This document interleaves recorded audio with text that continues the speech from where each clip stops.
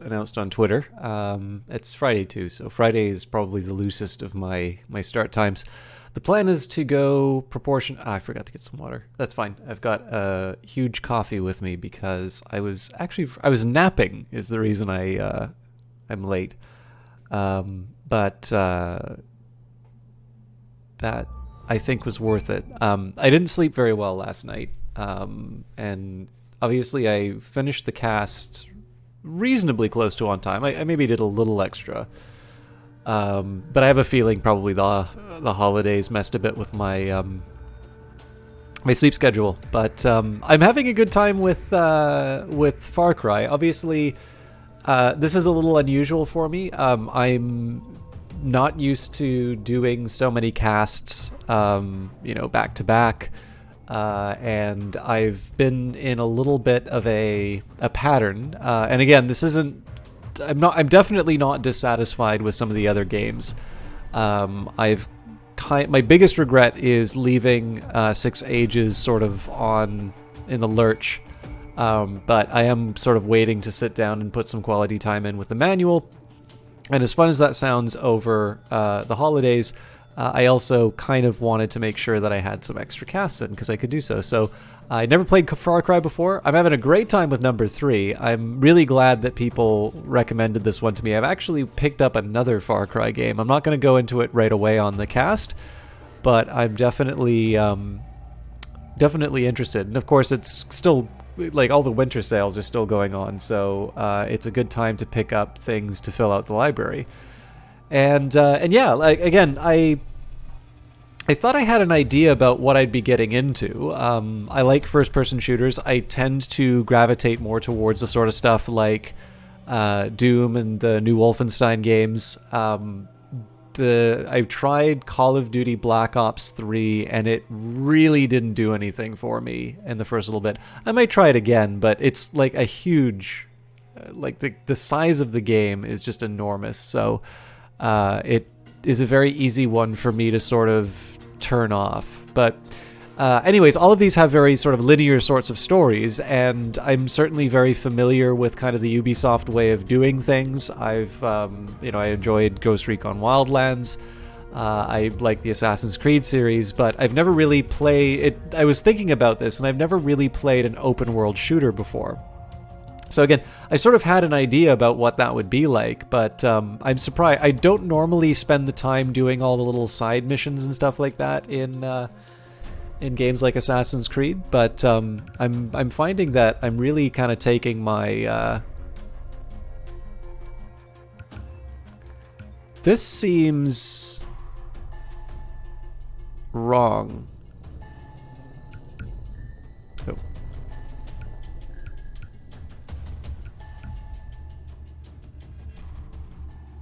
We'll see where we actually are with the info. But yeah, anyways, I think probably the thing that's surprising me the most is I'm really liking the story. It's not, don't get me wrong. Like, I'm not gonna say the finest video game story I've ever played. But it's like, I really like it. I especially like when it goes weird and hallucinogenic, which is pretty frequent. That sort of stuff I kind of wish games did more often, because in some sense, like, I don't want to say that it's easy. Obviously, doing anything visually like this is very hard, and it's why only a few companies do it, and it takes millions of dollars and years to pull off. But when games do get a chance, well, I mean, I guess Layers of Fear probably had a smaller budget, but yeah, suffice to say, I like it when games do that, and it seems to be a good opportunity, because I suppose to a certain extent, you can't take the ability to generate art for granted. But I suppose to a certain extent, like, the decision to set it in certain locations, like, so if you're doing a movie and you decide to set it in space, you're imposing a certain cost. Whereas theoretically, if you place a game in space, you're actually potentially lightening the burden because, of course, if you look at a lot of space-based games, it tends to be a very uniform look, either the 2001 A Space Odyssey sort of white, sterile environments, or lots of sort of big open spaces. Or again, I may be kind of speaking out of turn on this one, but anyways, I guess the biggest thing here is sort of the marginal cost of doing something that is different from what we see from day to day. Probably isn't as high as if you decide to do it in a movie. So I like it when games kind of take advantage of that. Now, game's telling me to go back to Dr. Earnhardt and my friends, and sure, that's not a bad idea and all, but I have been leaving a lot of side missions aside. So what we're going to do is, I'm not going to completely clean up everything, but let's clean up some bases. I'll deal with the gaps. Okay, here's what I think I'm going to do. I'm going to head back. I'm going to deal with this gap. I'll do sort of the side missions. I'll kind of take a roundabout way. So side missions on the way. I think this will actually kind of clear everything, but basically I'm going to go through this area cleaning up what I haven't dealt with. So again, probably won't do everything, but I will.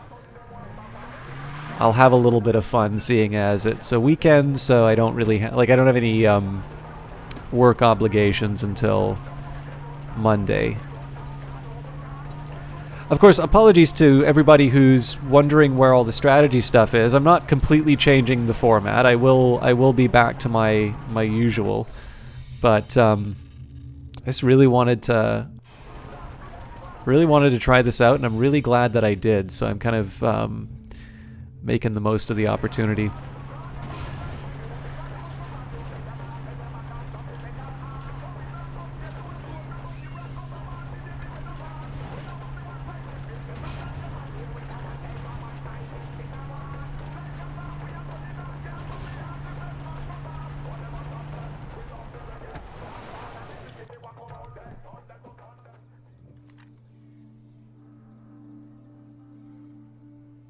Yeah, I guess it won't let me, I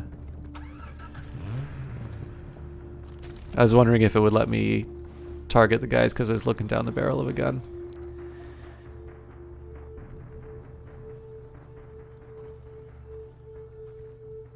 I want to be a little careful about this because the snipers in this game are... This is one weird thing. I struggled with the snipers for a bit because other games have taught me that snipers have a really limited range of vision, and so I shouldn't fear them. This game actually treats snipers a little bit like how you would think they would operate, which is to say that if you are, like, if you're anywhere in that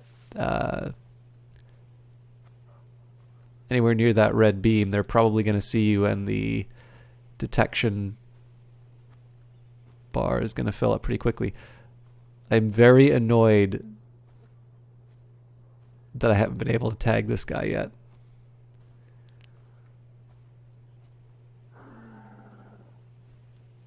So much so, I'm probably going to wind up doing a very suboptimal approach specifically just so I can get this guy. It's like having a stone in my shoe. All right. We'll see if we can deal with him later on. Nope.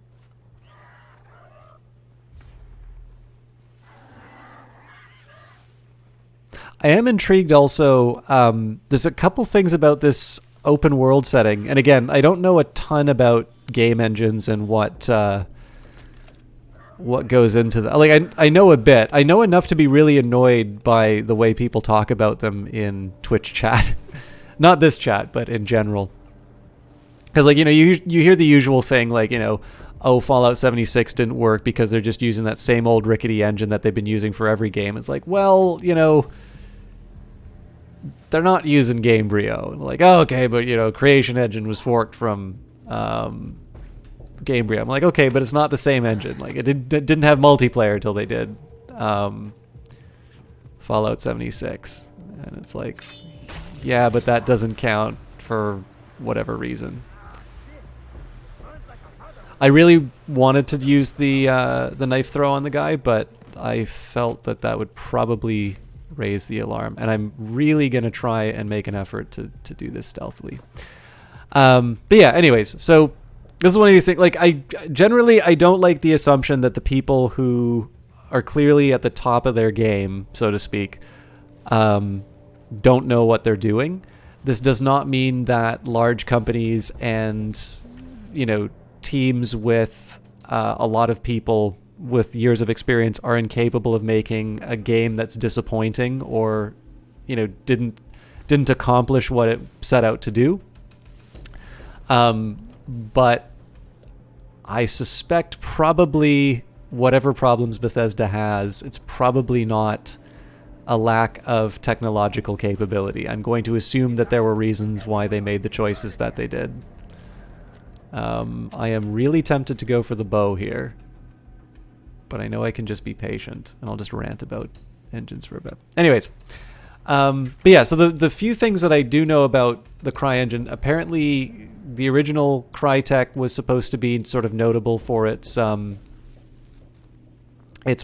spaces. That was kind of one of the differentiating features for it, and it's clear that this game is trying to make the most of this too.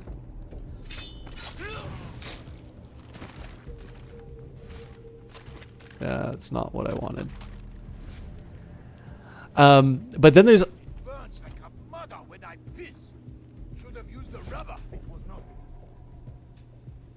one of the odd things is that this game gives me fast travel, and it always nags me to go do the main story mission. And I'm like, don't you want to do the opposite of that in an open world game like this? Okay, I'll get the drop on this guy when he comes around.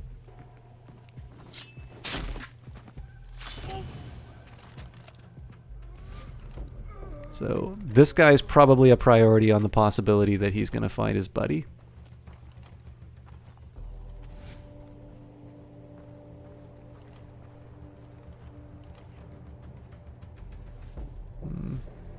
The opportunity's here right now.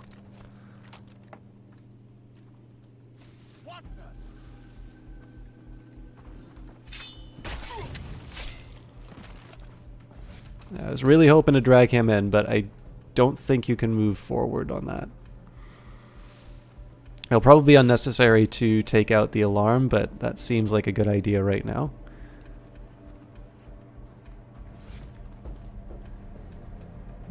Well, it would have been if there wasn't a guy looking at it.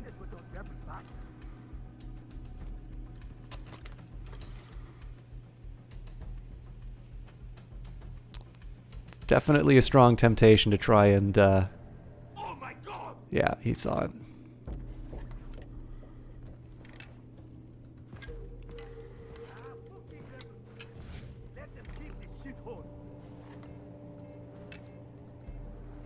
Fuck! So many bodies!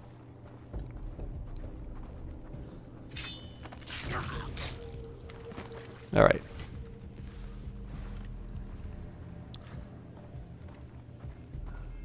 Not exactly the dramatic takedown I was hoping for, but we can still take him out one at a time. All right.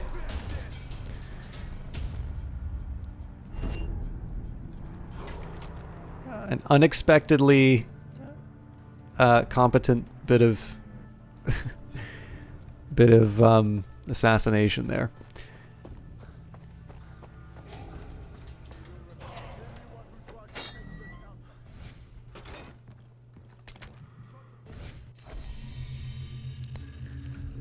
So this always winds up being a little bit of a dump for my cash, and it's mostly just so that I can do this quick... Oh, wow. I really need to find a way to... Actually, you know what? Probably picking up some better weapons would be an idea here. So, see... Okay, we're already maxed out on the sniper rifle, the assault rifle, Currently, I've got the AK. Oh, wow, I own all of these. All right. Ideally, I'd like something with more damage. There we go. Oh, right. It's a semi-automatic, so I may not want to... I do actually want to keep something that's got a better rate of fire. All right, that complicates things a little bit. Presumably, the recurve bow and... Well, actually, sorry, I've already equipped special stuff. All right, well, I'll spend money on the large fuel tank. It gives me something to spend money on. And I suppose the other thing that I can do if I'm really looking to dump my money into stuff, I can always just buy mods for weapons that I don't ever wind up using, but it seems a little wasteful. Okay, let's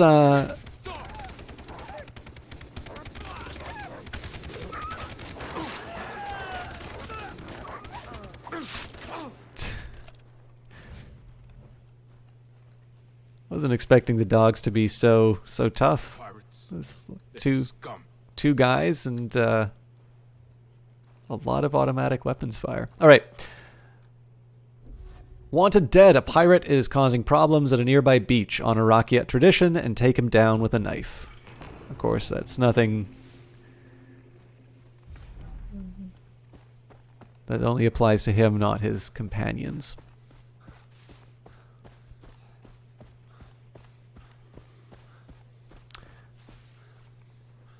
Dogs are only tough to NPCs. Yeah, I've definitely gotten clobbered. Welcome back, by the way. I've definitely gotten clobbered by my fair share of wildlife in this game, but dogs have not, except for maybe like the very first encounter, because that was my very first encounter with any kind of wildlife in the game. Ooh, this is gonna be... That's really neat, actually. I was like, okay, yeah, I'm just gonna run in and take everyone out, and I'm like, oh, actually, this got really good coverage here. I don't know if it's deliberately set up that way. It feels like it is. Okay, so I gotta find the long way around. Again, this should be straightforward because all the snipers are looking at the forward approach. So I really just need to take out two, and then I can get the drop on the target. But I'm also very impatient. I don't know if you got to see it before, Laser, but I actually bothered to use rocks.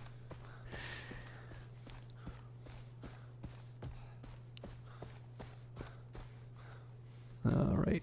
By the way, I'm sorry for the occasional stutters. I don't know how apparent they are. Apparently to one person who actually never came back after I expressed my displeasure at being told, you know, independent of knowing any of my system specifications, what my Twitch settings should be. Please don't do that to streamers. I haven't really heard from anyone about it being sort of a deal breaker for the stream. It does seem to be... Now, admittedly, since I've discovered it, it's been... I've really only been playing Far Cry and then one round of... I really wanted to take that guy on the top, but this guy seems like more of an opportunity. Oh, maybe not.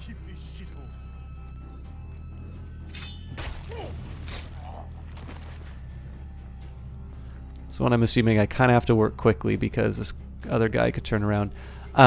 Anyways, I don't know if it's a deal breaker for watching the stream. My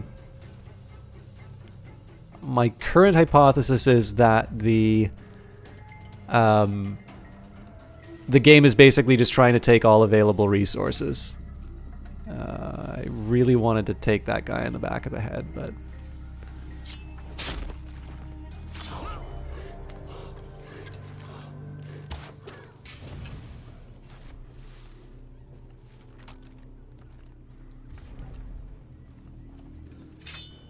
Presumably I can't throw the... Oh, yeah.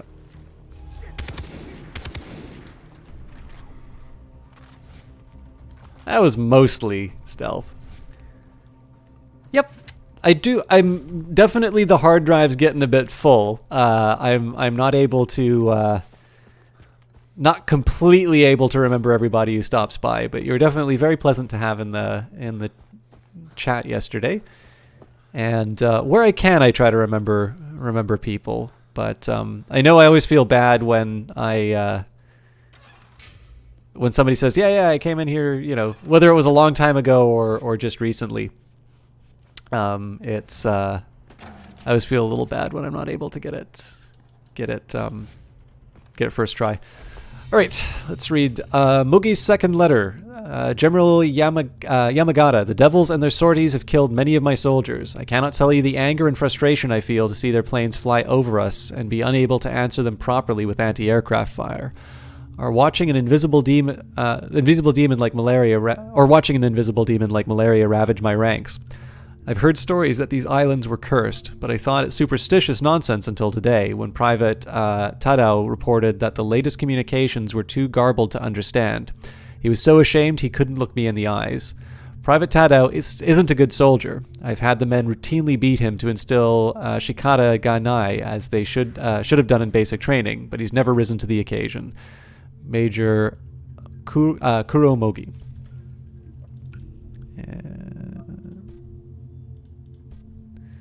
And apparently I missed the Vector 40. Oh yes, the thing that I failed to kill Vaas with multiple times.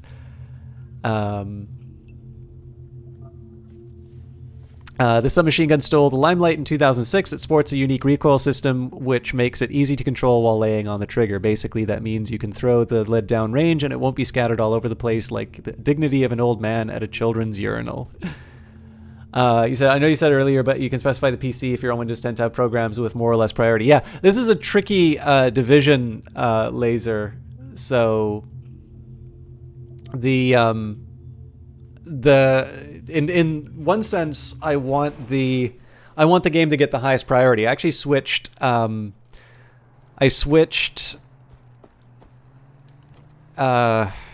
of. I switched broadcasting tools during Anthem. I was apparently one of the few people who actually quite liked Anthem. I mean, not so much that I'm playing it regularly now, but I definitely intend to get back to it. Maybe just not on stream. Because in this sense, like the game should be getting the high priority. The challenge here is that I've got basically a pretty consistent, 70 to 90 frames a second, I'd say, even during the more intense bits. And it's like running at 1440. So obviously the stream is getting some fairly reduced resources. Although, let me just try something really quick here. But yeah, the drawback is that I'm using so if I use the CPU, for some reason, it still has a little bit of an occasional lag on the, there's a little bit of a lag on the, memory disk. No, that's not what I want. You did give me a quick idea on here, though. It was, so I was just thinking, like, I do want Far Cry to have the highest priority, but I wonder if I can boost OBS so that it can muscle in for its time in the sun with the GPU, because that's really what it's coming down to. I'll admit I'm a little surprised that the GPU is running full steam, but okay.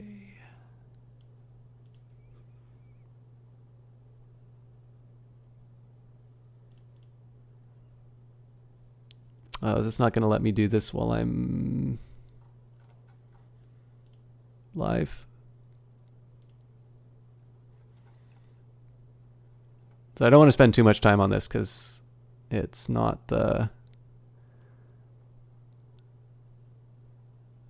exactly the end of the world, but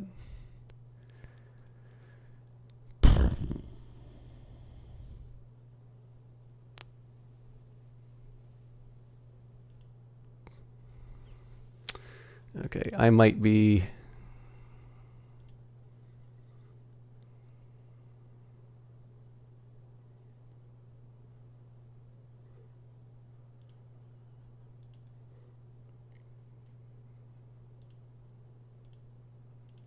setting myself up for some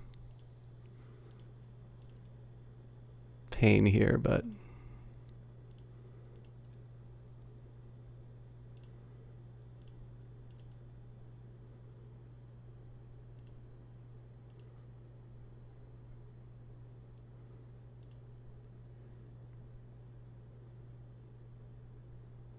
Hey, Miles 4K. Sorry about the sort of silence while I'm doing some maintenance here.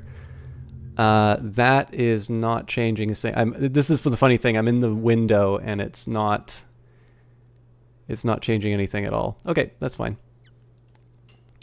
I am, however, going to reset it back to the...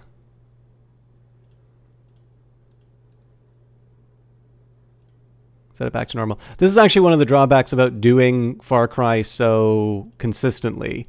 It's also possible whatever's doing the encoding isn't labeled the same way.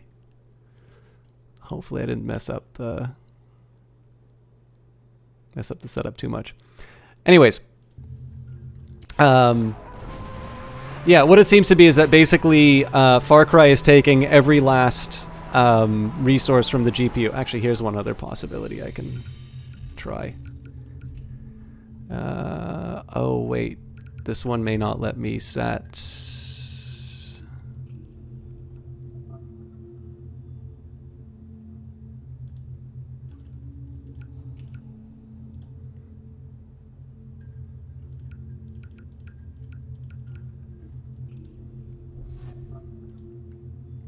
But this is 14...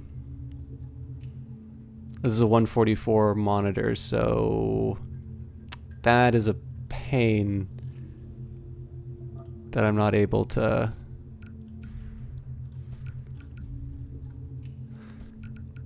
You know, now that I think of it, I probably tried this before as well. Yeah, I can't actually specifically say it. No, just give me 60 frames. I'm happy with that.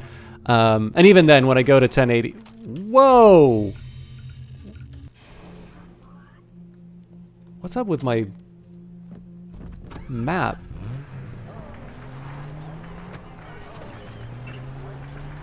Nothing else looks really distorted, but that looks very odd.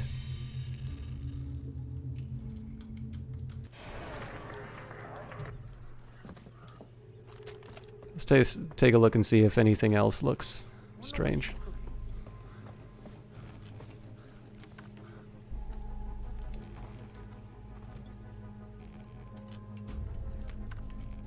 Jason, I'm Simham. I'm Dennis's friend, and you're Dennis's friend, which means you and me should be friends, right? I'm not sure about that logic, but continue. You've been around our once beautiful island? I bet you the ancestors are bawling their eyes out over what's happened to their magnificent temples. That's why I need your help. A group of us want to restore the temples, but we're missing the carved tablets that used to be mounted on the walls. The Imperial Army stole them over 60 years ago, but I think they never left the island. You want me to see if I can find them? Yeah. I'll keep an eye out. Thank you so much.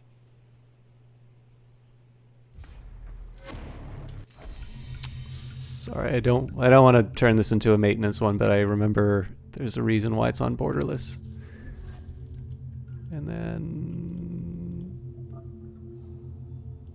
Oh, right, I can't.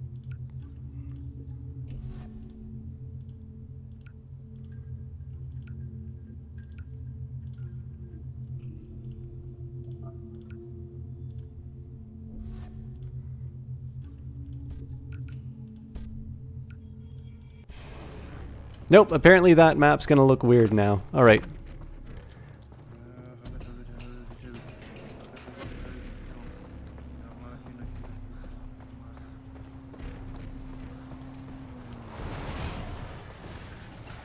I've completely lost what the mission is too. Does it give me an option to recover all the lost tablets? Okay. All right, sorry guys, that was my bad to try and do maintenance on the mid cast because I kind of already know it's a set thing. I will try and make sure when I have a down day to try and experiment a little bit with the different settings. But so far as I can tell here, that basically Far Cry wants to take as much of the GPU as it can get, regardless of whether or not it needs it. I can't tell it to not do that, and when I change the priority to give OBS a little bit more, or if I try to switch it to CPU, it doesn't actually seem to have the it doesn't seem to have a meaningful effect on whether or not it will it'll affect that. It doesn't give me another blue dot. Oh, it gives me the yellow dots though. Sorry, not paying attention.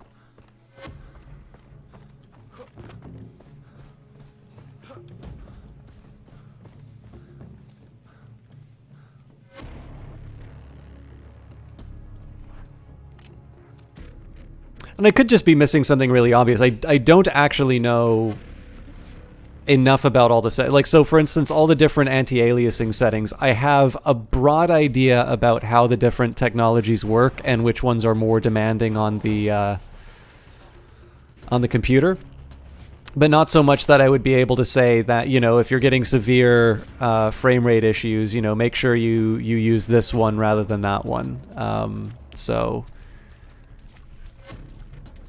I just generally have the expectation that if it's an older game, it shouldn't be demanding too much, but that's probably not a good assumption.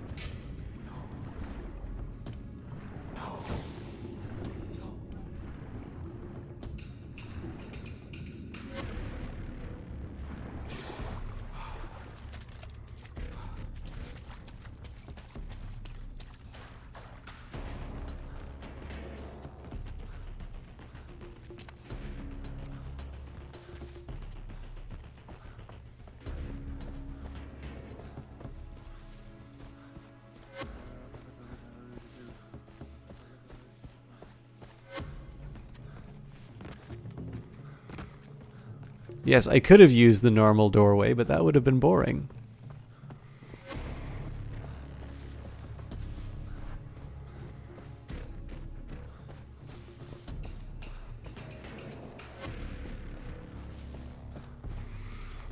Like the assumption that I'm running Windows 7 when I am clearly running Windows 10.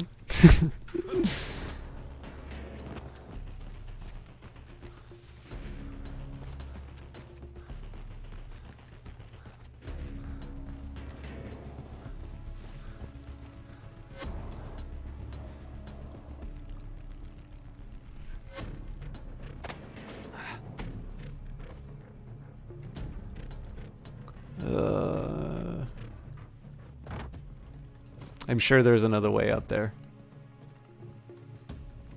It's just really lazy.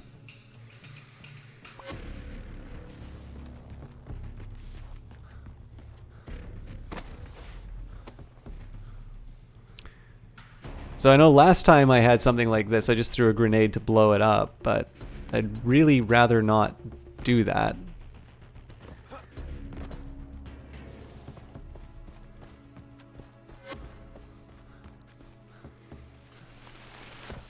Fun.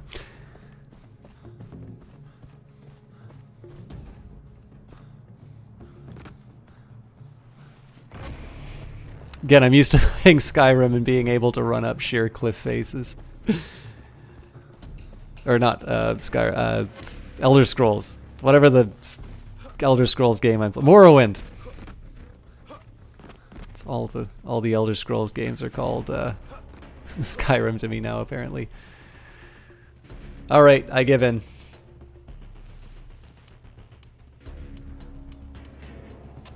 This is probably gonna bounce off. Yup.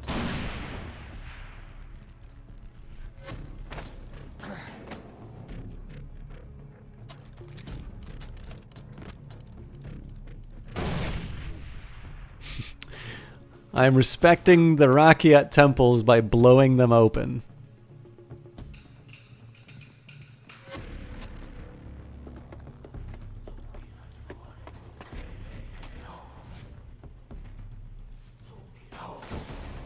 So now here's the question, how'd he get there?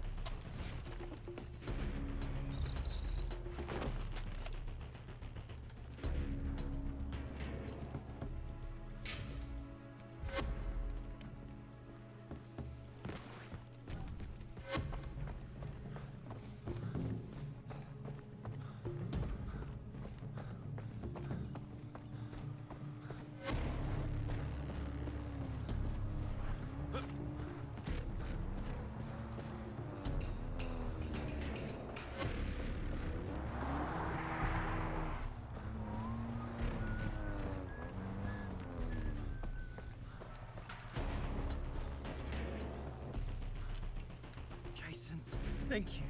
Man, thank you, thank you, thank you. The tablets are our heritage. Our ancestors talk through them, and we honor them by listening, right? You've done us a huge favor. Take this. You earned it. There was nothing. I'm wondering what the deal is with his hair here, because I don't remember it looking like a helmet. I think if I run into Citra again, because she's got very, like, sort of strandy hair, it'll probably make a little more sense. Ah! Tried to kill me. What does your hair look like? Eh, there's sort of... Maybe I'm just not remembering correctly. I'm just paranoid now that I've changed some sort of a setting to cause my minimap to look a little weird, and the game all of a sudden looks worse with no visual performance benefit. Right, where are we?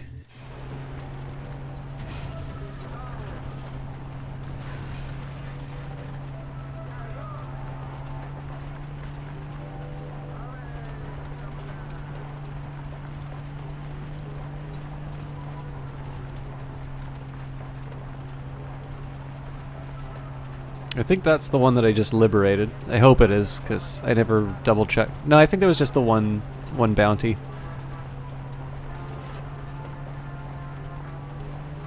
I do want to do more story stuff, but now seems to be a decent opportunity to... She almost ran into the car.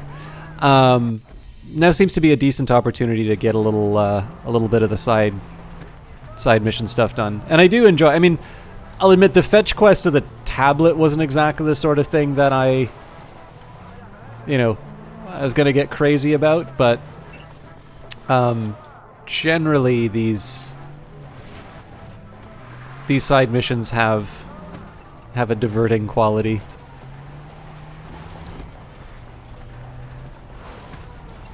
Raduzo, I'm sorry I do not speak Cthulhu Cultist, but how are you doing tonight?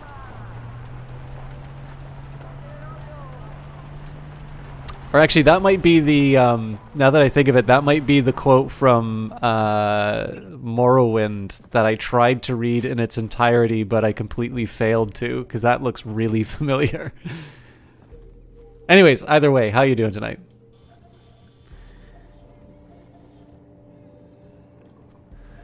Okay, kind of a high priority to put a bullet in that guy's head. I believe I need some boars for... more fancy items. Nope. And whatever that is, I can skin it for some goodies. So let's...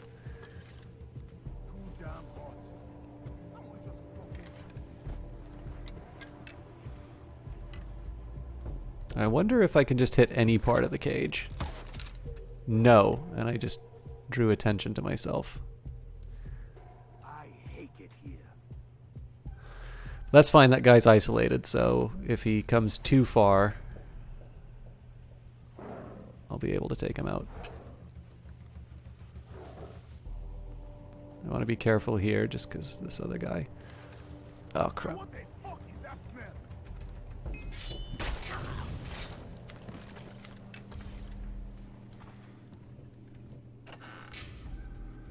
Are you attacking the zoo right now? Maybe, Johnny.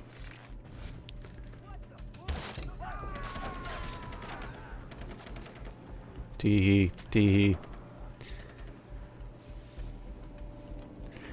I will say hello. Well, I'll say go watch this Johnny man. Wow, they really just annihilated that that creature. I was really hoping that would provide more of a distraction than it did. I can probably salvage this, but it's going to be a little more tricky. I'm going to see if I can pull people behind the barrels and whatnot. This is going to be probably the most risky one that I take out.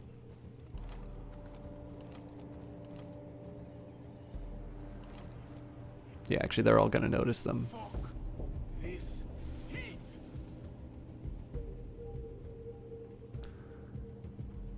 You'll accept your hellos and bow and arrow murders. It works for me. Okay, let's try something ridiculous. Oop. I probably just made the sound in the wrong spot. Yeah. Okay, I've blown it. Well, we'll go around the edge. We'll try a new approach. Anyways, you are all very familiar with how I talk about Johnny. Well, at least some of you are. Johnny is my favorite caster on Twitch. He does a wide variety of stuff. He's actually done Far Cry 5, but interestingly enough, the only stuff I've seen from Far Cry 5 was him doing a lot of sort of vehicle challenges. I haven't actually seen that much of the story.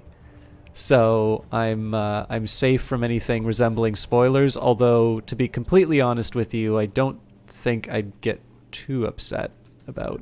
I mean, it depends. I'd like if the thing has like a Sixth Sense or like Usual Suspects. I mean, those are getting old at this point, but okay, so clearly this guy's got to be next. But his friend's gonna see.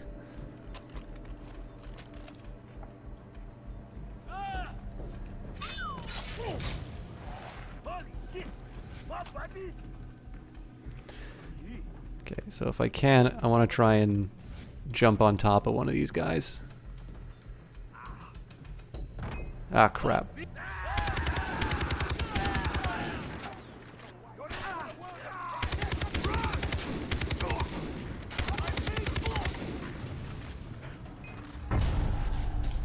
Anyways, I got to enjoy him. I got to enjoy him playing Far Cry 5 and hearing the Brock Nixon soundtrack over and over and over again. Yes. Okay. This is actually this is one of the better ones that I can point out. Johnny, every time we have talked, we've actually one of my favorite movie watching moments. So I love The Terminator and T2. They're very different movies. They are both awesome, and if you have not seen them, you absolutely have to. I mean, Christmas is over, so you should have watched the finest Christmas movie, Eyes Wide Shut. But another nativity story that you can watch is The Terminator, in which a man named JC is, well, I guess conceived rather than born in an inn. And he's going to save the world, and yeah. Or I guess it's in another way, it's like It's a Wonderful Life. You get to find out what the world would be like if you weren't around. Anyways, they're wonderful movies. But the Eyes of Sin had not seen them. And so I believe we watched both The Terminator and T2 together, didn't we? But every time, like Johnny and I have probably polar opposite views of movies. Like there's an older movie with Hugh Jackman and Rachel Weisz called The Fountain. It's by Darren Aronofsky. He did Black Swan, Pi. Pi was like his first movie. That's another really old one. What else? The Wrestler. I'm referring to all of his older... Oh yeah, he did a Noah movie. I haven't seen the Noah movie. Actually, I haven't seen Black Swan either. Anyways, he's definitely, a reasonably well-respected filmmaker, but definitely someone who makes something a little bit more on the art end of the spectrum. So I kind of liked The Fountain. I can't explain The Fountain to people. Like, I think the broader, themes are essentially, dealing with death and kind of accepting mortality and being able to either move on from it. I mean, there's the two perspectives. There's the perspective of the dying and also of the, the loved ones who will be left behind. And it's mixed with a bunch of really, very sort of mythic South American elements, as well as some Eastern and really overt science fiction material. But like Johnny has no time for this. And like one of my all-time favorite movies, Casablanca, again, Johnny just has no time for that movie. But the one common point that we hit is Terminator. And like we both love Terminator for the same reasons. So despite the fact that I'm a complete film snob, we both have the common ground on the glory that is the first two Terminator movies. Other Terminator movies obviously don't exist. And we got to watch it with... I'm pretty sure we watched both with Eyes of Sin. But anyways, The reason I'm mentioning this is that every single time we talk about T2, Johnny and I always refer to that guy in. So it's the very first scene where John Connor directly encounters Arnold Schwarzenegger. And it's also the first time that Arnold Schwarzenegger meets the Robert Patrick character. And basically it's a gunfight between the two of them. And there's a janitor who's watching and kind of holding off to the side. And the way that it's shot, it basically looks like when the gunfire happens, he like moves his body specifically to absorb as much fire as possible. And we constantly refer to that every time a character in a game does it. So anyways, that was a really long anecdote for something that didn't require as much elaboration. But I am Johnny's got a great personality, which really shines through on his casts. And he's been playing Jedi Fallen Order, and it seems that he's enjoying it. But I always have a lot of fun at his side. He definitely plays a lot more action and definitely keeps the action going on his cast. I know in my case, I will sometimes stop and like work through a thought for a while, or fail to work through a thought, and it just kind of winds up being this really meandering topic, which doesn't actually finish. It just kind of stops. Funny thing, Johnny, I have not seen The Wrestler or Black Swan, so I've seen the Darren Aronofsky movies you hate, unless you've seen Requiem for a Dream. Requiem for a Dream is a great one to just bring the family around and feel good about yourselves. Leopards killed a villager's wife. Hunt them with the bow provided at the site of the attack. You've seen that one. Yeah.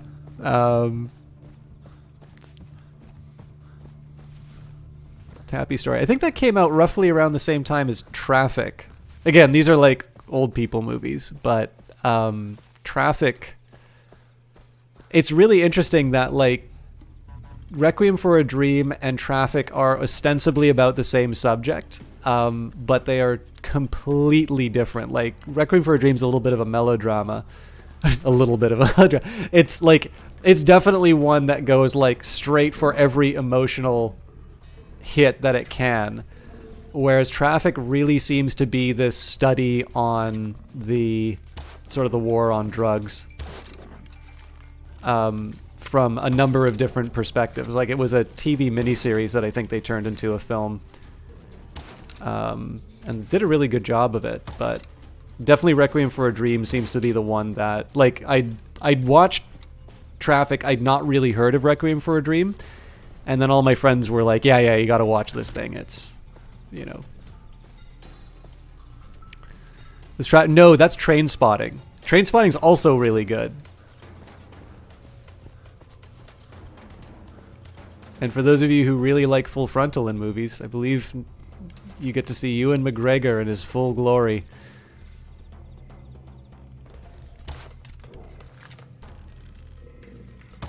Please don't watch that movie just for that reason. Apparently Leopard has no idea where this stuff is coming from.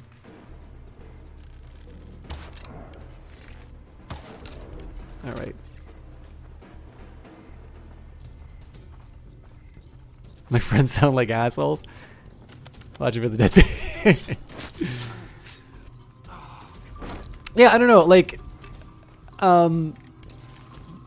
so one of the things that appeal. So Traffic definitely. Like, I think it's a 3-hour movie, or it's close to that at least.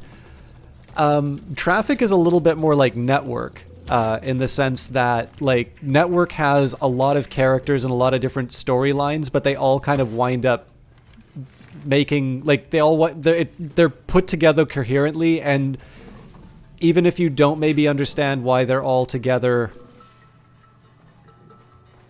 in the first one, I probably should just be using one of these Hunter syringes, but I'll deal with this one first. I'll get my arrows back out of its carcass, and then we'll consider the other one.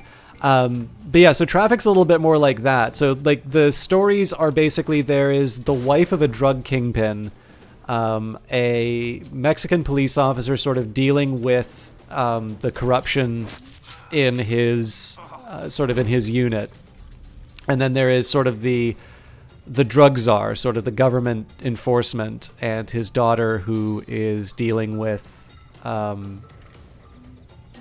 substance abuse. And wait, I said I was going to equip one of the... I think they do a fairly good job of telling these stories in an interesting way. And again, it's kind of interesting to just see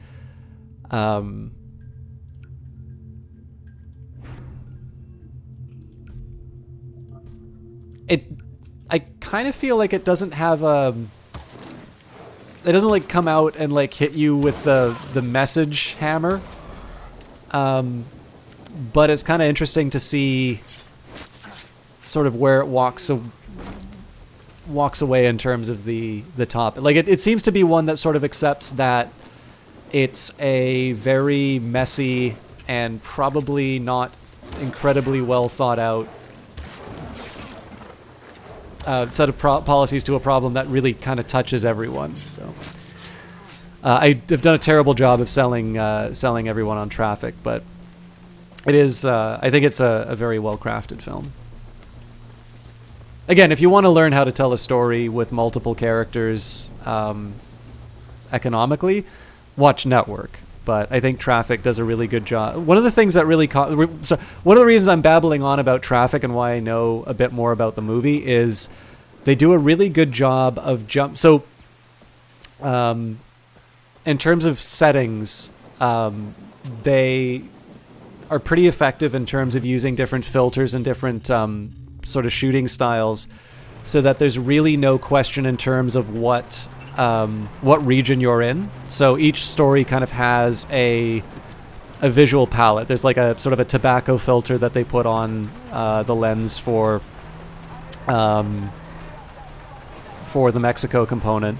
The DC component is blue. It might even be that they just used like daylight tungsten stock in daylight. So this is probably a little arcane, but when you're shooting a movie on film, there's actually different color temperatures. So like I think you can actually see these in the store, like different bulbs will have different color temperatures, usually measured in Kelvin. And the idea is like sometimes if you look at a movie, you'll see like fluorescent lights, and the fluorescent lights will be green. Or, like you can see this for some types of light bulbs. Like some of your light bulbs will look orange, especially if like you have a window that's open and daylight's coming through. So basically daylight looks blue if you're shooting something that's balanced for tungsten, and then the tungsten stuff looks orange when shot with daylight. And normally what you do is you put a filter on the camera to sort of balance, and it's a little bit easier to go to put the orange filter on because you lose less light. But sometimes for a stylistic choice, you will choose to let the blue go through, and that's the way that they tell the DC story. And then for the drug dealer story, or drug kingpin story, I think they flash the film so that the blacks are a little muddier. You missed the moment Johnny reset? Did Johnny reset? That was like yesterday, wasn't it? Anyways, I'm sure none of you care about the color temperatures, and I mean, most of this stuff isn't really a problem anymore. If you guys have a digital camera with some customization settings, it's effectively like setting the white balance. It's doing the same thing. The difference is that usually with film, you're dealing with the fact that you have like silver nitrate that's going to respond to light, and then you have different sort of layers for the colors, and you only get to pick one balance. But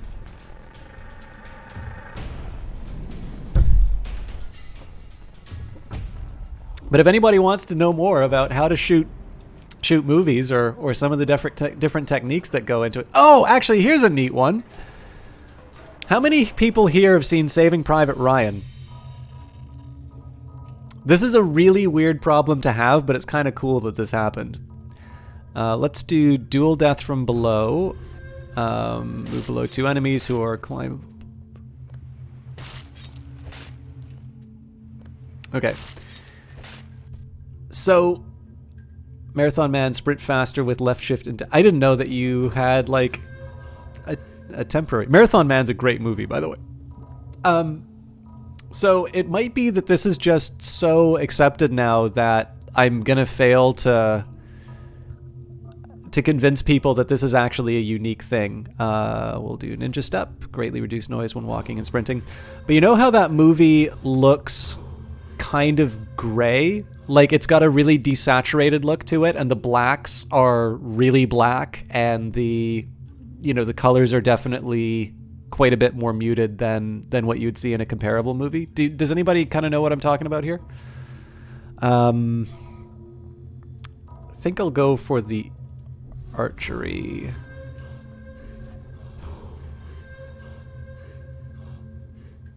Okay. So the technique they use for that is known as silver retention. So basically, for the film that you shoot, there is a quantity of. So I'm pretty sure it's silver halide. It's either silver halide or silver nitrate. I'm pretty sure it's silver halide. Anyways, there's silver in it, and it is light sensitive. That is what gives you the exposure for the film. Hiding in plain sight.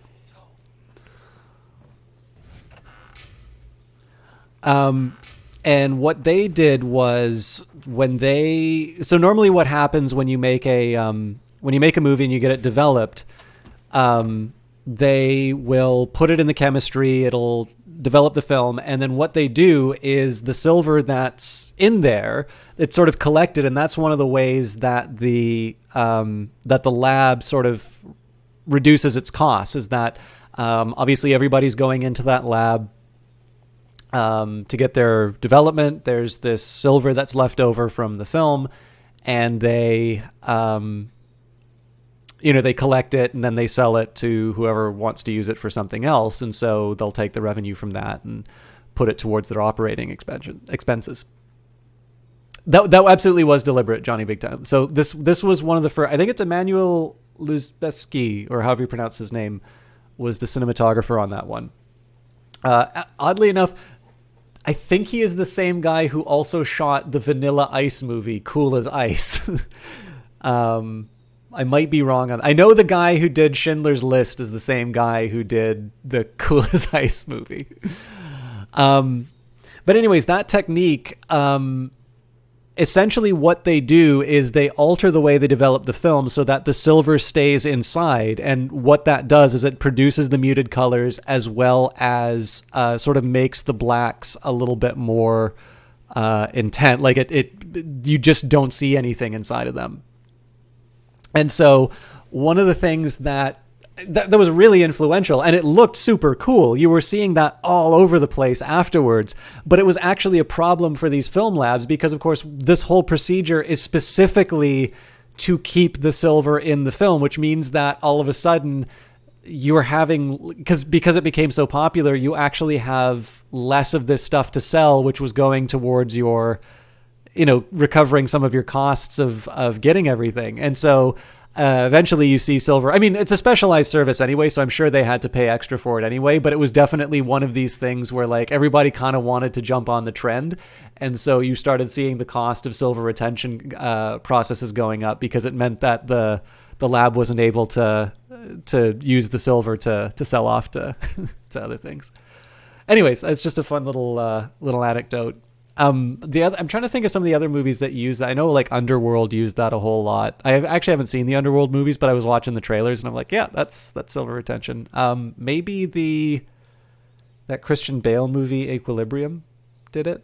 I don't know. It felt like everybody was doing silver retention. Of course, now you just put it into your digital settings and you're good to go. But get the medical supplies on the vehicle or the flare marker before time runs out. I'm going to stop talking about cinematography and you guys can Equilibrium or Saving Private Ryan? Sorry, pig. I think I had a few more people watching before I started talking about cinematic techniques. Damn it!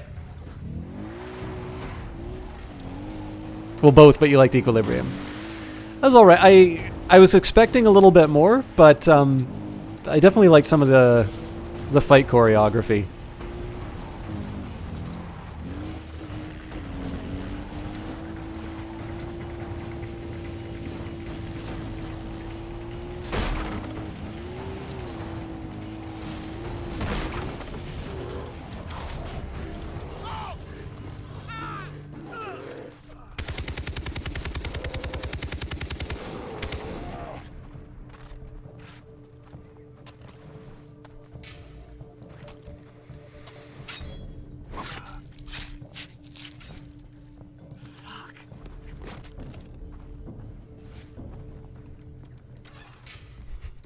I got the medicine there, but I don't know if anybody's going to get the benefit of it.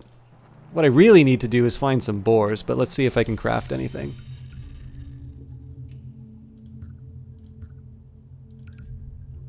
Yes. Oh god.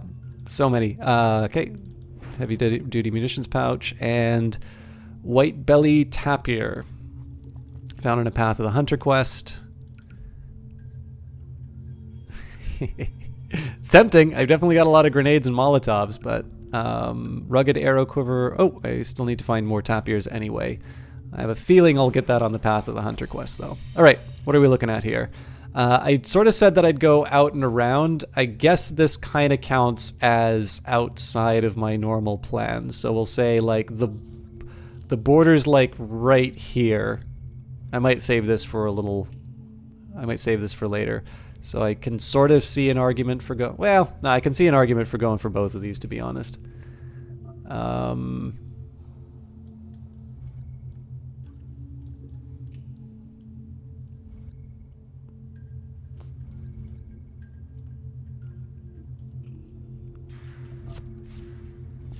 of want to see where this cargo dump thing goes, though. So.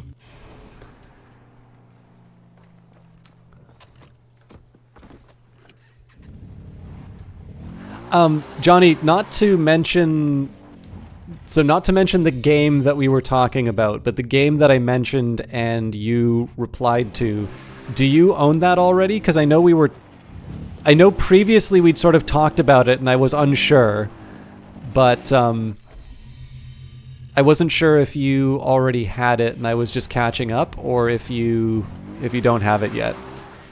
You can let me know if I By the way, did I do the shout-out command for Johnny, or did I just talk about what a great guy he is?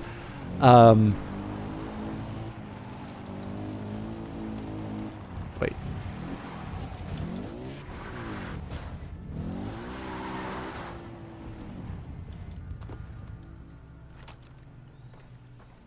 No, apparently I don't get to claim the boar.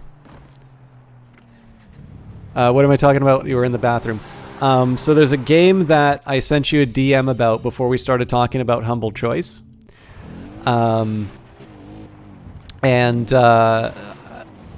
Please don't mention what that game was, but is it one that you own, or is it one that we were talking about previously but not? Okay. Important question. Do I need boar hides?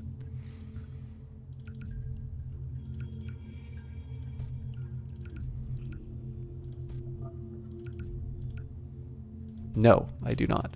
You have it, yes. Okay, cool. I have a feeling I still have some catching up that I need to do, but I don't know. While you level up in the Division 2, I can fill in the blanks for. I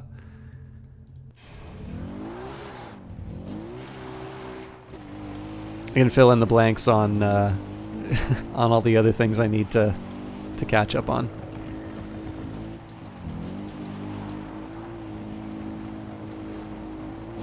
Also, don't catch up on the Division 2, because that would imply you're playing the Division 2 without me, and that will not stand, sir!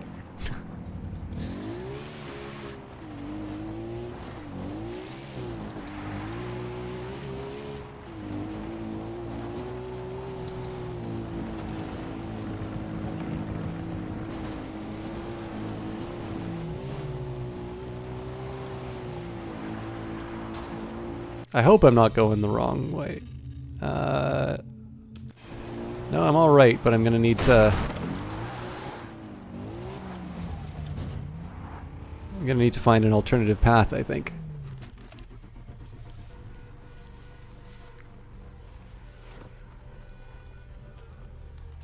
Was beautiful once. It will be again. Something tells me I'm not supposed to run up the side of the mountain.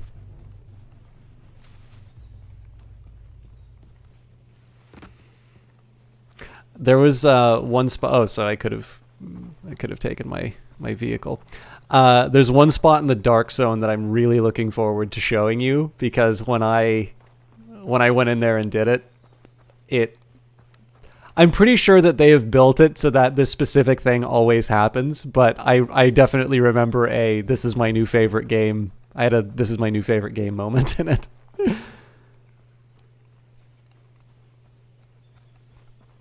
By the way, I'm still avoiding my friend specifically because I'm still not sure what I'm going to have to say to my girlfriend on this one.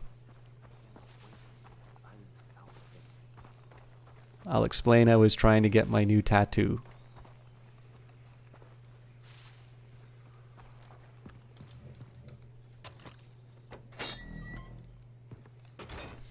Hey, over here. Yes? Jason Brody? Oh, thank God. Thank God. My daughter has been kidnapped. Where did they take her? Far, far away. I don't know. Well, who took her? Space aliens. Space aliens took my baby. Just calm down. I'm sure there's a reasonable explanation for this. Yeah, there is. I lost their packages, see? And they took her. They took her into their spaceship. Okay. They gave me this scanner to find the packages because they can't go out in our environment, you know. But I'm scared of those boxes. Let me tell you a secret. They caused the car crash. I felt it. Somehow, I doubt that. The aliens want to make sure no one swiped the packages. If you find them for me and take pictures of the barcodes, they'll come pick them up with the spaceship and bring my daughter back. I'll pay you. Well, it's your money. I don't really need the payment. I'm not going to make this a big deal. I do just want to double check something here on the video, though.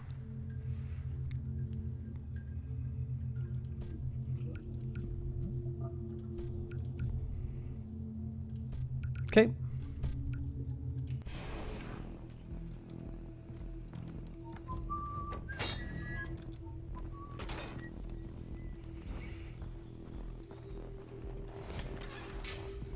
The excuse I'm going to go for is just to say, I think she's hotter than you. Deal with it.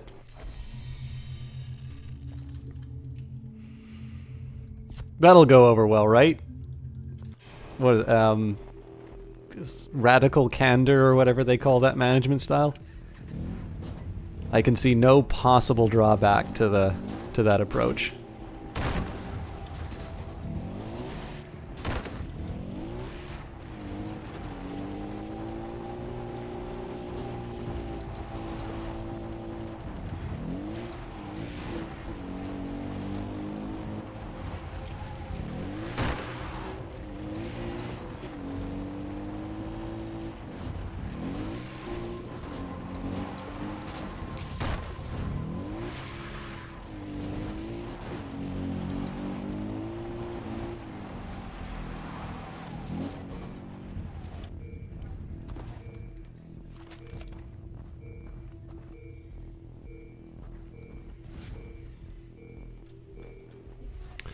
The LED indicates direction. It will flash during search. It will stay lit when facing the package.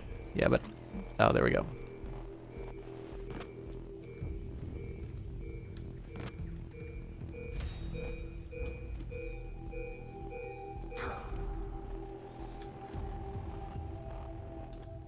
Okay, apparently this is already one of the packages, so... The aliens aren't gonna like that. This is like the way my Amazon packages went. No, it's actually not. It's not quite that bad.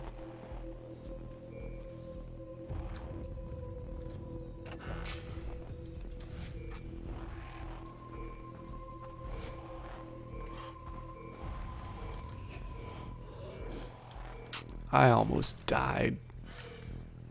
Go away. I don't want to do this. You are a majestic creature. You know, you can go fight the snake. Bear versus snake is a fight I'd like to see.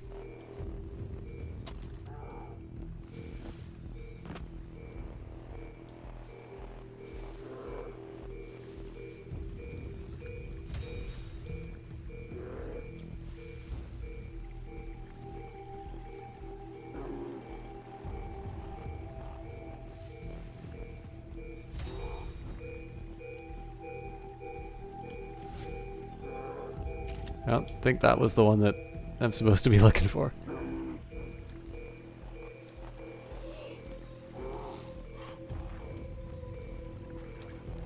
Okay, I'm sure I'm just being incredibly stupid on this.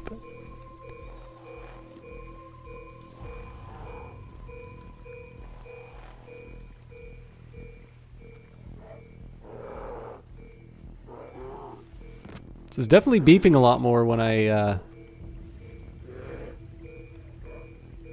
head towards these. It doesn't seem to be when I...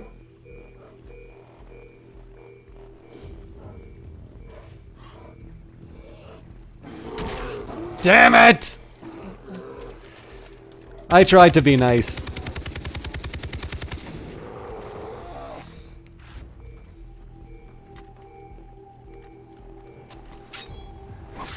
I got the snake as a bonus.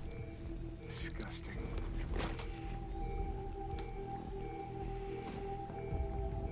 So my guess would have been this one. But...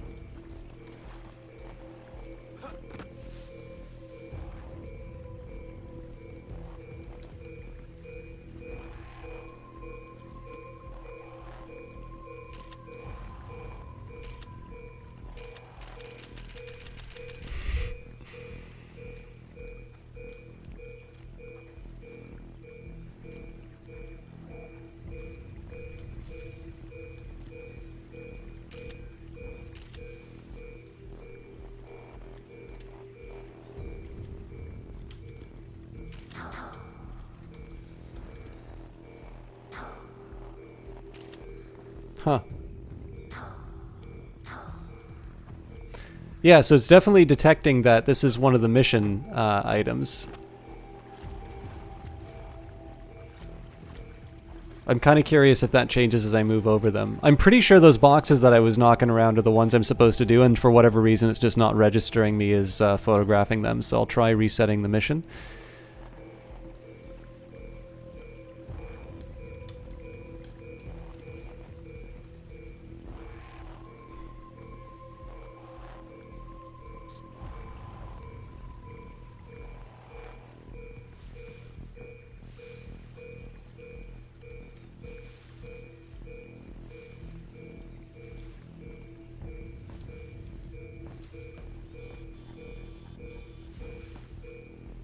Yeah, seems to be, I hope the autosave caught what I was supposed to do there.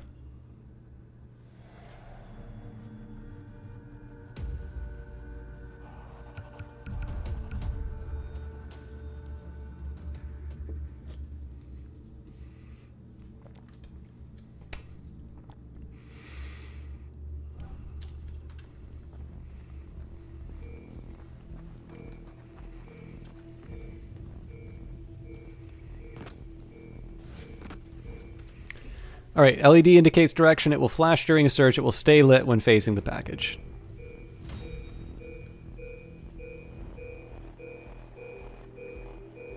That's very odd. So it definitely went blue for a second there.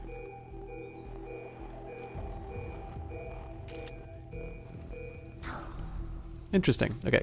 Beeps. Beeps indicate distance. Faster beeping means the package is closer. All right. Yeah, that's kind of what I thought it meant.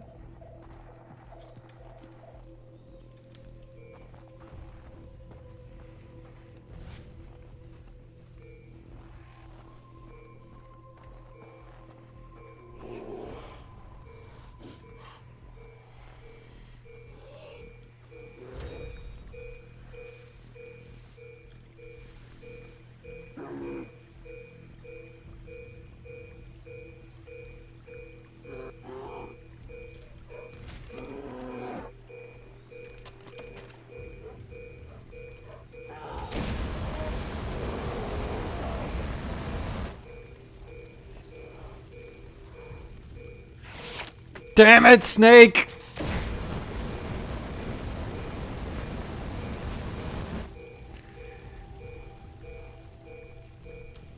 Search zone. Use the search zone on the minimap to locate the package.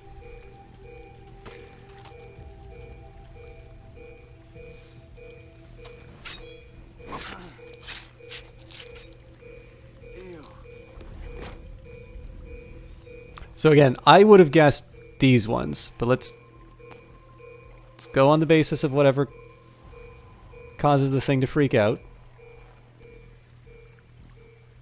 Okay. Cold.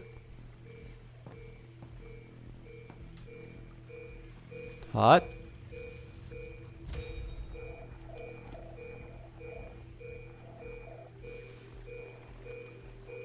Oh, there we go. Oh. When it says package, it doesn't mean a box. It means a package.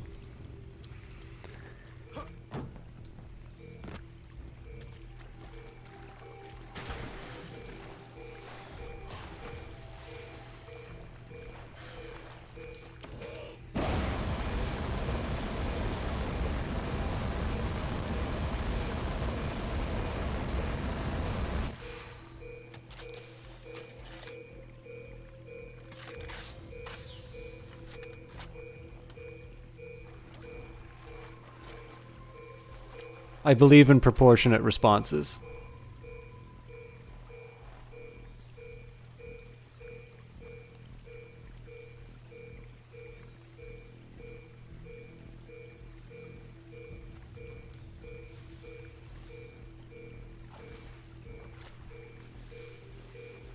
So definitely this area is getting more attention.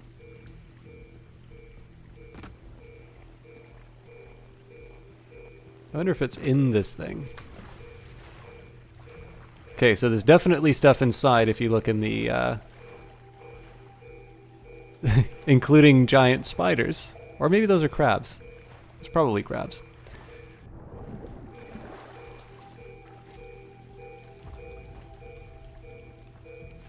Question is, how do I open that thing?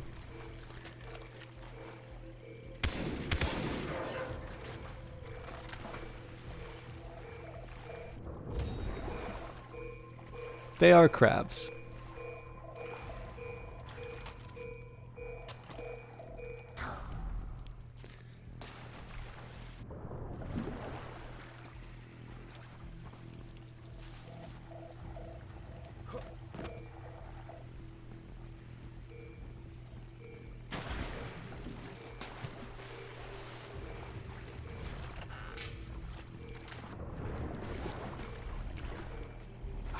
Jesus Christ!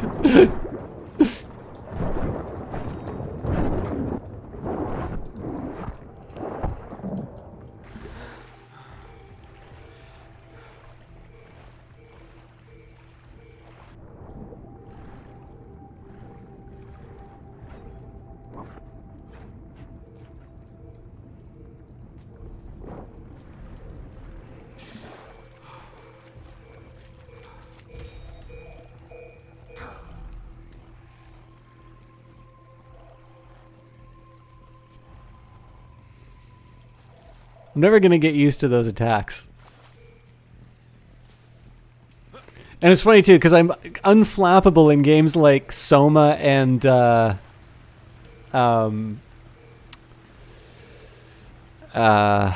like Outlast and stuff like that, but Far Cry does a good job of genuinely making me jump. I think because you're like, when you play a game like this, you have no expectation at all of things jumping out of nowhere after you. And so as a result, it's actually a little bit more effective than a horror game at doing that. I really hope this water is more shallow than it looks.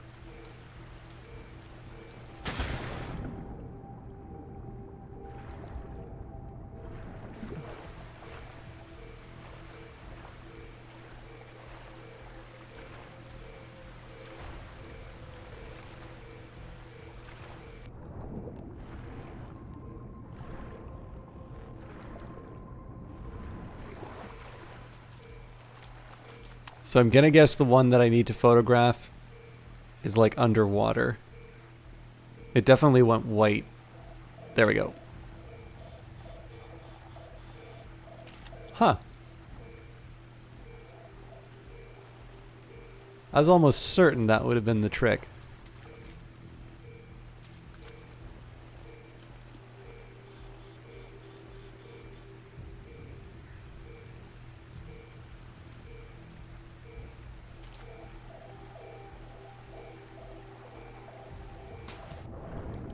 Definitely can't equip the camera underwater, which makes sense.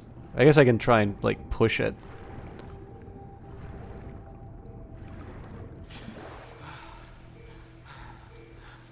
And it's not going white.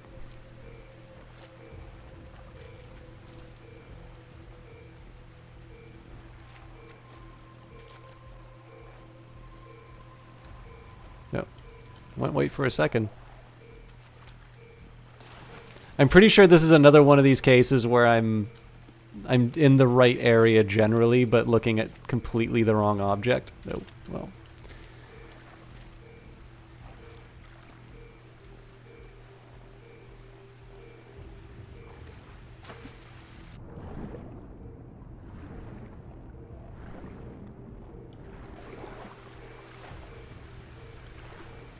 Well, that's a lot more promising in terms of sound.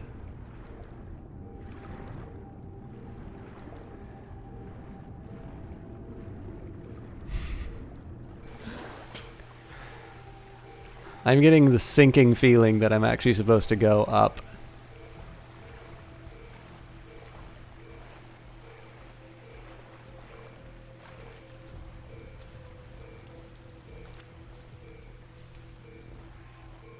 That is so weird.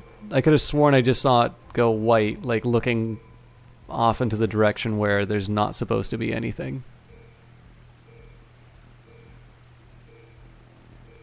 Okay, let's...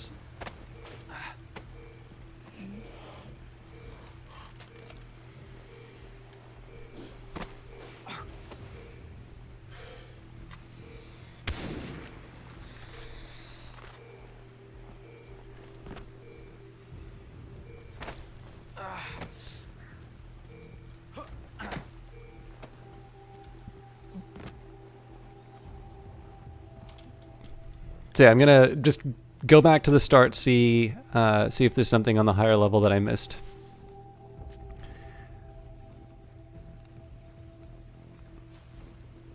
I'd like to pretend that I checked it thoroughly, but clearly I'm missing something. Yeah, it really likes something up here.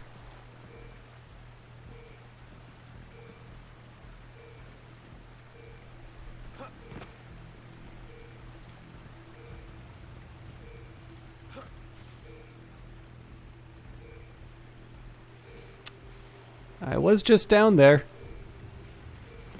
Oh, looks like the game's decided I'm going to be heading down anyway. Alright.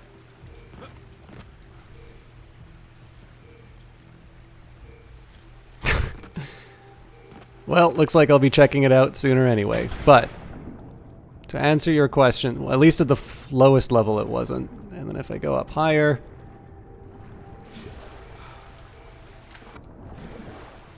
we don't. But hey, there you go. We learned nothing new, and I learned that I don't like being told how to play games.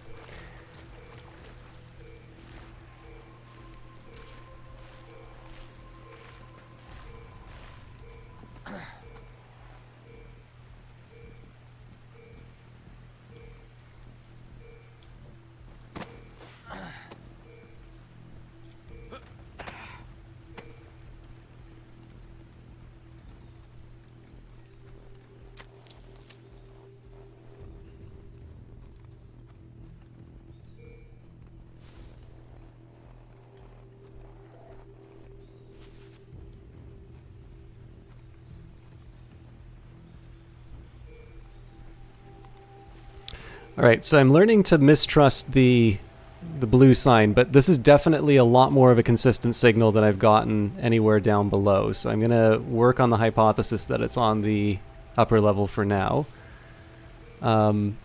the biggest trick is just trying to find something resembling a package in that area, or at least a really good argument that there's something down below. I suppose the other trick would be that there might have been something on my way up that I missed in those sort of those climbing areas.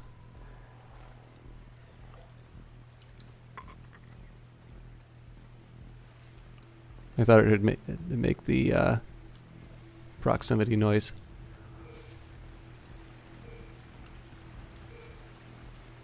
Yeah, it always likes flashing that blue thing, and it always drives me crazy. Yeah, so this looks like a completely different signal now compared to what we had a minute ago. Okay. I will try and exhaust what I can out of this upper area just because it's really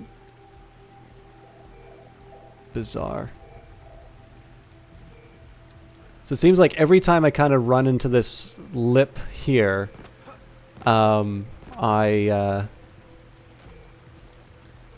get triggered. So I'm wondering if there's supposed to be some kind of a like a branch down, so I don't go all the way to the bottom of the river.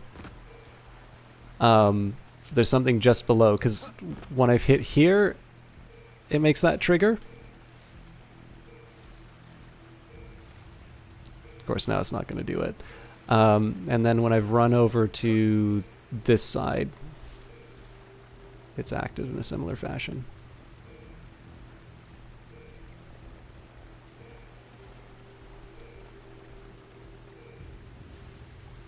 I'm going to assume it's a dirty trick if they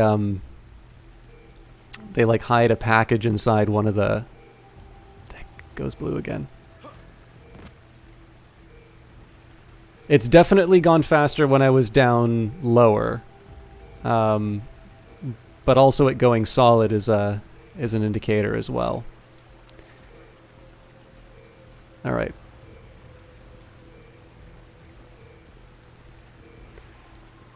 So if I wanted to feel clever designing this quest, I would probably say make them search down below, and then they find what they're looking for on the way back up. So next spot I'm going to look for is down this area here.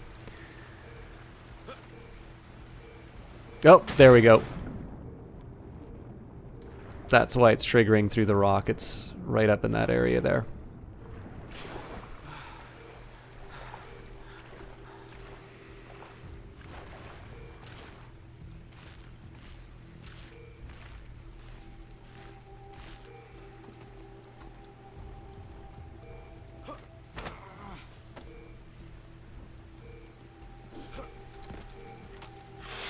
Yeah, not so quick on the draw on that one.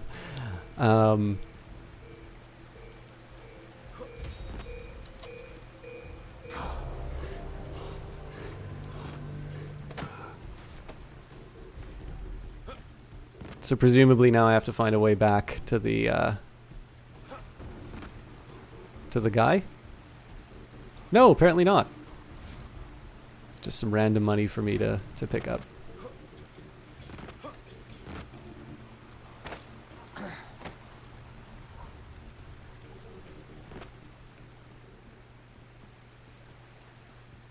I think that's actually a reasonably smart way to do a puzzle like that, because like obviously nobody like sits down and says, oh, you know, this fetch quest was the highlight of the game. Like it's really fashionable to complain about them, but like let's face it, they're a huge part of games and they're not bad.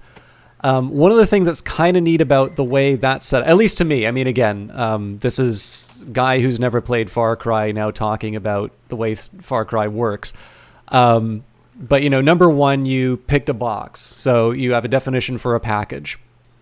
And then number two, you spend some time looking around, and package can also refer to sort of those little bubble protected ones. And the last kind of neat step, which makes it more than just, okay, you're now going to do this same pattern 5 times in a row, is it's like, okay, so it might be at the top of the waterfall, it might be down at the bottom. And of course, there's technically a whole spectrum up and down here. And it's definitely not the, like, it's definitely something that games have done before, which is to hide stuff behind waterfalls. But, you know, you'll take a look at the top. You'll say, okay, well, I guess I got to go down to the bottom here. And at least for me, my expectation would be that there would be a cave underneath the waterfall there. And so the neat bit is you're like, oh, God, I can't find this thing anywhere. Okay, maybe I missed it. I'm going to go all the way back up. And presumably that's the point where you realize, oh, hang on, there's something for me to check out here. The drawback I ran into was instead of going up that path, which would have gotten me to the package, for some reason I decided to go up this side. I'm not sure what motivated me to do that, but it's a neat little way to do a quest like that, just because this is not an obvious place to look, but you don't really feel like there was some rule that was implied. Like, it's entirely your expectations that lead you to miss it. I keep saying you, it was me who, who failed to realize it, but I don't know, I like little touches like that. It feels like I had to put some effort inside of that, and it didn't require it, but because I sort of relied on expectations that weren't reasonable, I spent more time on it. And I think one of the reasons why it can become fashionable to get mad at fetch quests is that you sort of feel like your time isn't respected during them. And that one is, I definitely can't turn around and say that was a waste of my time. Like, I was curious about what I needed to do to get the package. All right, hopefully these are bad guys, but I suspect they won't be. Nope. There doesn't seem to be a consequence for shooting your allies in this, which is nice. I'll take a minute to get the endorphin boost material.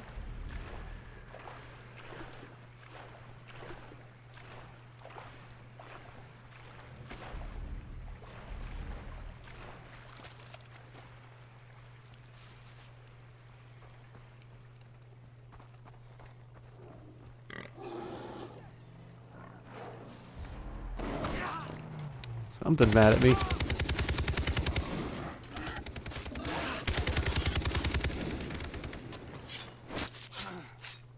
Pretty sure I don't need boars anymore. I definitely don't need leopards. I got 100 billion of them, but Who's the man? Me.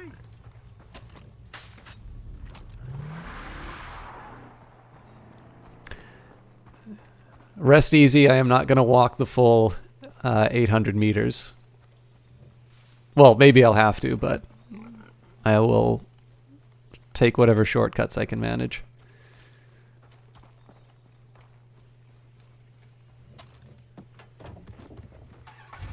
I'm mildly curious if this is one that I just left hanging around earlier. This really seems to be on the way. It's a bit stupid of me not to do this at this point.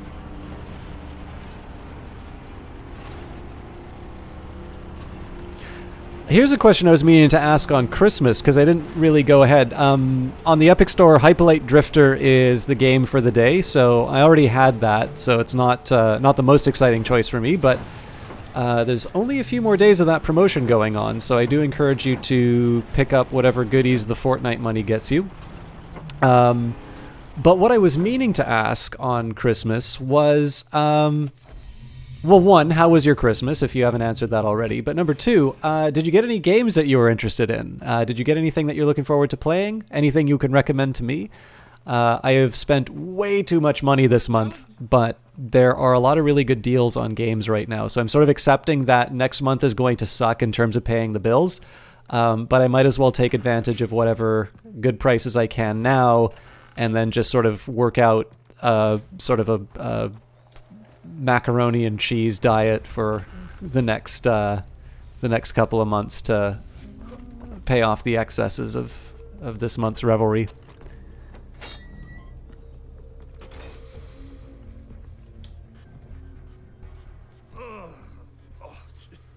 These damn bones. Are you okay? Oh, of course I'm okay. You don't have to come over and check on me. You called me over. I did? Why would I do a thing like that? Jeez, I can't remember anything. Like taking my medicine this morning. My medicine. That's why I called you over. Well, what about your medicine? My medicine. Sure. What are the ingredients? Ingredients to what? To your medicine. How did you know I need more medicine, huh? Are you psychic? Can you tell me when I'm gonna kick the bucket? Never mind. I don't want to know. What I really need is more medicine. Here, take this list of plants. Find them for me and I'll even teach you the special recipe. You remember this conversation? What? Nothing.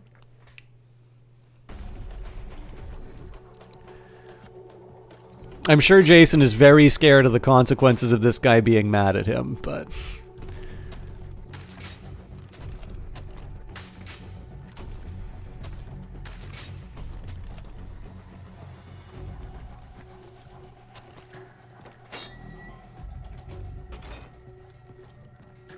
I got your plants. What? I don't need plants for a stew. I need them for my medicine. These aren't the ones for your medicine. How could they be? I haven't given you the list. Here. Thanks.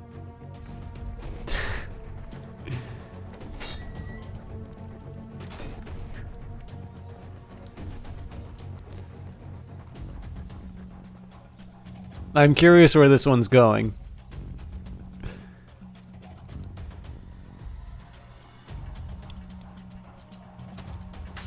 It is also slightly surreal that it will show me where the plants are on the minimap except for this mission. I mean, obviously it trivializes it. I can see why they don't do that. It's just very jarring to not see them.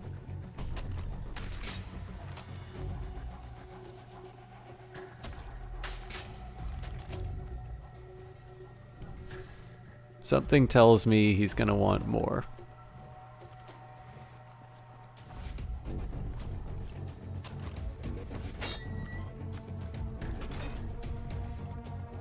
Here's the stuff for your medicine. My medicine?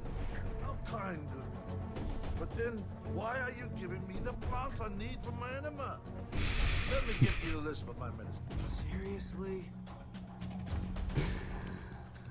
I really like the little animation. Like, I'm assuming that movement, something like this, was basically the eye roll. This is fun.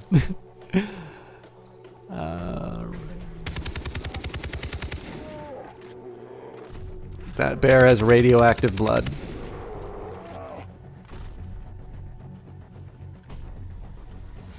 All right. I don't exactly need to throw away the low value stuff, seeing as all of it is... I'll get rid of 4 things. All of it's going to wind up... Hang on. Spent later? Gotta keep the spent later.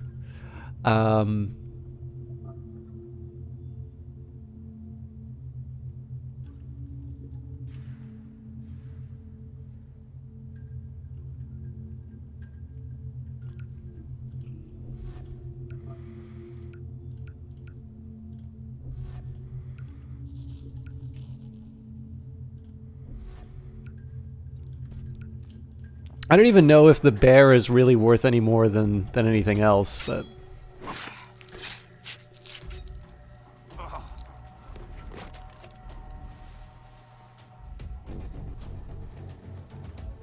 I hope this is what I need.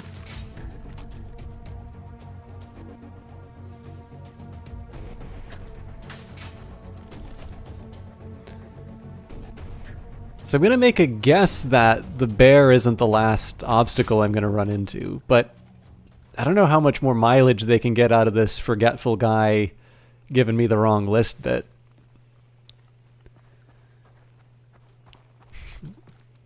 Maybe the thrilling climax of the mission is to administer the enema. This must be your medicine. My medicine? I don't need no medicine. You gotta be kidding. Oh, yes. My medicine. The ingredients. I'm so forgetful. Thank you, my boy, for helping an old man out. Please take a copy of the recipe. Could be helpful to you.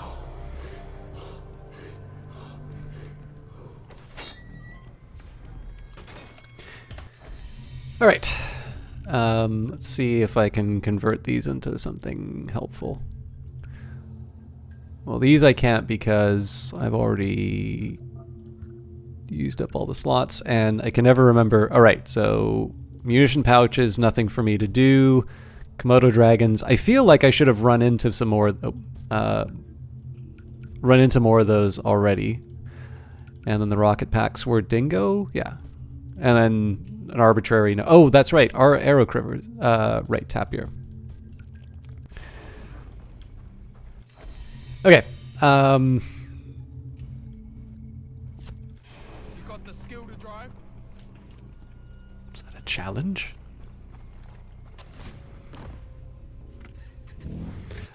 I wonder what Nature Boy is.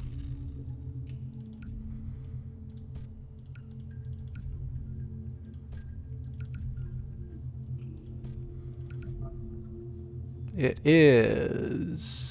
This recipe grants a heightened sense of chlorophyll, enabling a person to see plants nearby.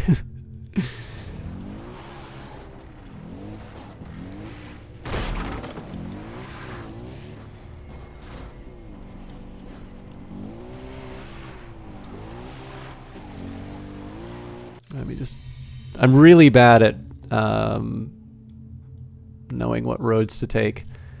It actually doesn't seem like there's a really direct path to...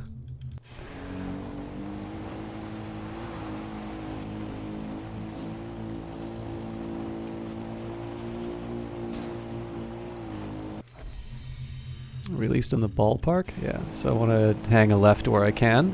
Looks like that's... Alright. I can probably do a little scouting right now.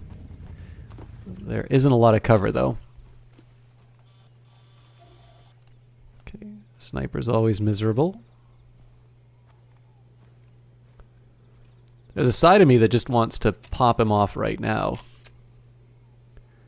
Let's take a look and see if we can get a view on anyone else.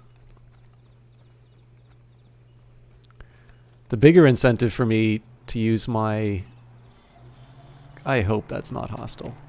Hope that is.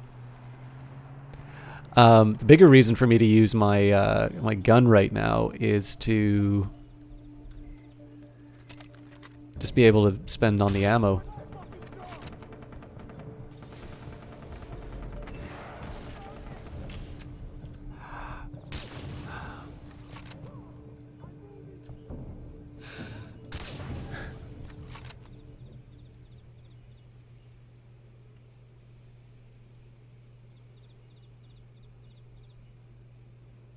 Definitely looking for me. Oh, I'm an idiot. Apparently that doesn't count as a as something worthy of pulling the alarm for, though.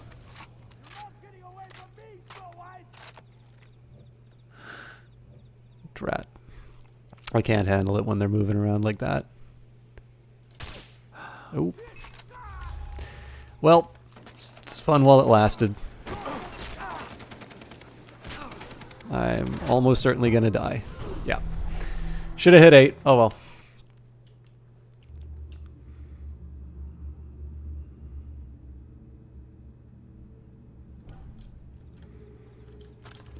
So I think the sniper rifle was actually the right call there. And again, mostly just to try and find something to dump my money into. But I got a little too careless with just sort of standing there and... Ooh.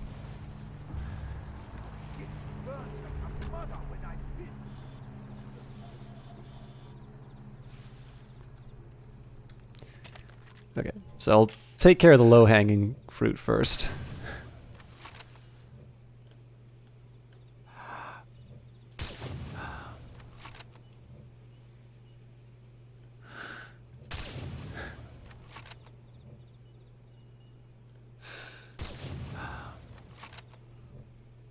Okay, at this point, it's... Okay, there's definitely a guy to the left that I just heard.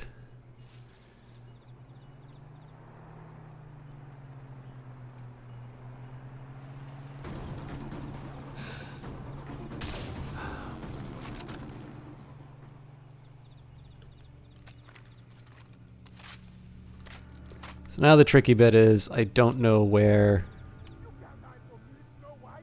There he is.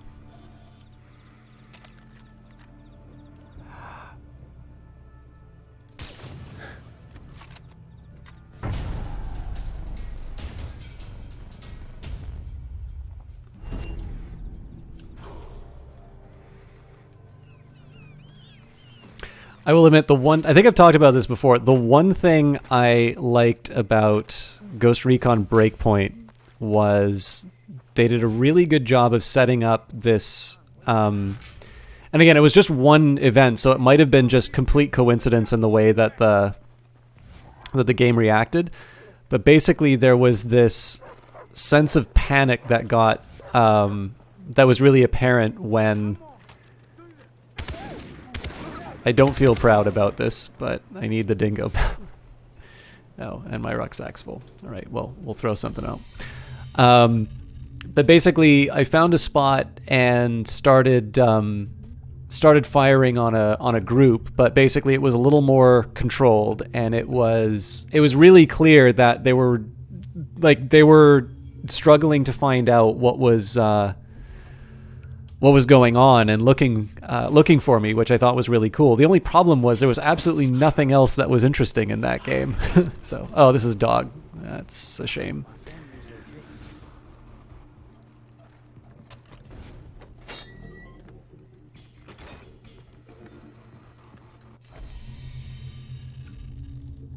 All right, that should help me clear out some space. And then I can sell the dog pelt.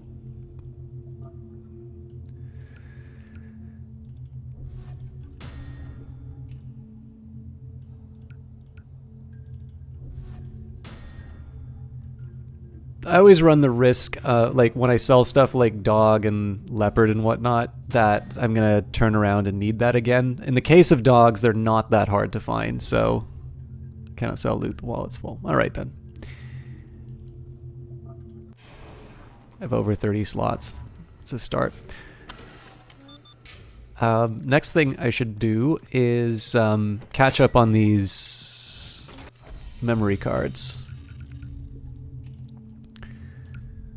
So, number 9, GHB formula. Data recently purchased from an Ibiza club. Chemist includes the various formulations for the intoxicant gamma hydroxybutyric acid, GHB.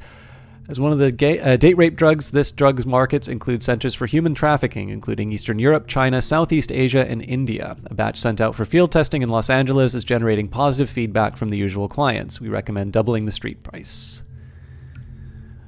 Khat formula.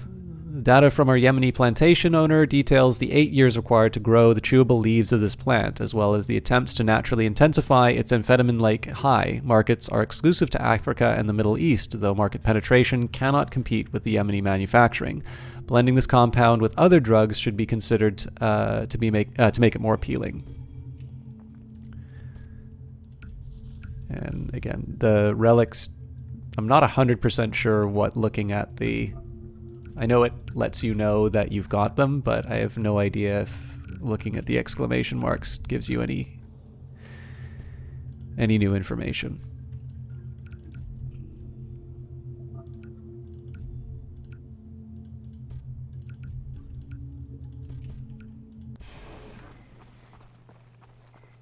Hunting time. Continuing the path of a warrior, we should take a look at the jobs on the bullet. The outpost is out, but if you want to truly help the Rakia...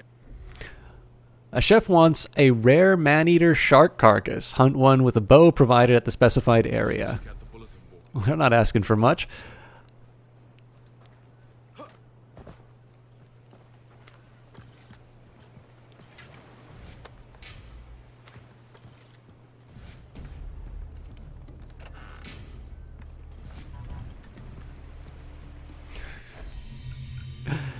I can't believe I'm doing this.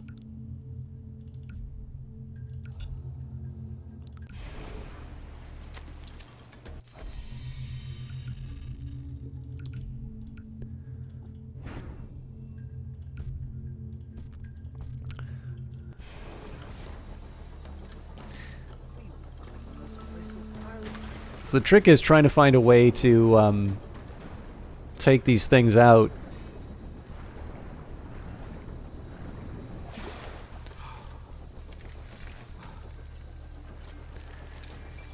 Like, I don't know what which one the man-eater is, and I can't shoot it underwater.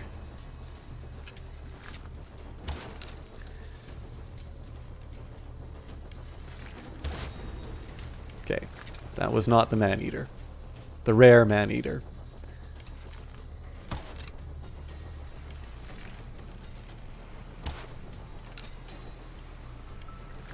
I'll just try and go for the closer stuff. I suck.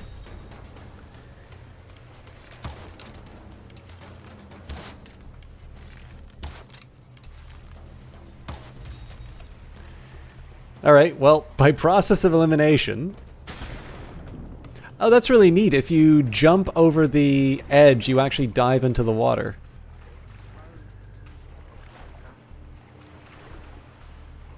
I'll see if I can get those shark... I'll see if I can get those shark pelts. Or skins, or whatever they're supposed to call it. Hey, Talwyn, how you doing? See if I can get those later, but obviously I need to find my variation on Moby Dick.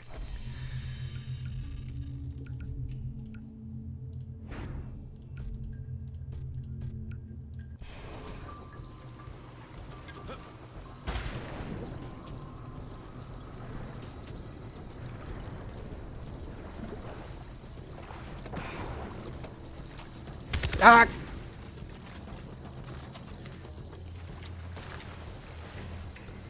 That's not what I want.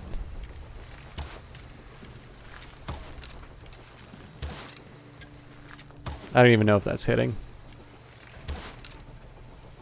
Presumably not, because it's not really responding to it.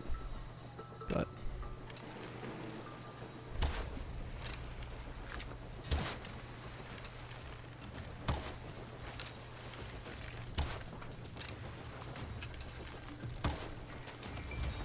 all right.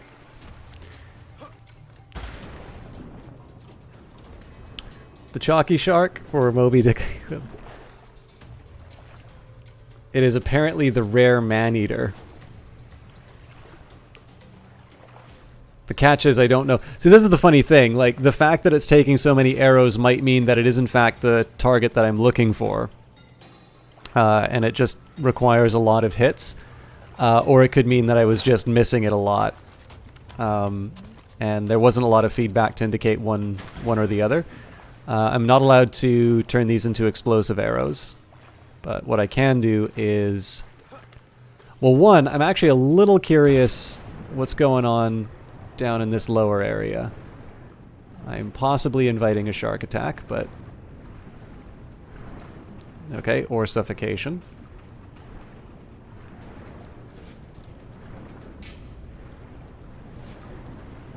Yeah, lots of goodies, and there's apparently an idol here somewhere. But I gotta get out of here. Oh, there's the idol. I'll almost certainly now die, but...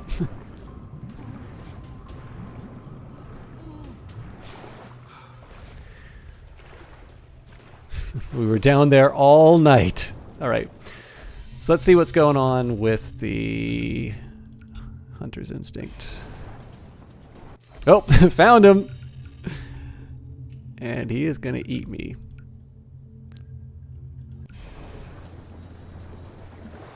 Okay, I don't know what I just injected, but whatever it was not the... okay, that is almost certainly the man-eater, yeah. Oh crap, that thing's still alive.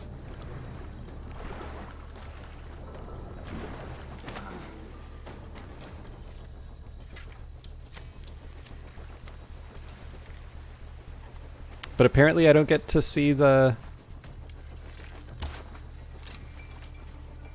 I mean, I equipped this thing for a reason, right?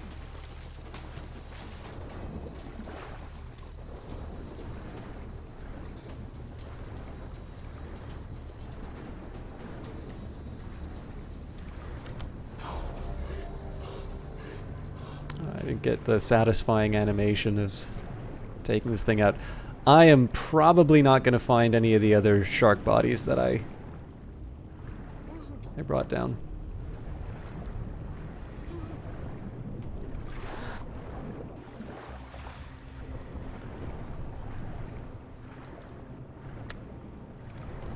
Hey, a ray.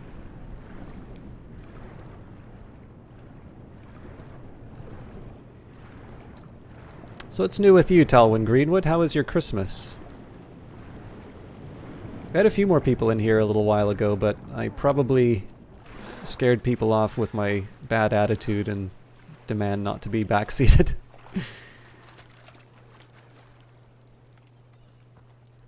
We will clean this place of pirates. Citra promised.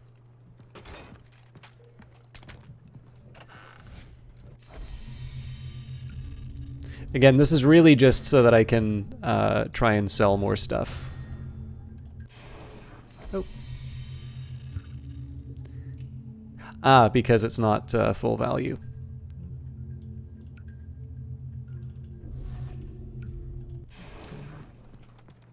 They're really strict on not letting me go over that limit.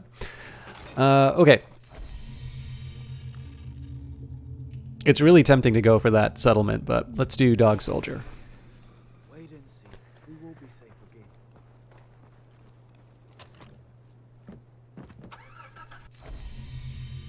again. And I think I can just drive straight through the base. I absolutely cannot. I hope I run over someone.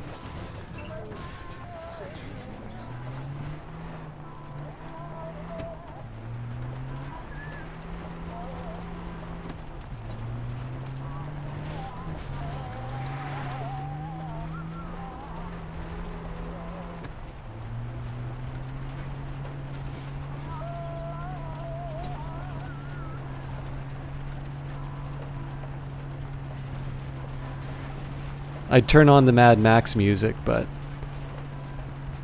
this might actually be the one smooth ride that I do all night.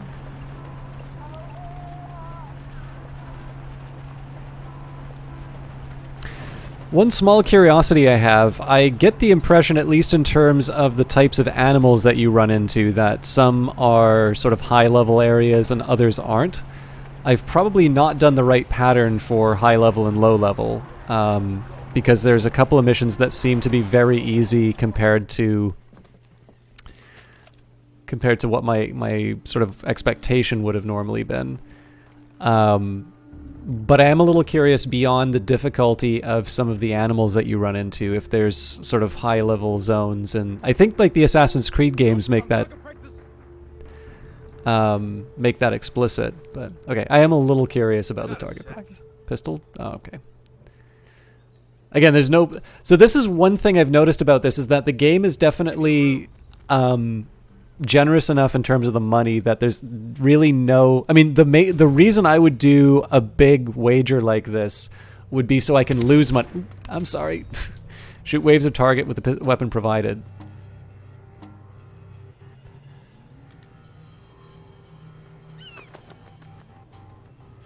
Oh, what am I doing?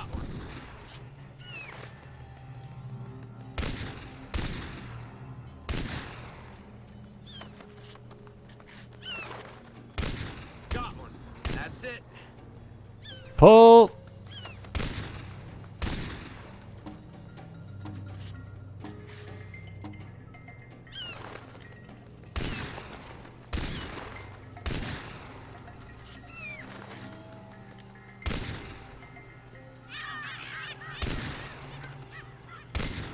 Got one.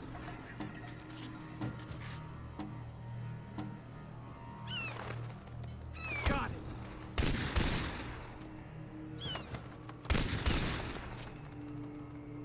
Awesome.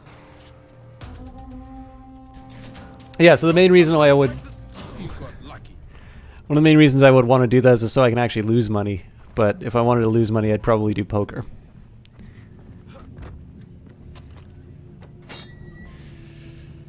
Hey, you! Over here! You have a gun? You know how to use it? Nope. Around here, is that even a question? I guess. Can you help us? The dogs in this part of the island are feral, travel in packs. One of them's been acting really strange. Look, a few years back, my dog got infected with rabies. It was biting things, anything, breaking its teeth, foaming, barking, acting really crazy. You think one of the dogs has rabies? Yeah, I saw her yesterday. My dog had that same look. Show me where to find her. Thank you, but be careful. She's the leader of the pack. The other dogs are avoiding her, but her pack will be nearby. So when I run into stuff like this, so there was one that was about giving me a formula that lets me get plants, and then this is just going to go and shoot some dogs. These sort of strike me as more like low-level quests, the sort of stuff that I would do at the beginning of the game.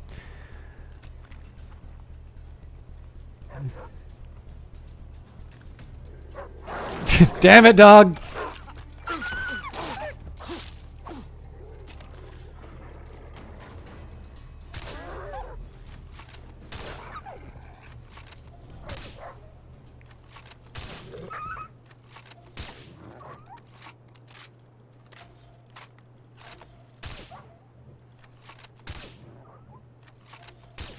Johnny's not watching, is he?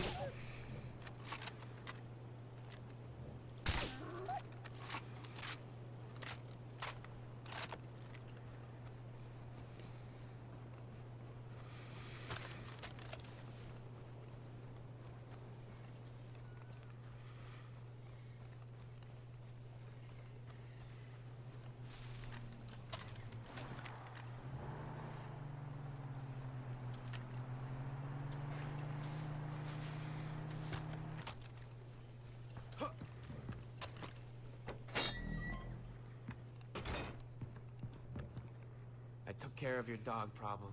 Thanks. Nobody likes killing dogs, but in this case, it's them or us. Did they bite you or scratch you?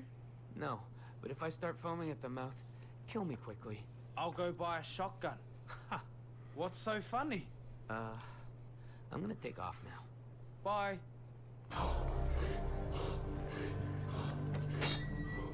I don't know what he's talking about. I had a great time shooting those dogs.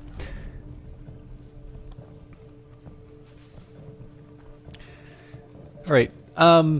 Time-wise, obviously, so if a standard cast is about 3 hours, 2/3 of it have been spent on sort of cleanup duty. But to me, like, knowing that I'm going to be doing this for a bit later is actually making a reasonable pace. So we've got Faces of Death, 2 supply drops, and then 3 side quests, 2 side quests, 2 supply drops, and it looks like 2 bases before we go back to the main quest. So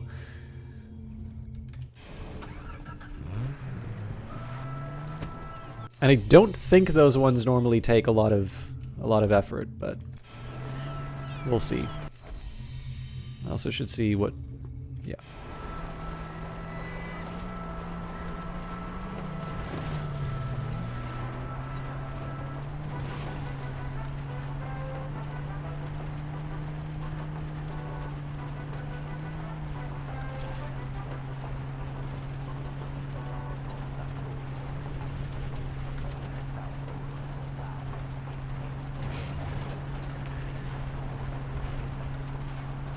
So in practice, if I had streamed yesterday, this is kind of how I would be spending the time.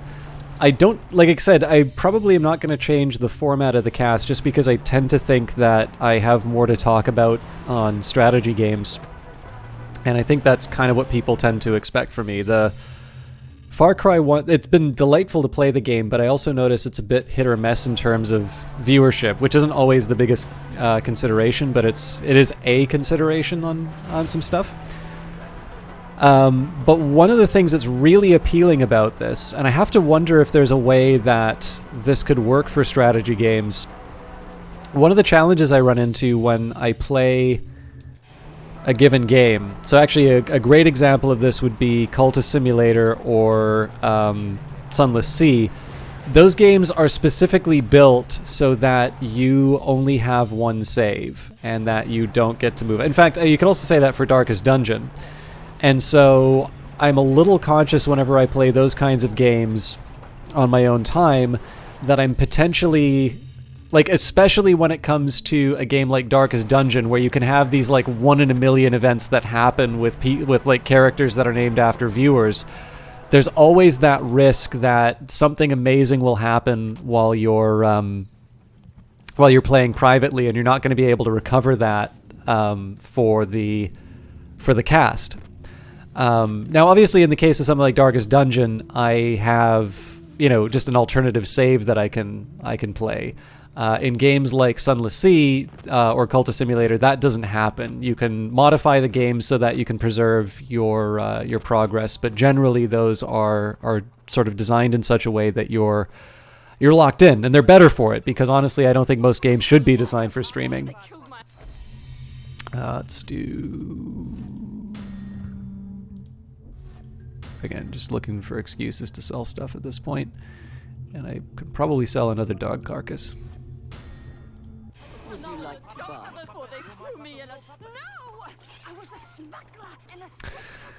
But one of the things that's nice about this is that most of the side quests are very low stakes. They don't, like, I don't think anybody would have been mad if I did, Once More with Dignity on my own. So it gives me sort of, like, if I feel like in a Far Cry mood, I can sit down and sort of do some of the stuff I haven't done on the cast. I can get my entertainment out of that. But unlike something like Wolfenstein, where I know if I play it on my own, I either have to go through content I've done before or hit the start streaming button so that I don't have a gap in terms of the story. One thing that's kind of a neat side effect of the open world elements is the fact that I'm able to do this sort of stuff on my own time. I'm here. Thank you for talking to me. I have great respect for what you are doing. People here need to see that the pirates can be beaten, that they bleed like the rest of us, die like us. That is why I need you. What can I do? Take pictures of dead pirates outside the village, Why? so the villagers can see that they have nothing to fear. Just bear with me one quick second here. I am running into some problems. All right, what's going on here?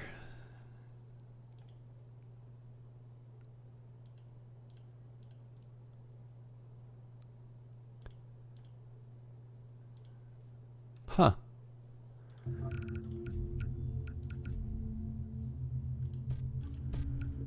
It's weird. I've lost access to a couple of things on my screen, which I need to see.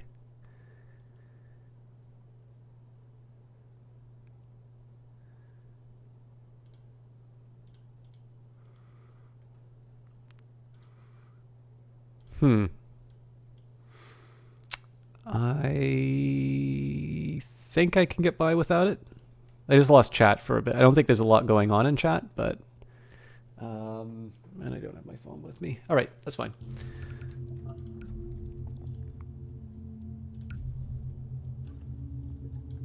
Man-eater. Rook fishermen speak of a bull shark with a taste for human flesh. None who set out to catch it were seen again, but one man did manage to get a hook into the monster's mouth before it being slowly devoured.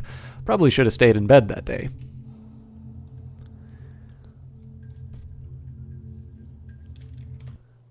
There we go.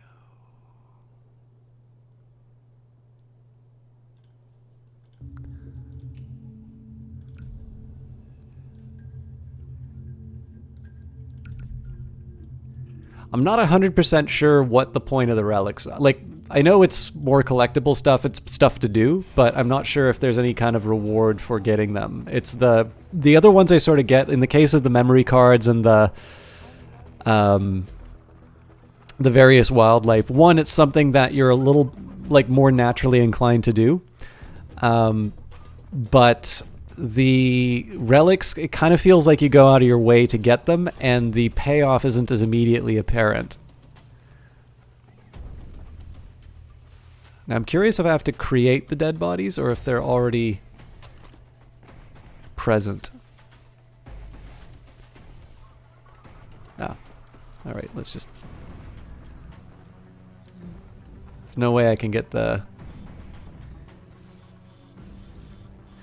So we can go for something like really dramatic and close up like that, but is there any way I can get the village in that? Nah, not really. Definitely creepy.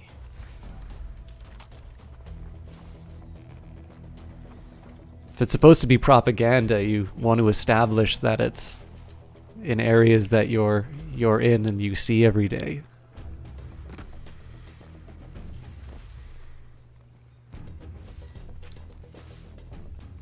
All right.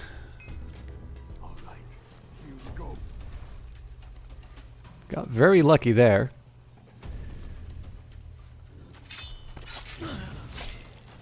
Nope. I thought I was going to throw the knife, but...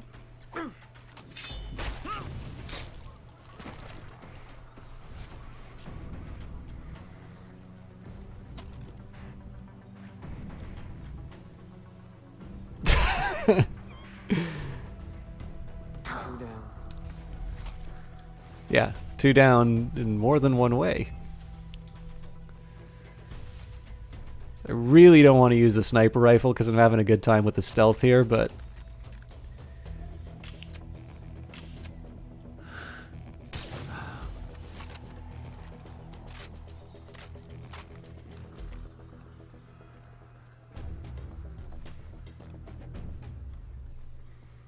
That's the river, not a blue area.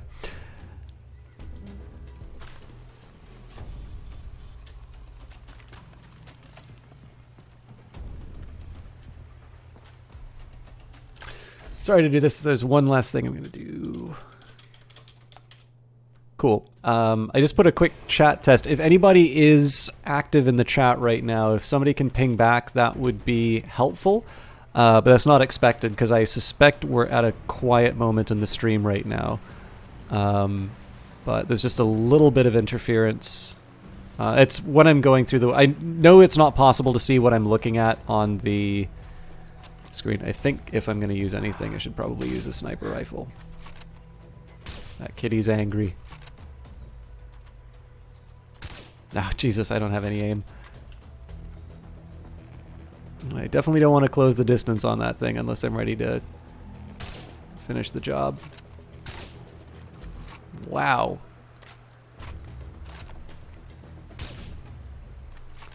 I know some of these are misses, but that's still a lot of hits.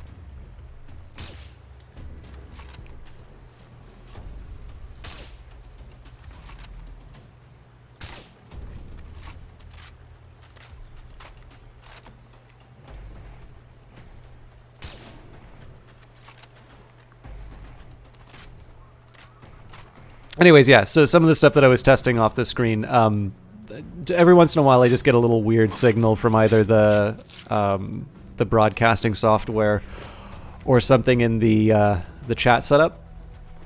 It sometimes helps to have somebody respond. All right, so the fact it's telling me to bring out the camera tells me there's a body nearby.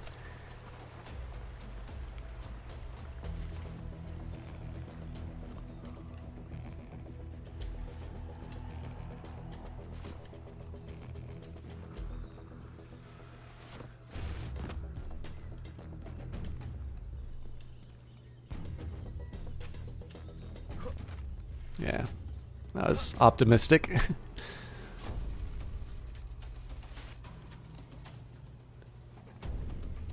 Alright, I am apparently blind.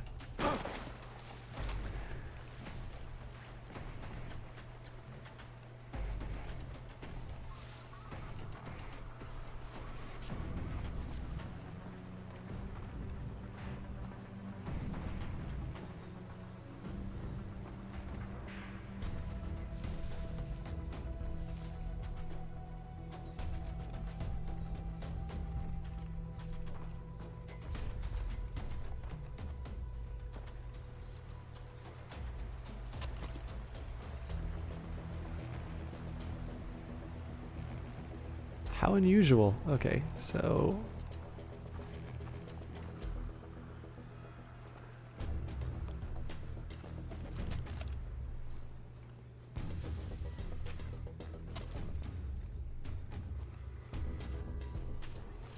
Am I going mad?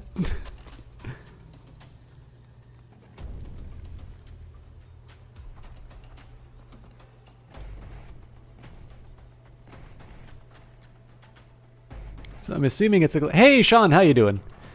As you can see, it's very quiet, but I'm happy to have a quick response inside a chat because I was a little concerned. I was running into a technical problem, but you don't know the context, but yes, that's always a fair assumption, especially with Alice in Wonderland quotes running around. Oh yeah, I was meaning to see whether or not that math thing was true.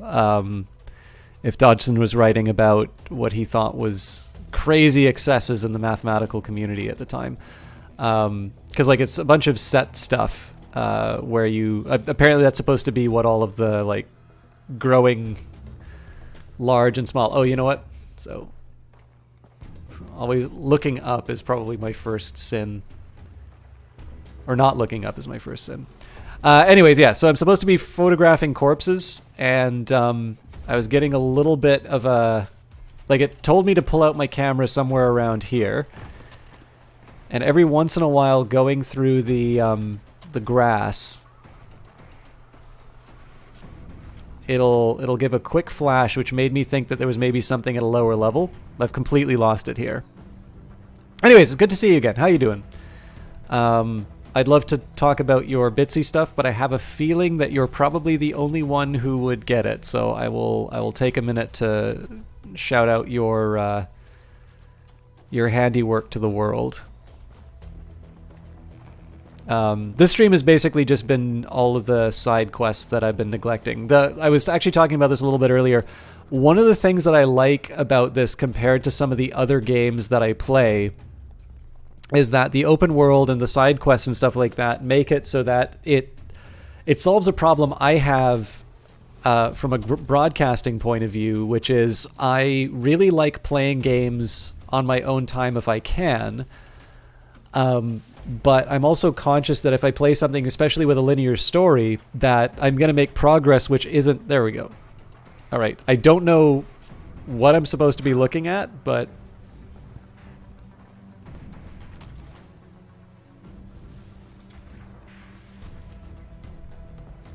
Oh, see, it made the sound, but it definitely didn't count it.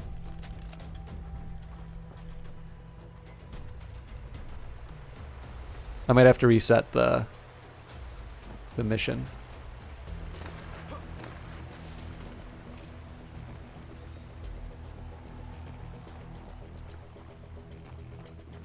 Learning to cook and you made some pork chops. Man, I wish I knew how to cook better. I know like very, very, very basic stuff, but I've actually, one of the reasons my expenses are so high this month are I've been eating out too much.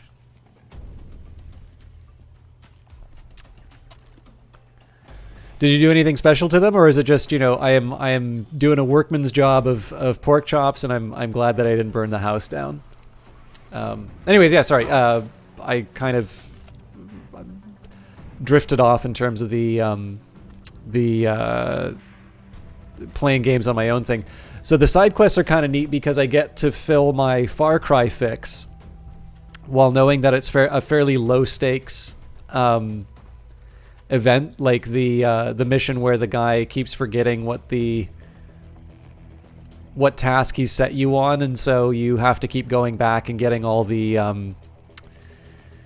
ingredients over and over again. Nobody would be upset if they didn't see that on the stream, but it does let me play a bit of Far Cry without sort of feeling like I am robbing either the stream or myself of a chance to broadcast some enjoyable content. Yeah, in this case, I'm just going to go to the main menu and head back. But the funny thing, of course, is that I chose to do this at the time that I knew I would be doing more broadcasts. So the one game where I would actually be able to spend some time on my own is the one where I'm not doing that because all of that time is being spent broadcasting. But of course, I couldn't have known that at the start. So, oh, they're gonna make me do the whole thing over again. Fair enough. Hi, you want some something?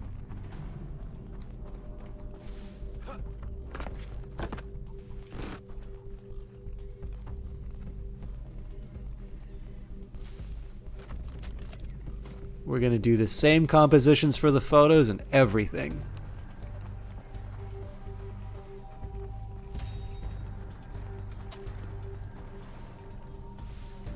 Definitely creepy. Gotta follow the rule of thirds.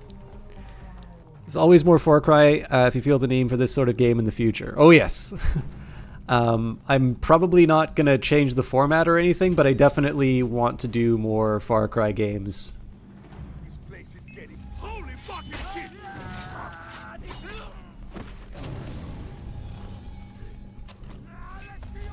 Oh, damn.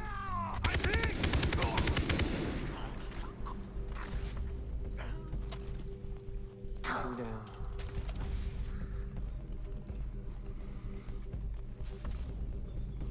I sometimes like to keep what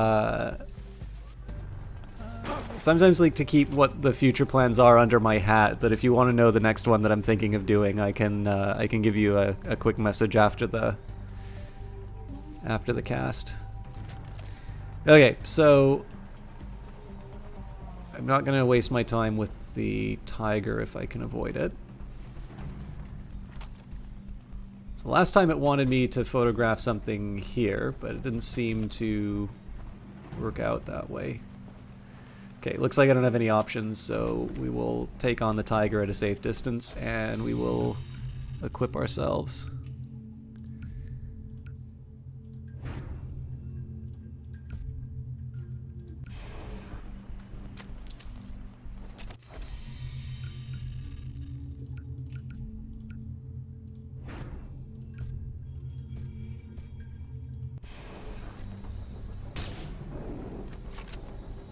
We've only succeeded in making it angry.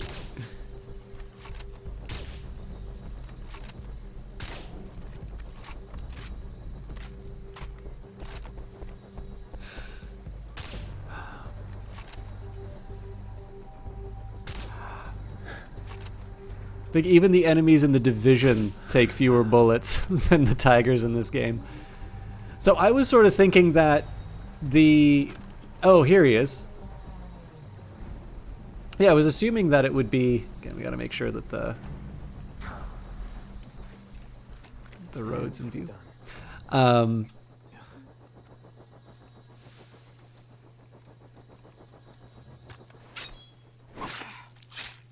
hell was I saying?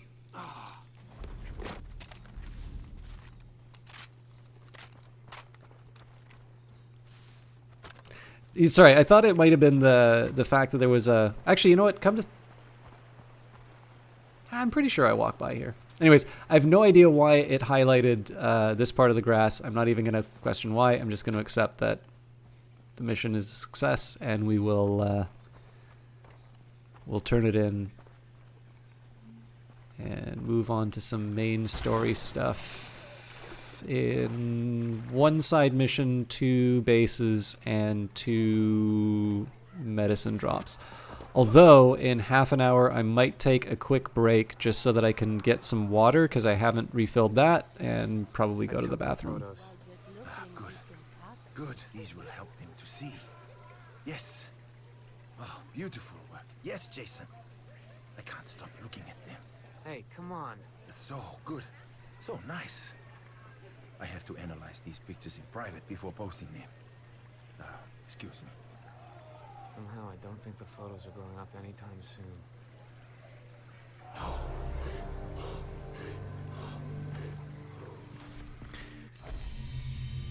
All right. So, yeah, we're going to do these 2 and the old mines. I guess supply drop quest first. And this time, I might as well take the jet ski.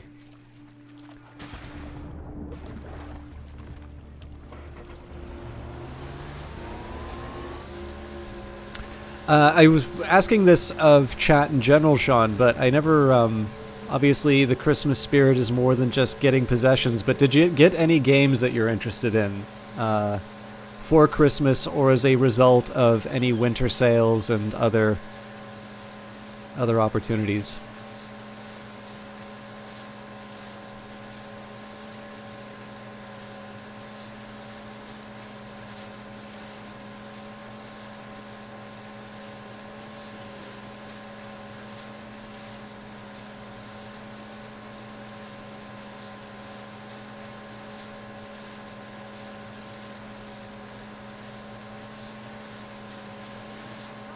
Oh, that's no good.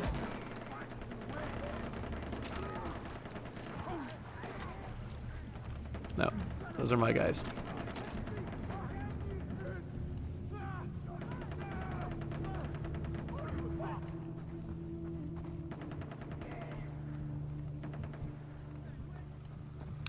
Your immediate family's not big on Christmas, so you don't do gifts. Cool. Get the medical supplies on the vehicle to the flare marker before time runs out. You did pick up After Party after seeing your coupon tip, though. Did you get a chance to play it? Because I am a huge fan of that. And thank you for that, actually. I noticed that after the coupon sort of call to action, a lot of people actually went and picked up After Party, which is good, because I think the writing on it's really clever. The one drawback is I haven't actually played it all the way through, so it could have just have a really strong start and then like be disappointing by the end, but it was one that I felt safe enough to recommend based on the strength of the opening, and of course the fact that it's not exactly that expensive once you account for the epic discount.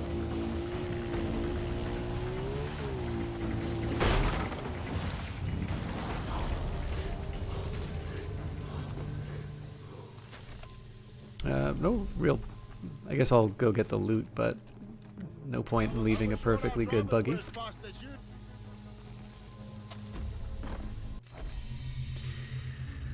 Alright, so... where are we?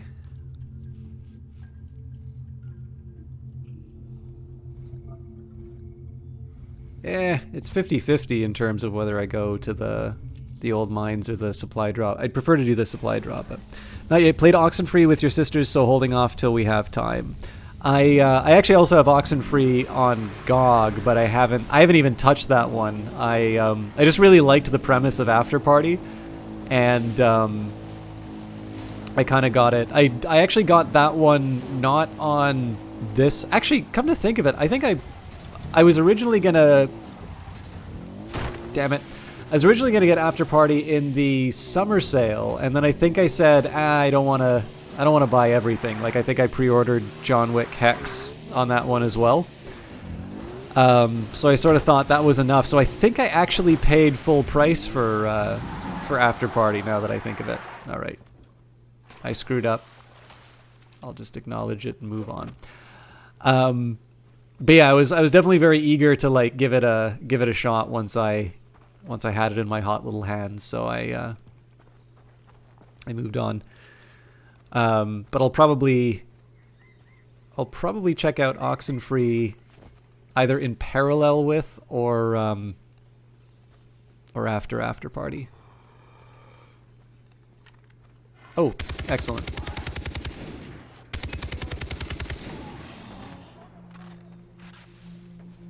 And somehow, killing 2 Komodo dragons with an AK was not enough to let them... Well, now they found me.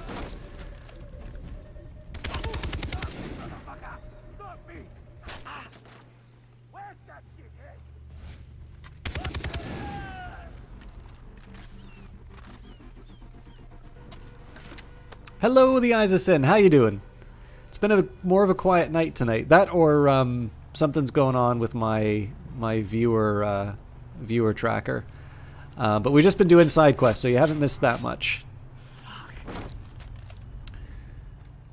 Alright, I should be able to craft something now. Although it says I can't.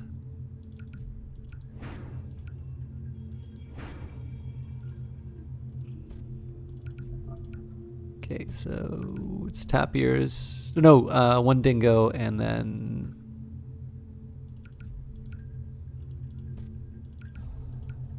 Huh. I could have sworn that I needed... Oh, right, for the arrow quivers.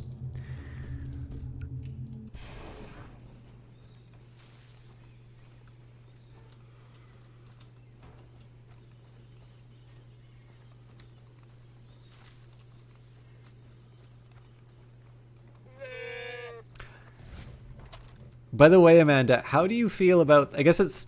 I don't know if I'm pronouncing this correctly, but the cassowaries in this game. Are these the kinds of birds that you dislike? Does it make your heart sing whenever I take those out? Or are these Are these acceptable birds?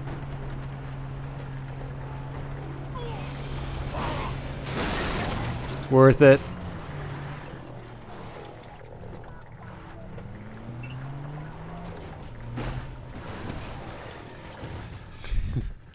Okay, good. I definitely had lots of opportunities to make them unbirds.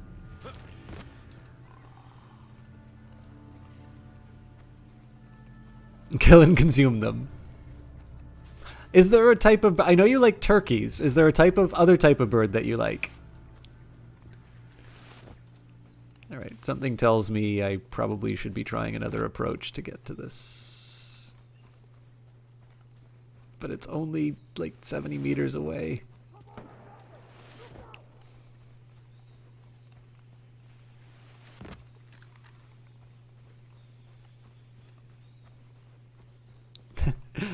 Funny you should mention that, because there's a certain game that I picked up on the Epic Store.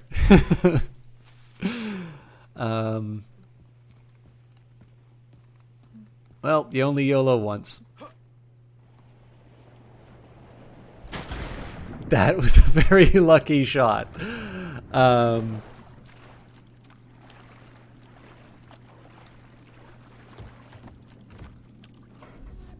Medical supplies on the vehicle to the flare marker before your time runs out.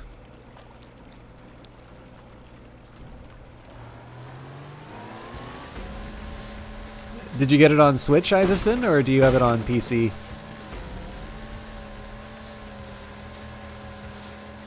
Oh yeah, actually, Sean, I forgot to mention, the stealth sections today have been somewhat competent.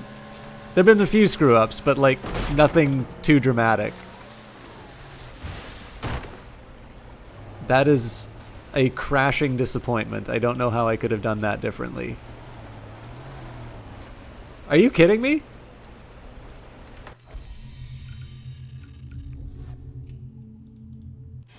I don't know why it slowed me down while I was doing that.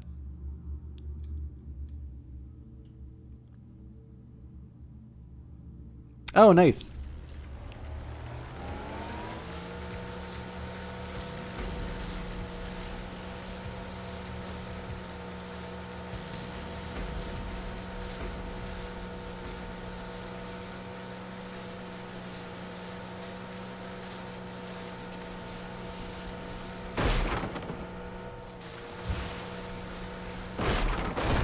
Alright, that was a legit screw up on my... Oh.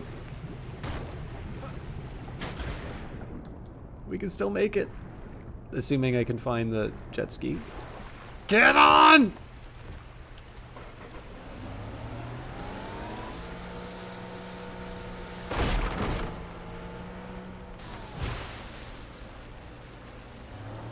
Okay, so every time I do a jump, I can't rely on holding down the button. I actually need to reset it.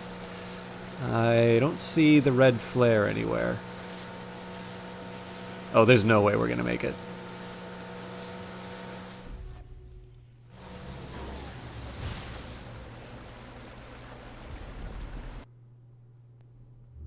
It would be kind of funny if the guy you deliver it to just keels over when the timer runs out.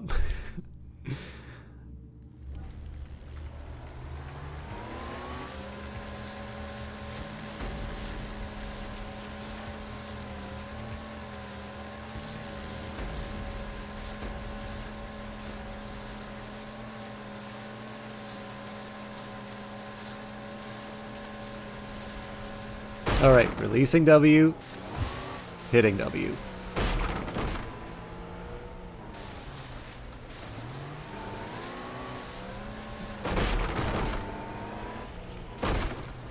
Still alive? Alright.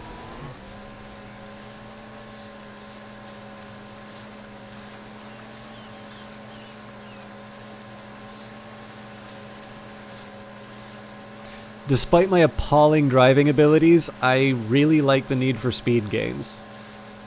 They are an absolute nightmare for copyright claims on YouTube. But, they're... I actually quite like them. Okay, I believe that's it for the delivery runs. Normally I would have gone for light at the end of the jungle, but I know there's really nothing that'll take me back to Old Mine, so I'll double back and get that dealt with now. Is this something I want? No. I like pigs.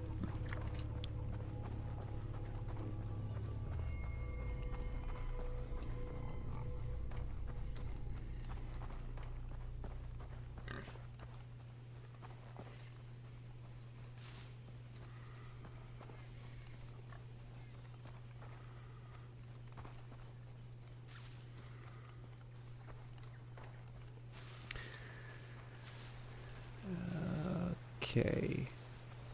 This makes it a little more complex. Oh no, there's a bridge. I won't hurt you. Oh. I must defend my porcine friends. Run free!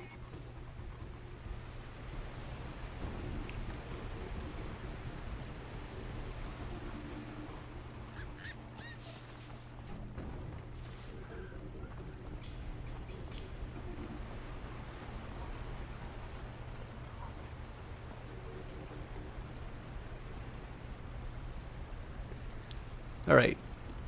Assuming there's no snipers, this is a decent vantage point. Okay, so they have a dog. I could probably just take my sniper rifle out and be done with it, but... Because... Oh, damn it, they do have a sniper.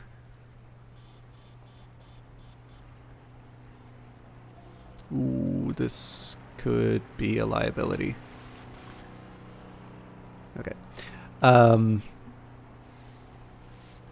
Because Sean's here, I feel like a moral obligation to try and get the stealth part down.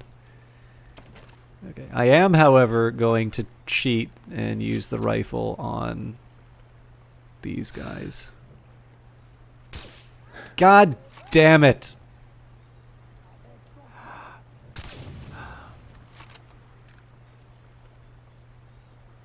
Alright, well...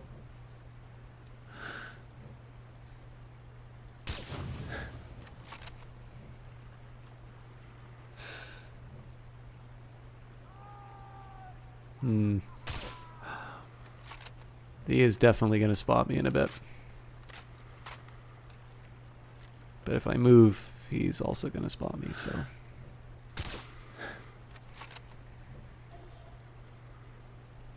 Ah, nice.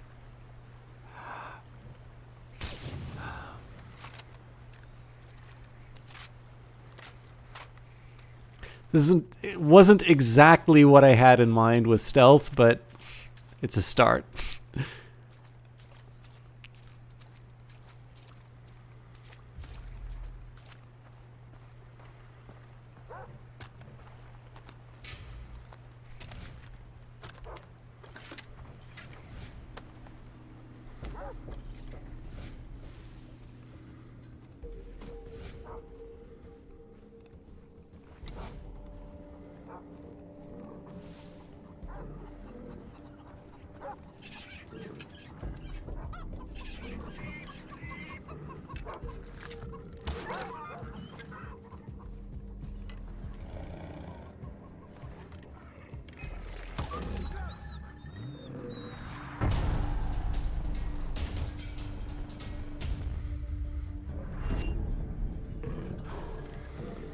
Okay, I have no need for leopards, so I mean, there is a certain entertainment value in unleashing that on my allies, but I don't really have a reason to mess with that. I am, however, going to load up on the ammo and... Oop.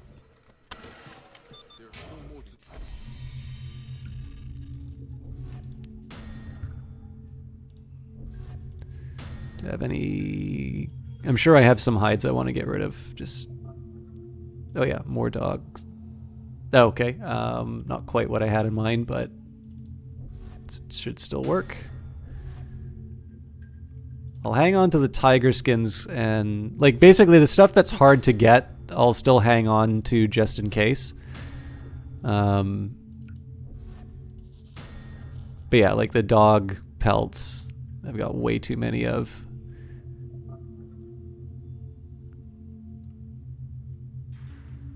I definitely have too many leopard pelts as well, but there's a chance that I might actually have a use for it. And then I need one more dingo. I keep killing dogs thinking that they're dingoes, but that's just because I'm an idiot. All right. Failed drug patent 2 formula. The investment into experimental military drugs continues to be a massive disappointment. All of the items are causing severe mental distress in our test subjects. One entire batch of subjects and 3 of our own people died when a compound turned out to be a strand of genetically modified Ebola Zaire. We recommend that all remaining materials be incinerated or sold to extremist groups as chemical weapons.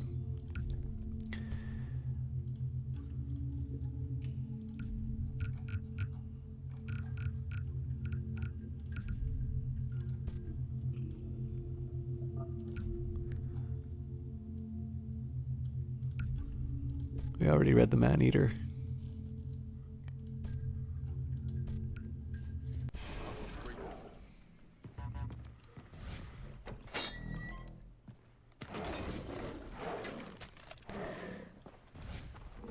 Alright, a chance to redeem myself stealth-wise. Pirates murdered the local butcher in the woods. Kill their leader with a knife like a true warrior.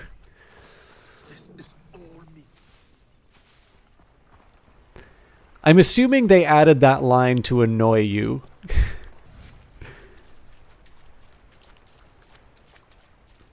And the funny thing is, I don't actually get that annoyed by it, because I have the feeling that they put that in to make me...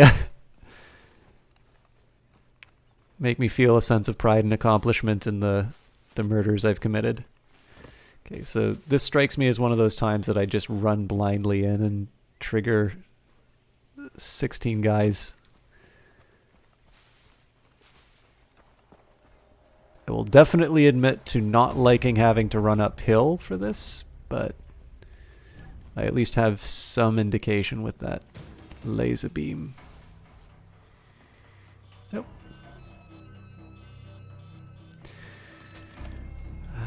If I could see where his friends are, I'd feel a lot more comfortable taking him out with a sniper rifle. It's actually a really bad spot. I'm pretty sure he will spot me as soon as I... Okay, getting behind the hill is nice. It'd be nice to see the target before I try to make a move on anyone. This feels like an easy opportunity, though.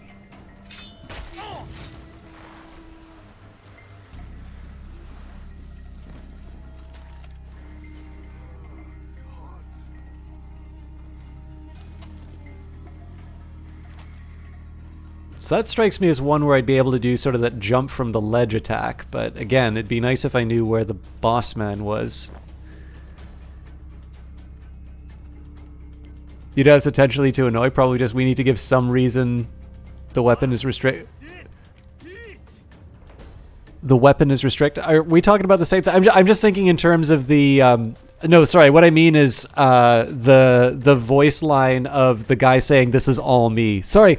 It occurs to me I react to a lot of the lines in this game, and it may not be apparent that I'm that's what I'm doing. But basically, yeah, it's the Rakyat warriors taking credit for your work is what I mean. Is there to annoy.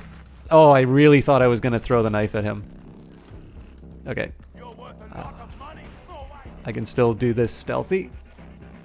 It's going to be tricky, but I can do it.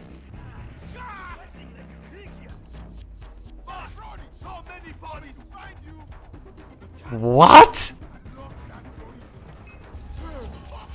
Okay, I'm not accepting that as a stealth fail. that is a pig coming out of nowhere and blocking me fail. Yeah, anyways, so the line of dialogue, "This was all me," after you've clearly just done this solo, I suspect is kind of there to make you annoyed at the fact that they're taking credit for your work. Or maybe I just really like being annoyed. Anyways, I'm sorry I failed you all on the stealth thing, but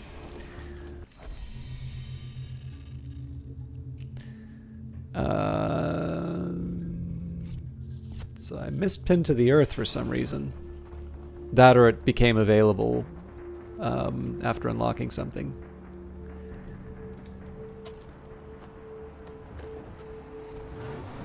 By the way, I see these all over Ubisoft games, but I've never seen one of these things in person.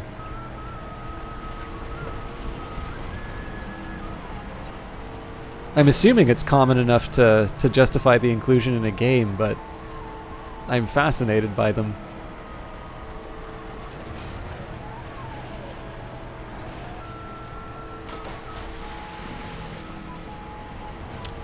These kind of buggy things. So like, they're all over the place in Ghost Recon Wildlands, and you don't see them as often. But yeah, and what was the other Ubisoft game? There's another one where these things are like littered around the level, and they're really effective at getting around. Oh, off-roaders? Yeah, yeah. Again, I live a sheltered existence. If it doesn't exist in a computer game, then I don't know about it, but...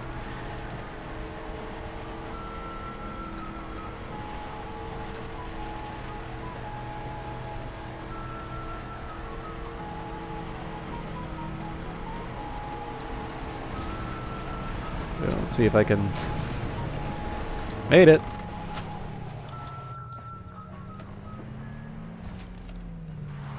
You look like you can handle a gun.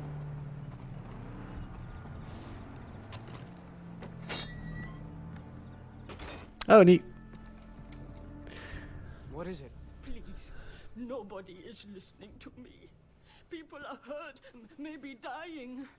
Last night, I thought it was thunder, but when I looked outside my window, I saw a plane fly right over the house. It was on fire. It was terrible. Nobody saw it. Nobody believes I saw it. But it crashed somewhere over there. People could be dying. They might be dead. Please, go save them. I'll take a look. Why? What is it about hot air ballooning that makes that an attractive vehicle? I'm sure there's a really sensible explanation that I don't. That'll feel foolish for asking about, but is it just because you'll usually like land in a field somewhere, so you don't need to you don't need to like take a truck or anything? All right, time to make a plane crash of my own. Ah! That was poorly considered on my part. Found it.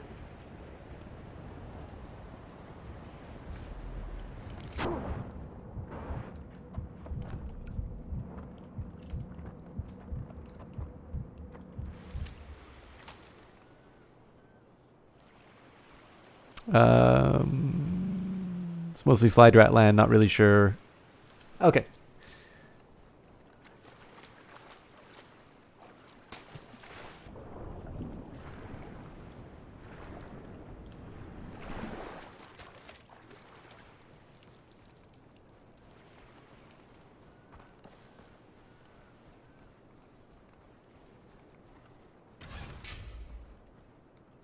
Bonjour. Hi. What are you doing here? I was just about to make dinner. An old woman in the village was raving about a wrecked plane. Anyway, I'm sorry for bothering you. This plane crashed 10 years ago. Crushed a house. You can see a few remains outside. Thanks. You were in the village nearby, Yeah, why? eh? Oh, nothing. Only that there's no old woman who lives there.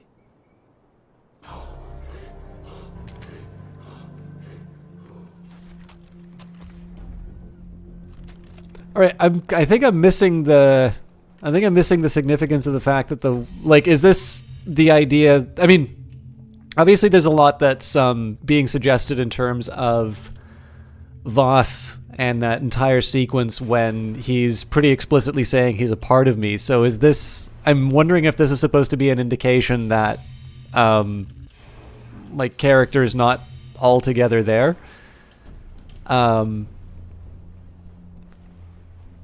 kind of seems like the sort of thing that maybe put in like a main mission, but or there's just some significance I'm completely missing on that. But that's fine because I'm In some cases, I can get it, and then other cases, I'll miss really obvious steps that's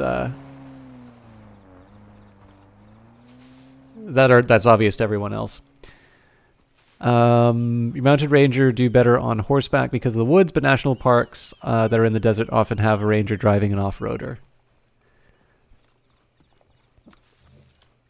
I wonder then if stuff like that is a little more popular on the prairie, because like I mean, my experience of Canada has basically been BC, which is very mountainous and very dense. I visited Edmonton once, and I was astonished at how just spread out everything was. Like I could not believe how low all of the buildings were compared to where I lived.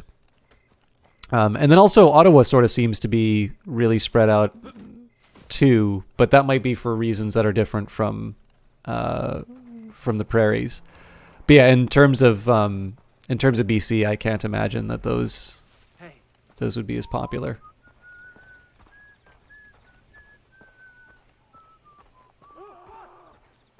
BC's wonderful, by the way. First carbon tax in Canada, low taxes.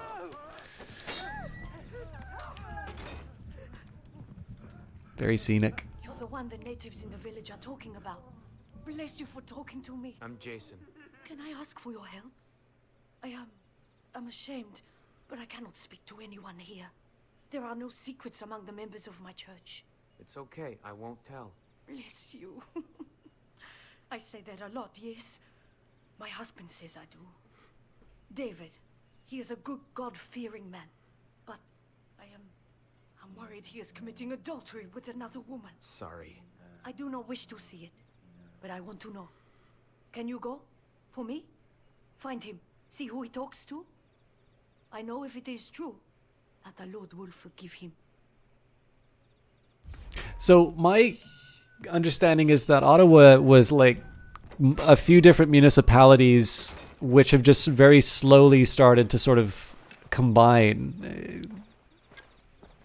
One of the things that was kind of funny about it was, like, every once in a while I'll take a bus to an unfamiliar spot and I'll just realize that there's a whole other area with like different shops and things like that, which seems completely disconnected from any other part of the city. That's David. Who's he talking to? Maybe I could get in closer. It's easy for you. You have nothing to lose. I have Rebecca. You're lying to her. I love her. You're still lying to her. She's very religious. She won't understand. I don't want to hurt her. You already did. She just doesn't know you did. You're being unfair. About me. About Rebecca. About me. Shh, not so loud, Jalak. You please. If you go back to her, then I'll be alone and she'll have you. But what do I know? I'm just being unfair.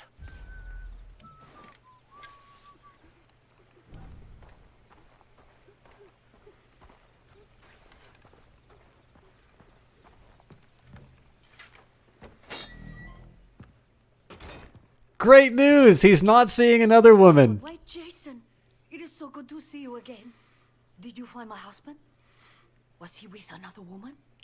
Nope. Oh, thank God. He's in love with a man. Why would you say that? Jalak? He's sleeping with Jalak? Jesus Christ! How could he do this to me? Please, you must not tell anyone. I'm going to cut it off. Be gentle. I'm going to cut off his penis. Bless you. Goodbye. I'm sure she's joking. Did they like? Was there a set of revisions where they're like, you know, I'm gonna cut it off as a little too subtle, guys. Could you make sure that you put the P word in?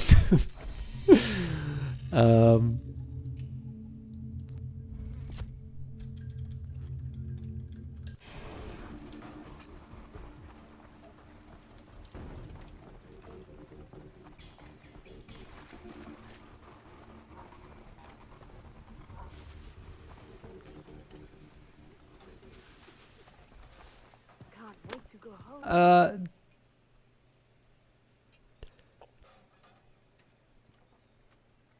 Never mind.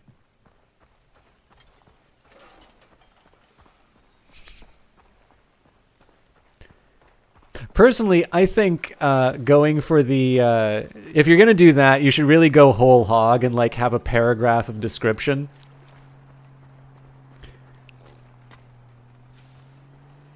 I've never seen the. I know I've crashed into plenty. I actually really liked how that tree sort of bounced in response to the vehicle hitting it. Presumably, I'm going to run into that guy while I'm trying to do an unsuccessful stealth mission against the base.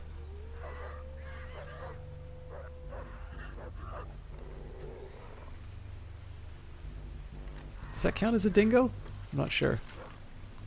Damn it! I think it's a dog.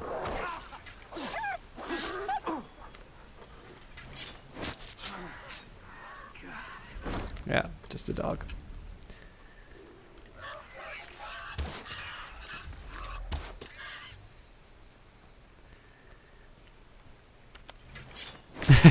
Yeah, sorry. I probably should have thought about the terms I was using. Disgusting. Oh, let me just take a quick look.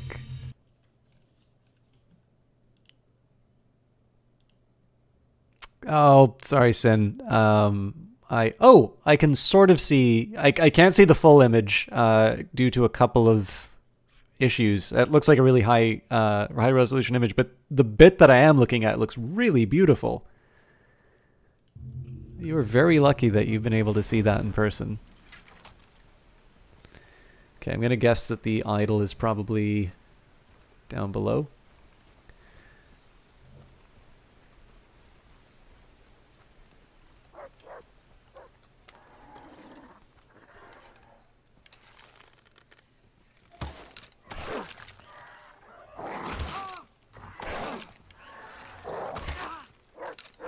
Come on, it's gotta count.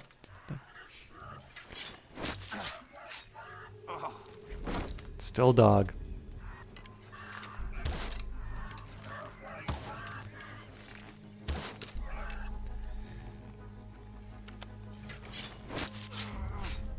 Ew.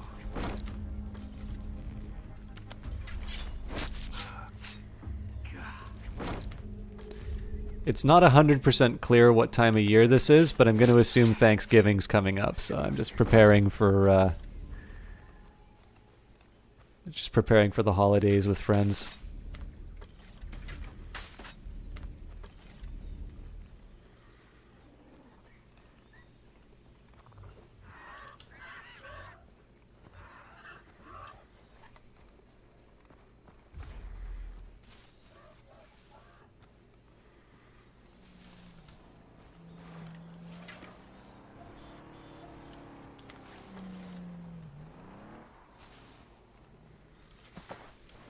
Not quite what I wanted to do, but okay.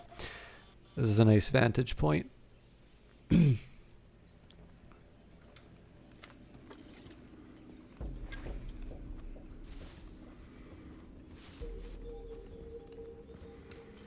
This is less so.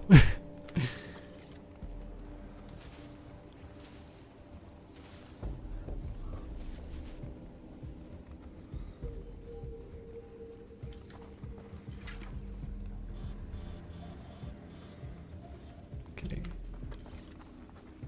The doges always cause me problems on these stealth bits. Well, plenty of things cause me problems on the stealth bits, but our four-legged friends are among them. Alright, I really wanted to take that guy out, but that's probably not a smart move right now. It sounds like there's something caged in the area, I just can't find it. Nope. Nope, that is live.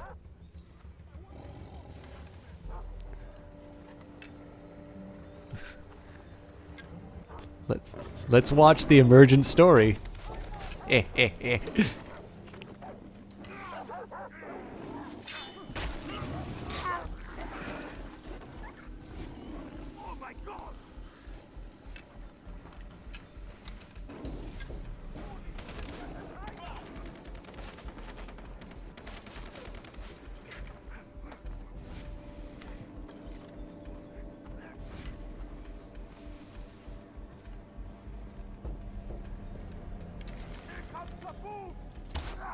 God damn it.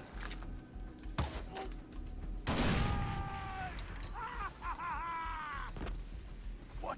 Where'd Jason go? So, what? Really thought I was going to be able to jump on top of him.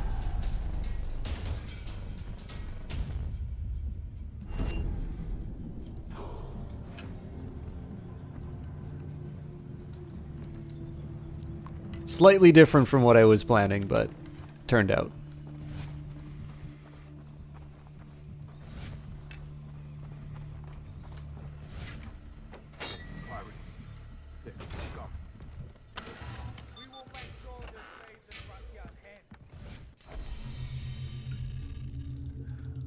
Whopping $32. Presumably I'm not going to be able to sell, yeah, none of the dog hides.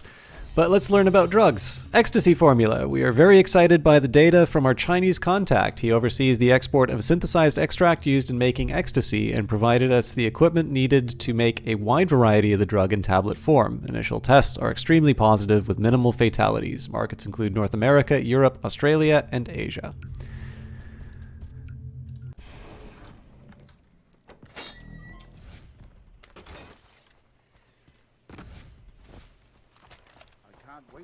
We have the outpost. Taxidermist wants a rare white-bellied tapir. That's nice because there'll probably be some other ones around it, and I'll be able to get my my crafting done. Hunt one with a bow provided at the designated area. There's still more to do. Check out the jobs on the bulletin board.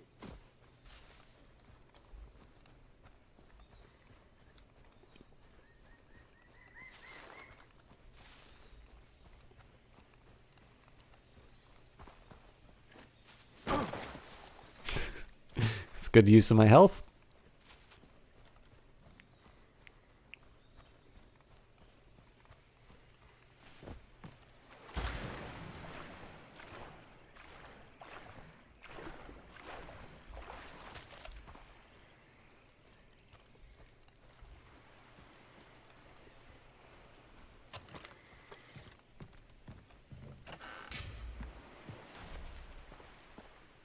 I might as well grab some of the...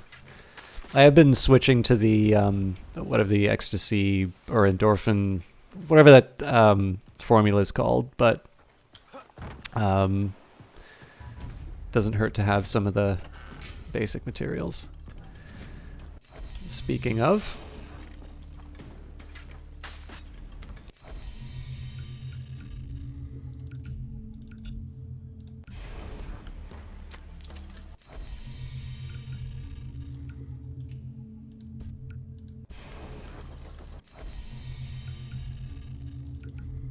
it doesn't actually take it out of your inventory until the animation's done.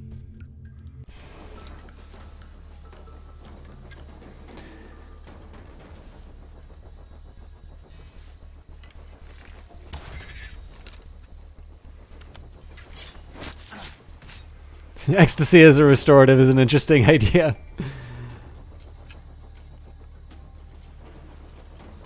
Wasn't one of the criticisms of this game when it came out that there's a little too much drug use? Oh, I'm not done with these yet. Sorry, you guys are super cute, but... Is this your favorite Far Cry? GarageCon, this is actually the only Far Cry I've played, so I'm learning it all right now. I'm having a great time with it. Carry 6 pieces of C4 and 6 mines with his king-size pouch. Welcome, by the way. I've had this for a while, and I've really been meaning to get it. My normal thing on Twitch is more strategy games, but I knew that I'd have some spare time over the winter holiday. And Far Cry has always been one of those things that have wanted to try, but never actually got around to it. So I had some expectations. I do like first-person shooters, and I've never really played an open-world one before, so I had sort of this kind of box that I'd put it in terms of what I thought it would be like.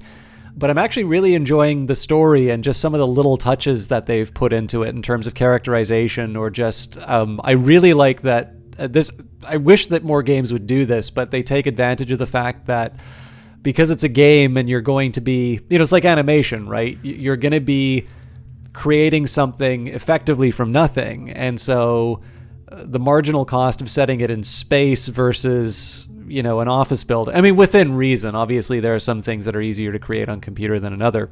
But obviously if you're making a movie and you decide to set it in space, you're committing yourself to a certain set of costs. Whereas a game like this, if you take advantage of some of the nature and the stone and the, the temple assets, and you do that in a hallucination, it can actually make for a really effective scene. And I've really enjoyed some of the more hallucinatory moments inside of the game. So it's really got its hooks in me. I've been playing quite a bit of it lately. So is this one of your favorites? Are you a fan of the series? Also, I have to mention designer notes. It's definitely been because of the Chris Hecker and I think it's Alex Hutchinson. Anyways, the people who worked on Far Cry 2 and Far Cry 4, the podcast. I've just heard a lot of people talking about Far Cry lately, so it gave me an excuse to pick it up. You only played this one briefly on PS4. Was it just because you did it not really work for you, or is it just you played it and didn't get back to it? Oh, cool. So we have the full quiver. I can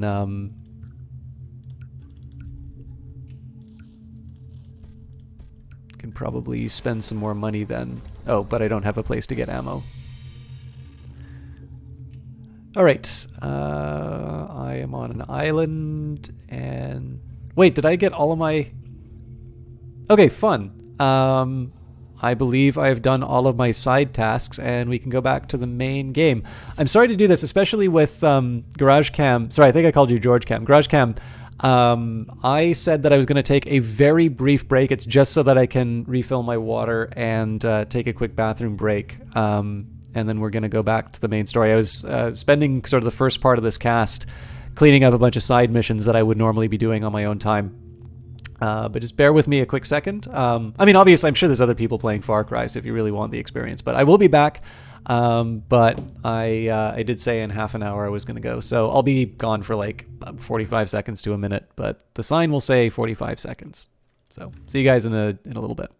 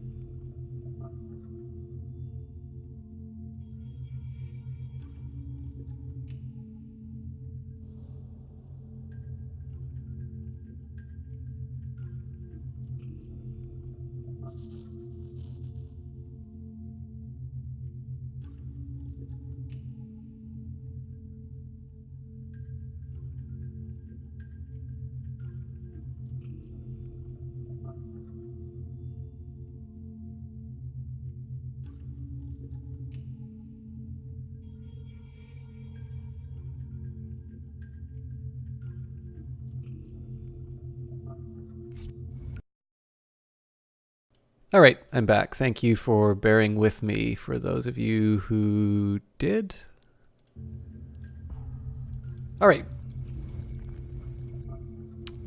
So we are on our way to Dr. Earnhardt and our companions. So yeah, I know a little bit about the series. I think I have 2 through 4.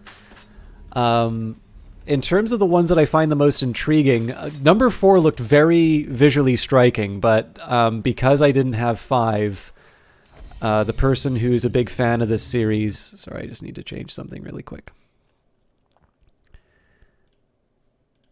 The person who is a big fan of this series said that if I didn't have 5, that 3 would be the best one to start off with.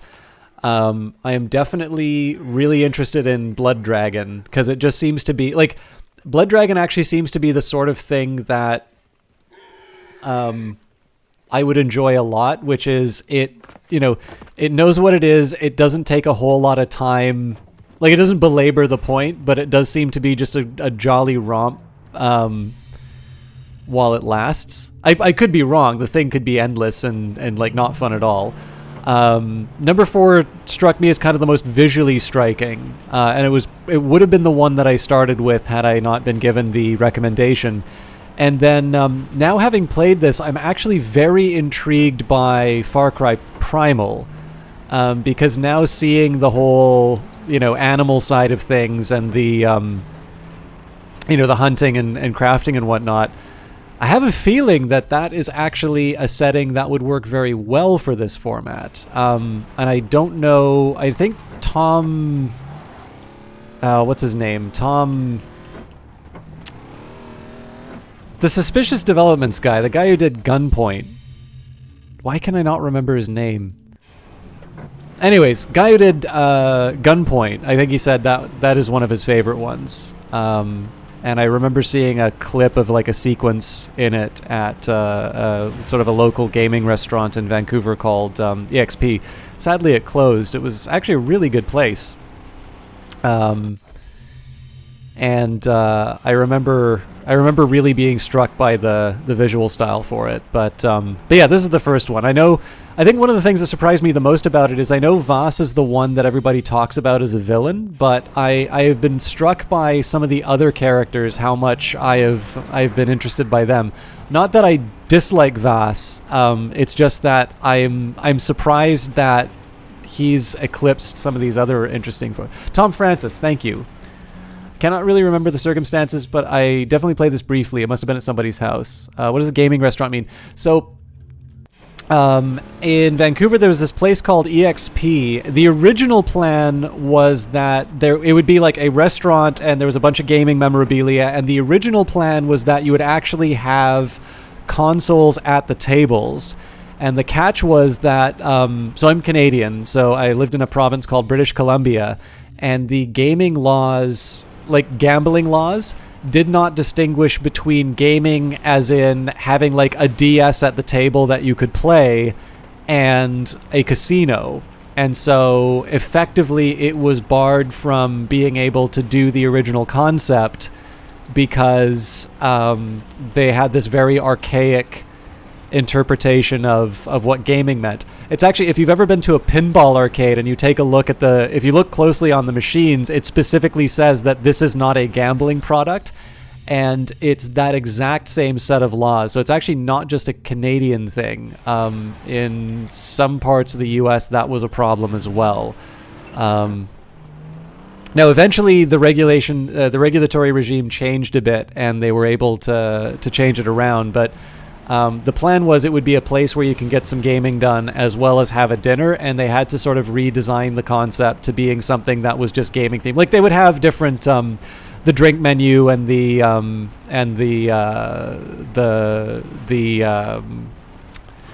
like all of the dishes were game themed. So like apparently there's a drink called a broken down golf cart, so that one they called a broken down Mario Kart. In Ottawa, there is a similar place called the Blurry Pixel. Food's not quite as good as EXP had, and they are definitely a place where you will go and play games while, like, their whole draw, it's definitely not the food, it's the gaming that is the focus on that one, whereas EXP, it was gaming themed, and it was almost entirely about the food by necessity. Yeah, in this case, there seems to be a few of these establishments kind of cropping up around the world. I think Davey Reedon of like Stanley Parable fame moved to Australia to work on something like that before the Stanley Parable took off as well. I think that was in another Designer Notes episode, but yeah. What made it gambling? Well, this is just it. It didn't make it gambling, but because the official wording of the laws. So basically, way back in the days when... So governments have a really complicated relationship with gambling. It's a great revenue driver, but it is also associated with a lot of social ills. Speaking of social ills,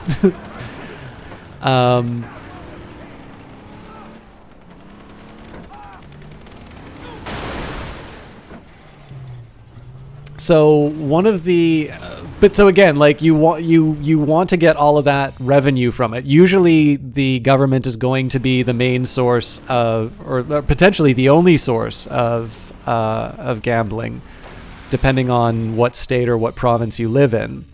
But one of the ways to sort of obfuscate what was happening is they called it gaming, and of course, we're talking like way back in history.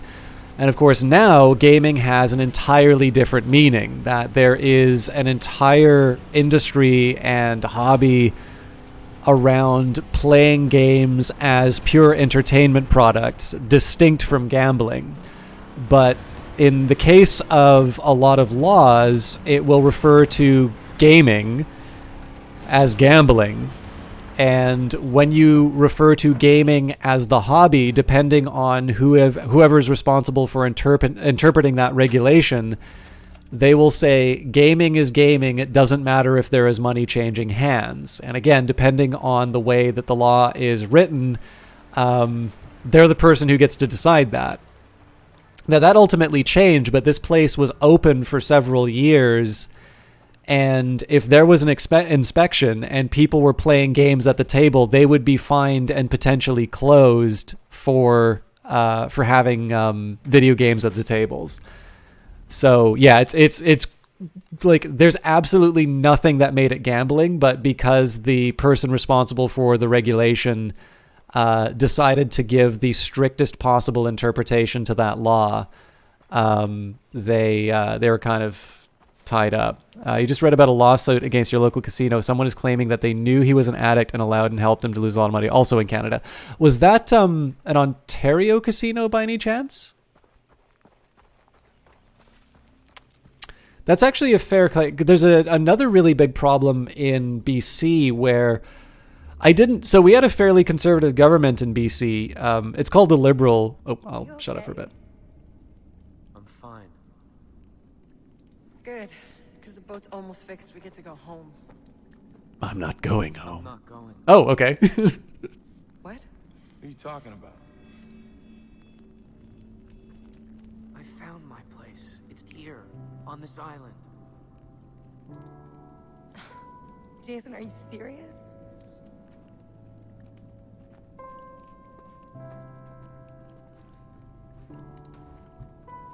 Lisa. I am just trying to get a read on this. For the first time, I know exactly what I want, and I'm not gonna let it slip away. You are all grown up. I've been waiting for this forever, and now you're leaving me. Goodbye, Lisa.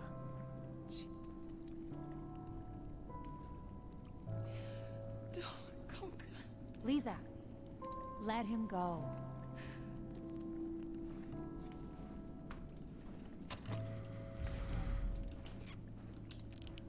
You guys aren't going anywhere. Where's the engine? I'm gonna blow it up. No. Actually, I guess he did say that he was gonna stay in the Citra scene anyway. But yeah, there was a weird thing. So in BC, the BC Liberal Party is kind of a coalition of liberals and conservatives. And the NDP is basically the same as the federal party. And in fairness, the BC Liberals were really hated, but they actually did a fairly good job of it. I mean, they were the ones to introduce the first carbon tax in Canada. And they did it a smart way. It was sort of revenue neutral. So the idea was that it was sort of you'd have a shift in your behavior, but it wasn't necessarily expanding the government. And but the problem is that now that they're out, there's a whole bunch of revelations. There was an absolutely appalling amount of money laundering going on through casinos and sort of through the real estate market. And it's seeming to indicate that there was enough knowledge of it that the government should have been a little bit more on top of it.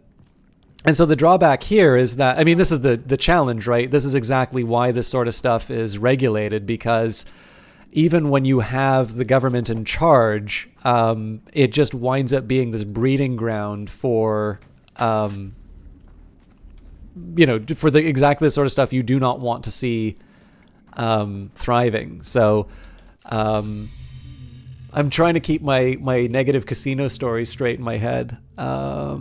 So just from the article, it actually sounds like he might be on the right side of it. He was already banned from another Ontario casino for various reasons. He was known, and because he was spending a lot of money, they gave him the VIP treatment, paid for his travel to the casino, etc., etc.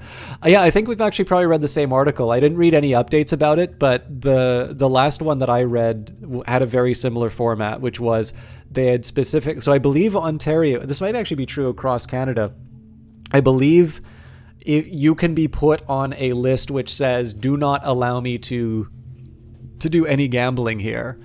And there have absolutely been cases where people who have been put on these lists, and it was known by the casino and they effectively ignored it. Which is, like, the biggest thing is that if it's government run, like, I understand that it's a revenue generator, but I cannot possibly imagine what reason they would have for ignoring something like that. Like, that is the whole reason why that industry is regulated.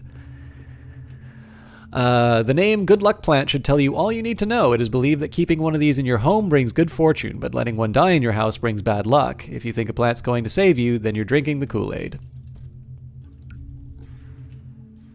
And white belly tapir. So there's this tapir that has a large white patch on his lower body. Not going to get into how I know that, but it involves Cuban rum and just a little bit of mescaline. Anyways, kill it so I can try to forget. I also forget what I'm supposed to... Right, so I still need a dingo, and... Yes, I've got my quivers. I dumped you. Ah!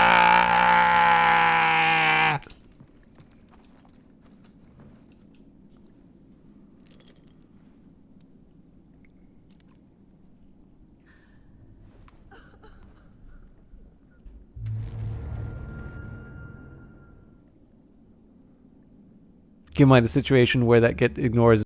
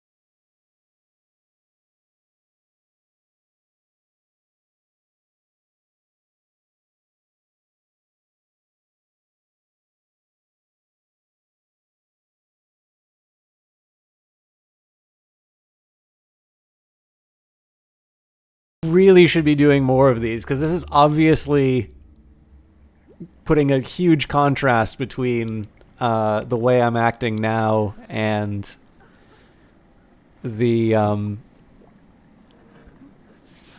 like the person I was and the person I've become.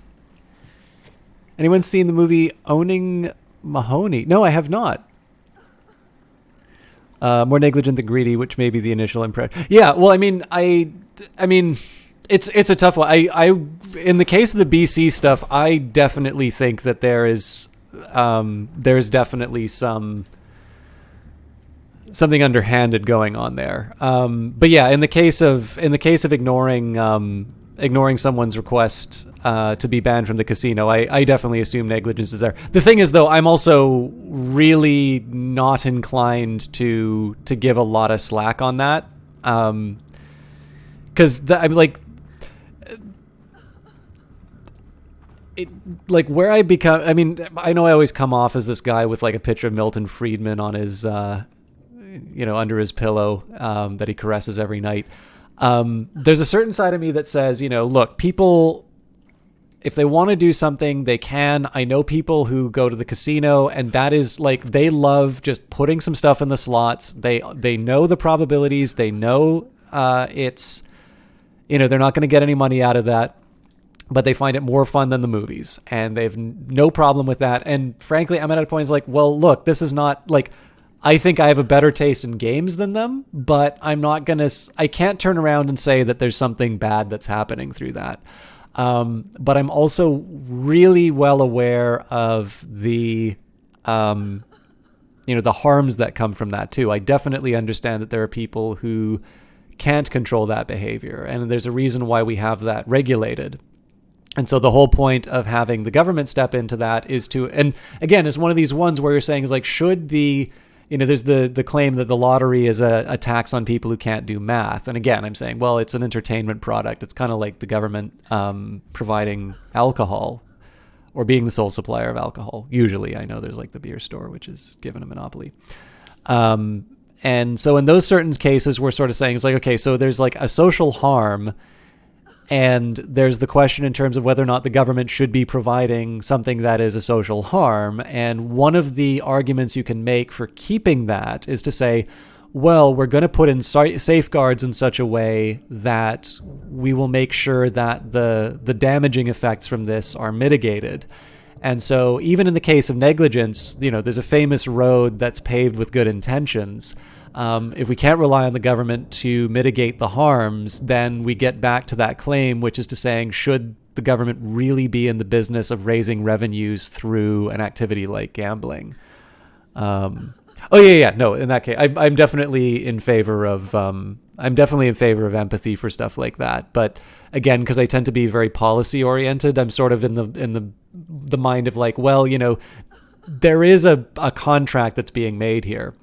So, for instance, I am rather sanguine about the whole loot box thing, because I think it's a very good example of where, there's always the examples that you can take of more predatory practices, but I think that those are definitely more marginal cases now. I think that when you take a look at the ones that people complain about, EA or maybe the bigger example is a better one. So, EA, Ubisoft, or something like Warframe, I think we've kind of hit the balance where,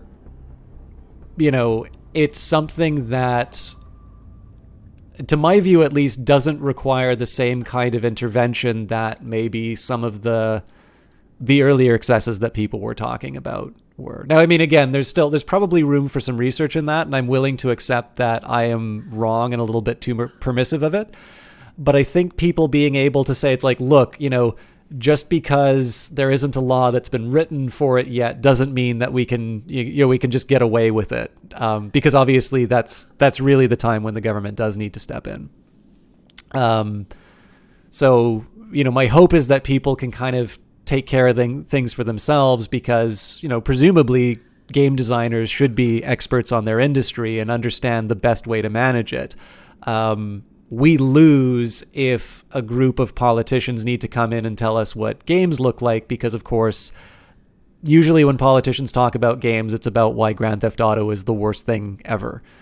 But with that in mind, that is definitely not an argument that the industry shouldn't be paying attention to what the effects of certain mechanics are.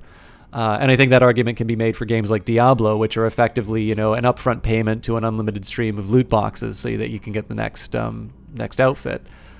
So again, I would prefer a light touch on regulation, but I'm not blind to the fact that these things can have harms. And so, in the case where a government is a provider, I think there's definitely an expectation that they're abiding by their standards. You never heard of it or the true story until recently. In the 80s, Toronto, a CIBC employee stole millions over a year or two and gambled it away, mostly in Atlantic City, some in Vegas. That's astonishing. I've never heard of that one. Although I did used to work for a bank, RBC, and my nickname for CIBC was the bank that was most likely to run into a sharp object. Like, they're the ones that got hit by the subprime stuff. There's now that stock trading story. There was another big like disaster that they got hit by. I think there was like a bunch of bad loans that they made that weren't the subprime ones. And yeah, it always seems to be CIBC is the one that winds up blowing itself up. Okay, I want to take another pill. I got some cutscenes to catch up on, and if I'm not gonna have active gameplay, at the very least I'll have some story.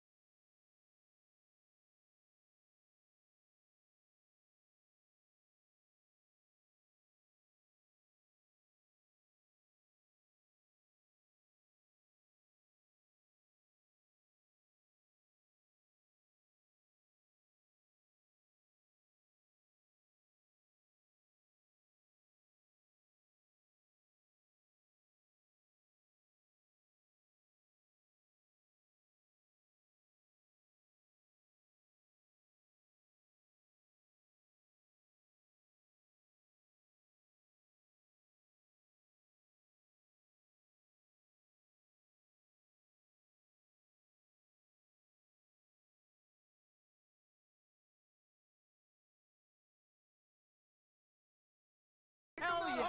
I did. I had to. Wow! That I was got wicked. munchies, man.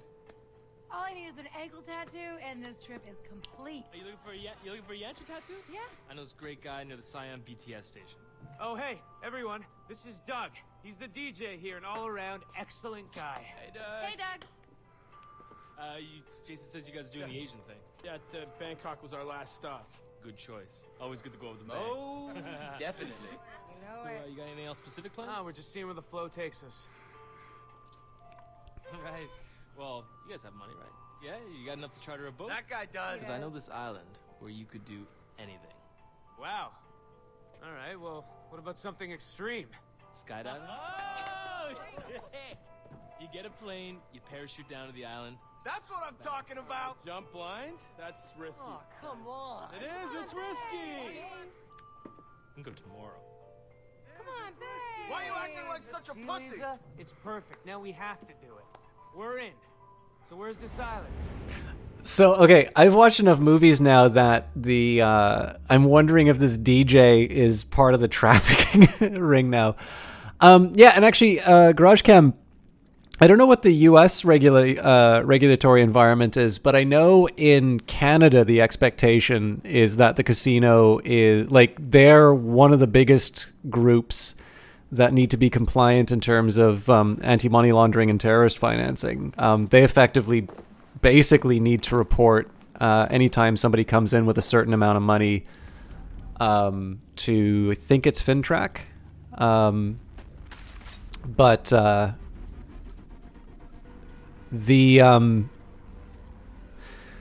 international component is kind of what it makes it interesting for the story that you're mentioning there, just because I have to assume that there's a similar setup in place for the States. But the fact that this guy is defrauding a bank that he works for that's in Canada, it's a little bit harder to... Take care of yourself. That's what you're good at. It's a little bit harder to get a read on where the responsibility lies. That was rough. Harder than I expected. Okay, back on track. Now, Agent Willis. I'll admit I am really enjoying the flashback scenes. Again, I probably could have stood to check them out a little more promptly, but right, this is the dingo one. All right.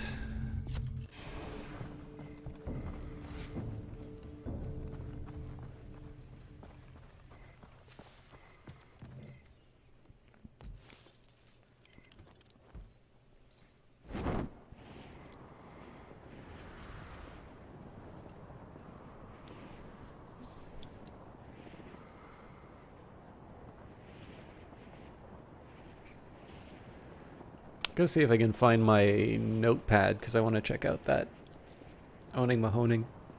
Do you know what year that movie came out, Garage Cam?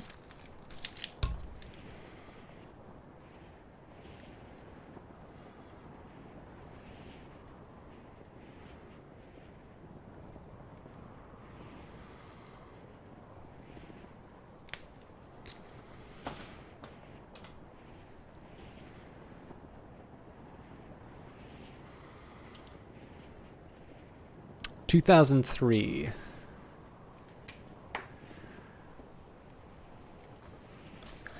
I remember one of my first econ teachers recommended a Ewan McGregor movie called The Rogue Trader. And the story is really interesting, but when I took a look at the reviews for the movies, it seemed to be not a very good one. But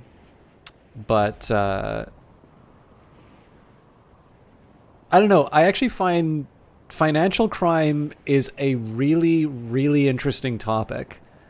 And I think, I mean, the fact that you can make a movie like The Big Short or Inside Job was a little, like, I wanted to like Inside Job, but when I actually sat down and kind of acknowledged what it was saying and how it made certain people look, I suck. I kind of need to admit that it's was getting into like Michael Moore territory, but like I actually think that there's enough drama.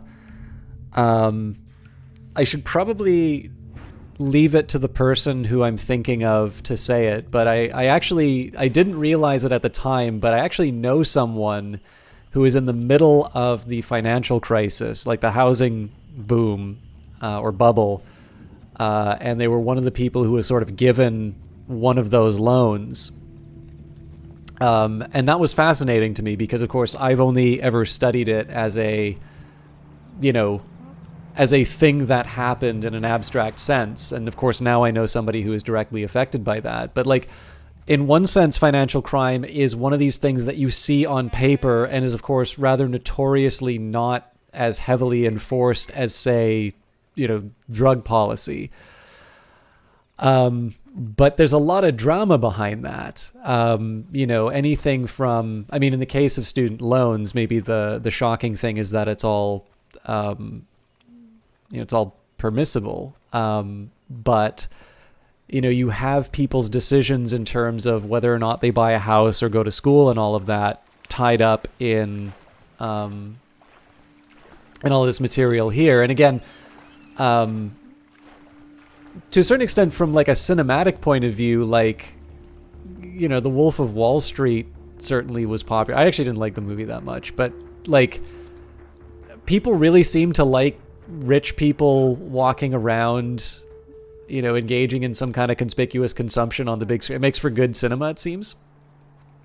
But for some reason, it doesn't get treated as often on the big screen. At least I haven't seen as many good examples of it. And then you say, you would imagine the U.S. or whatever states letting a gambling addict lose money is not much of an issue, but knowingly taking money from someone when there is evidence that you believe the money was from crime, that might be a problem. Yeah, I mean, I don't know a ton about the U.S. Regulatory environment, but I would have to assume that the biggest trouble would absolutely be from the fact that it's effectively the proceeds of a crime. Because I mean, at that point, like, even if it's like, okay, whatever. I mean, the relationship between Canada and the US is definitely a special one, so you can't just say it's like, whatever, it's another country's problem. Effectively, what this casino has shown is that they're willing to engage in money laundering. And sure, it might be the Canadians that got screwed that time, but you're going to very quickly figure out,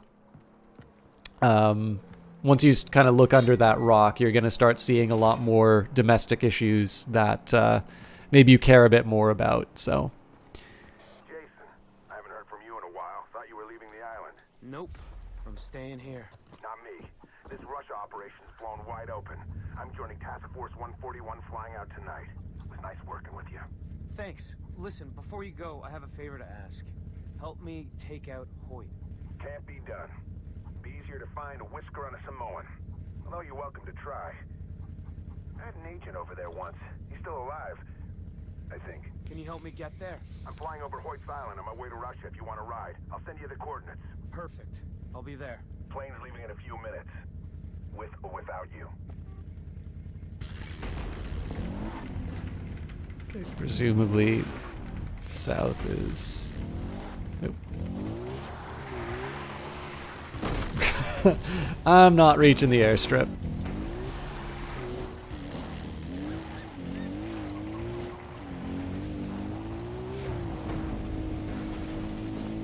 The music cues are pretty good on this one. Okay, gotta be careful of the water. And my own lack of driving ability, but that's kind of a known quantity at this point.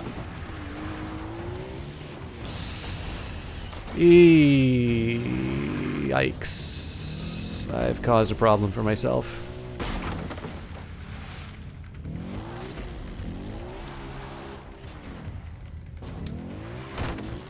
Where is this thing? I'm probably not going to be able to drive this. I don't think that's just shallow enough. No, it's not. I am going to hope that I find another vehicle on the other side, though. It's 500 meters, so I might be able to run it in the 3 minutes. But I'm going to aim for... Yep, I'm going to hit a road on the way. Come on.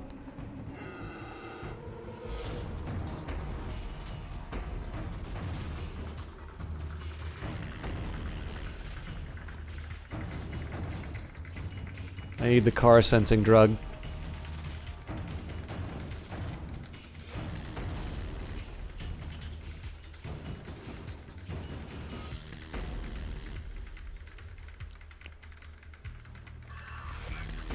This is for you, Sin. What strategy games do you normally play? You see Civ mentioned. Yeah, it's actually been a while since I played Civ. But I do a lot of the Paradox grand strategy games, so quite a bit of Stellaris. I did do Imperator Rome. I want to get back to that. But I've also been playing a lot of... I've been playing a lot of BattleTech and Age of Wonders Planetfall with the new DLC. So it's a little bit of everything, but definitely Paradox has been very good at giving me some press keys. So I've kind of been primarily working with their stuff right now, but also stuff I like games like XCOM. Oh, there we go.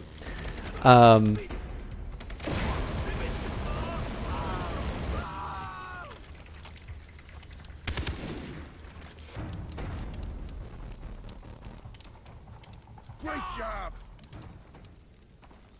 Those pinkos took the wind out of her sails. I have to fix this.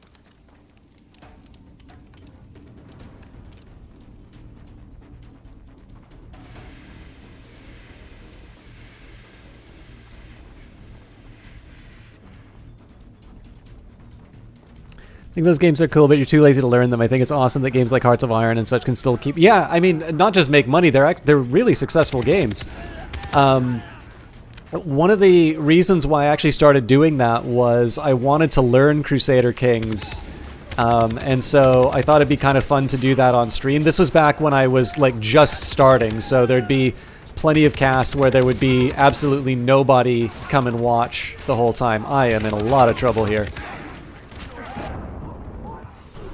Sorry, I meant to hit the 8 button, not the 3. But yeah, it's, I mean, the contract I always think about for the Paradox stuff is that you have a really big investment at the start in terms of the time it asks you to learn it. But because they've got this long tail and it's constantly getting updated, it's also, like, it's very easy to see why those games have thousands of hours played for a lot of the people who are reviewing it. So, like you say, I mean, I'm in the same boat. I actually am not good at Hearts of Iron 4. I own it and I own all the DLC because I bought the Kernel edition.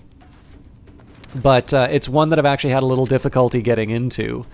But one of the things that I've really liked, and one of the reasons why I think Paradox has become more successful recently, is that they've found a way of making the games are not less complicated. There's still the depth of the systems, however, they've gotten a lot better at presenting the complexity of the game in a very sort of user-friendly way.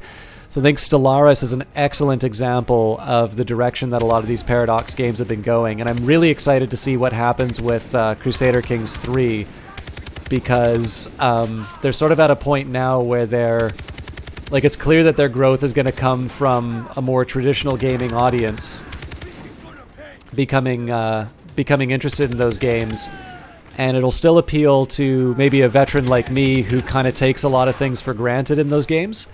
But they're ones that they're going to be presented in a way that's a little less intimidating than what maybe getting into, say, Europa Universalis would be to a new player now. The only complaint I have is that there's so many games coming out now, both from the development studios as well as the... Ooh, that's gonna hurt. I was trying to hit the cluster, but I lost my nerve and retreated so I could get my med pack. Damn it.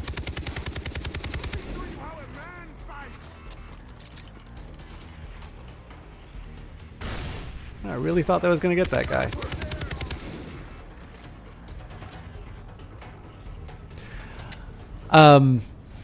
Yeah, my only complaint is that, like, with so many things coming, not just from the Paradox Development Studio, but all these studios that they've picked up and that they have contracts with. So there's Surviving Mars is great. City Skylines I really enjoy. Battletech, and anything else that Harebrained Schemes is going to be coming out with. Age of Wonders Planetfall. And then, of course, they've got the new stuff that's coming out, like The Empire of Sin. S-I-N, not S-Y-N. Alright, I gotta hide in my hut.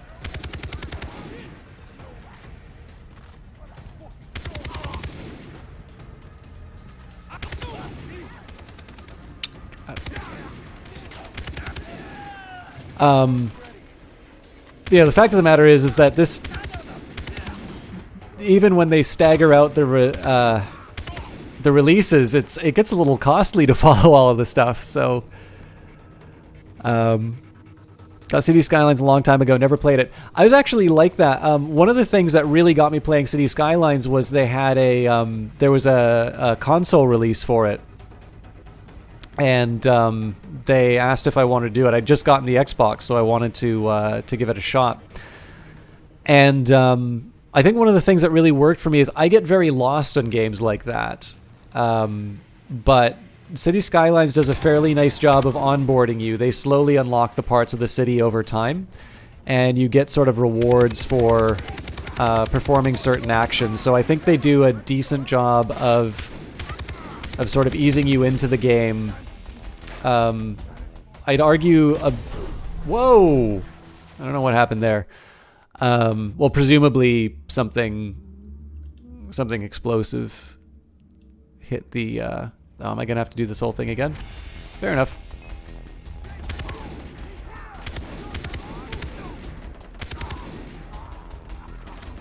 Really?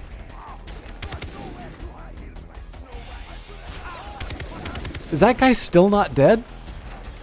Oh no, they're just new guys. Alright. I am not in a good spot for this fight.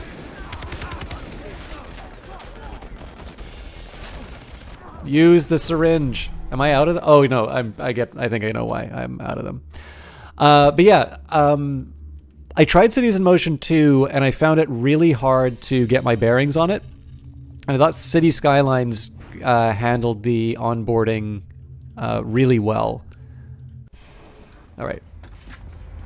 Once more with feeling.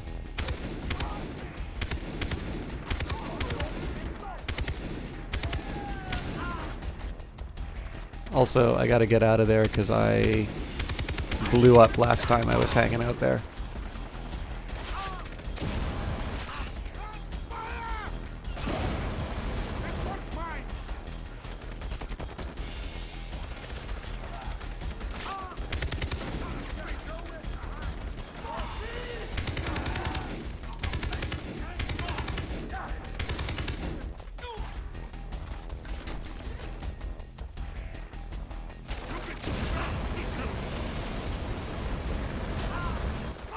He's gonna wind up like Barrack at the end of, or in Tyranny. It's a lot of armored guys. Alright.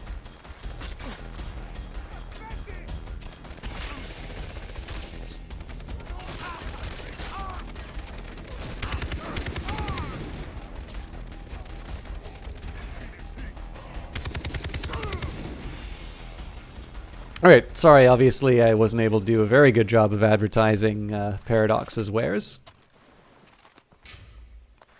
That was fun.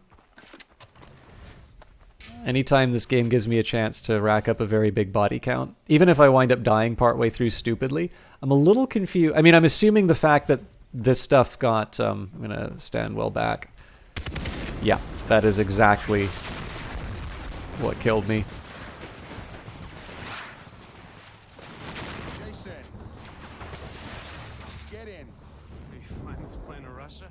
But I would say if... Are you kidding? I'm upgrading in Singapore. You know it's illegal to buy or chew gum anywhere in Singapore? Gum is one of the great American pastimes. Those rice pickers are basically declaring war on Uncle Sam. Thanks.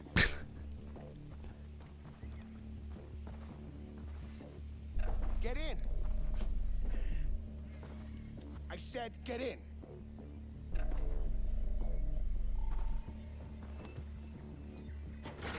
Oh, that reminds me. My man Sam is embedded with Hoyt's troops. If you whistle the Star-Spangled Banner in Thurston at the Crazy Cock Bar, he'll know I sent you.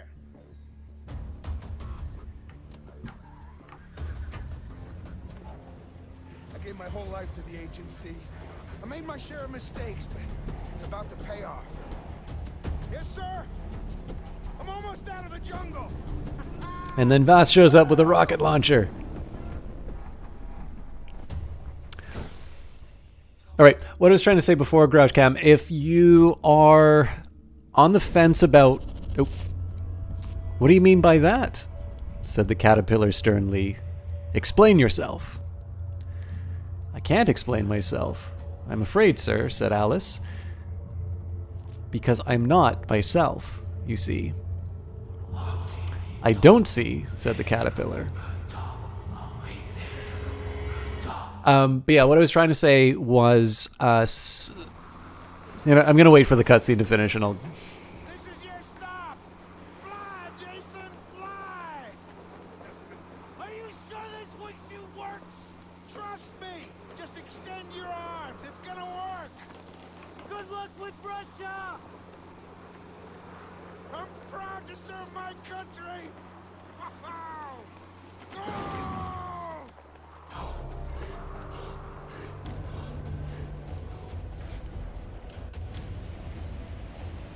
Apparently there's a new tutorial somewhere.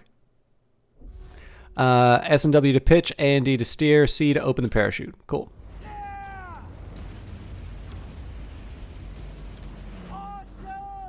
But if you're like me and I'm a little more cautious on on City Builders. Surviving Mars is one that I've really enjoyed. I think they do a really good job of sort of onboarding you and giving you a very small number of choices at the start and then slowly expanding it out. It's also a super optimistic game about building a colony on Mars. So if that's a genre that you like, but you tend to get paralyzed by too much choice, I definitely recommend that one. All right, I definitely want to slow down. Oh, God. All right, close enough. That was awesome.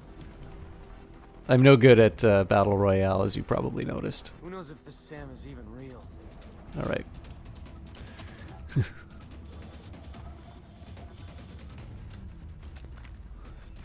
So I think it's pretty clear what they want me to do here.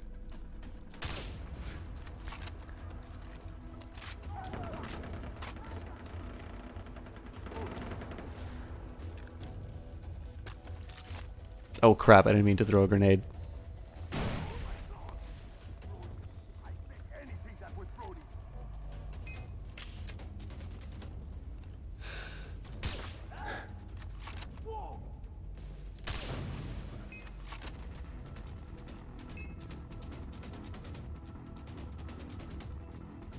Ah. What am I doing? I gotta hold my breath. I'm gonna get a rocket in a second. Okay.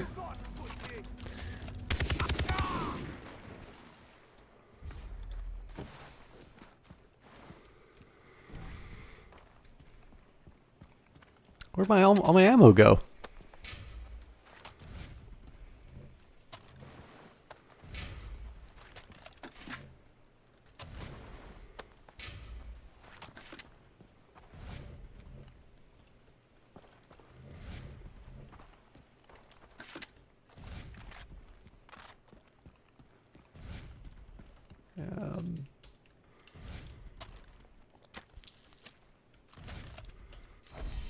Can at least free up a little bit of space by building some more syringes.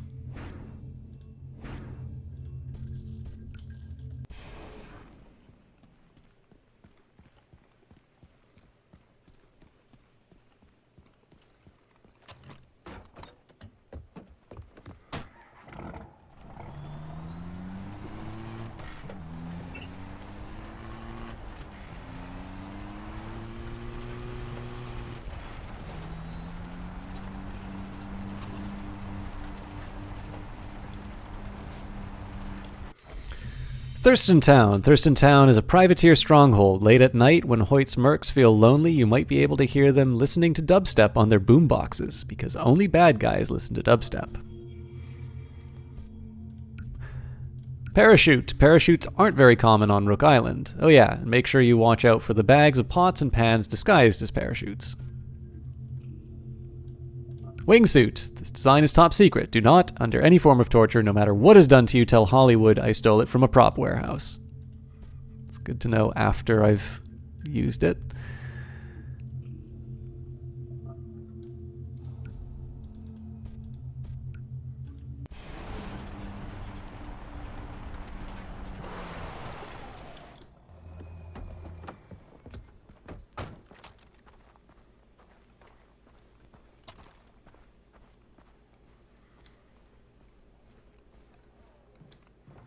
Holy shit. The crazy cock exists. But I'm not allowed in.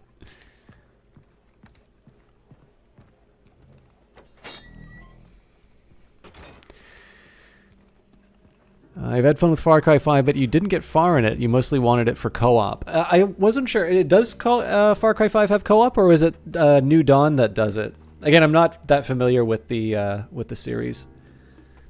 I know Johnny Big Time, who was in here a little earlier, played 5 in its entirety. Hey. Hey. Beer? Yeah.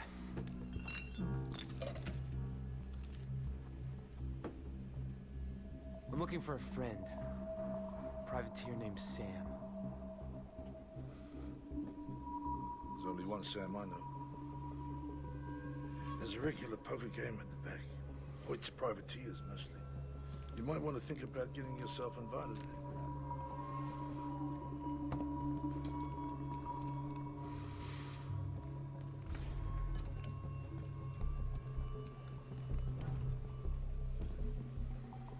are you going? Where do you think to play poker? Don't waste your time if you can't afford the buy-in. This enough? All right, you're in. Oh, that's a shame. Sorry, I should probably, again, I'm always conscious when I'm responding to chat. So Far Cry 5 has campaign co-op, but only one person gets the story progress. So I guess that means that you wind up repeating a lot of story beats when you're not with your comrade.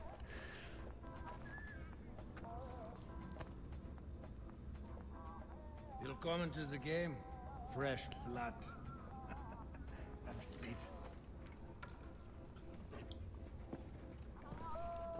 I am garbage at poker. Please tell me I do not actually have to play this hand.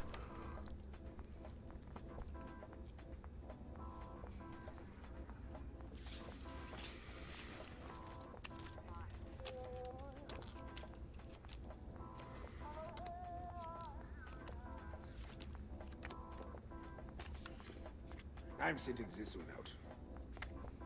My hands I suck. call. Oh. I'm gonna check.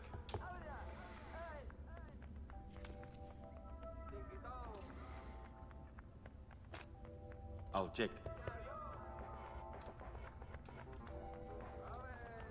Raising. Man!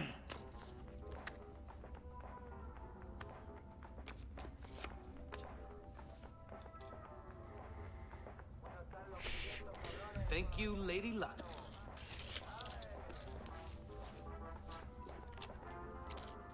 Told you I'm bad at poker.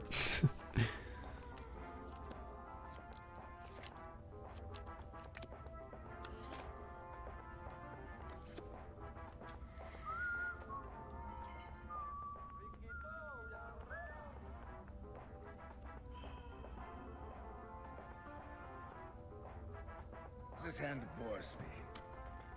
I'm cashing out. Already? You'd like me to continue playing, Carl? Should we raise the stakes? No, Sam. I was just saying. Good.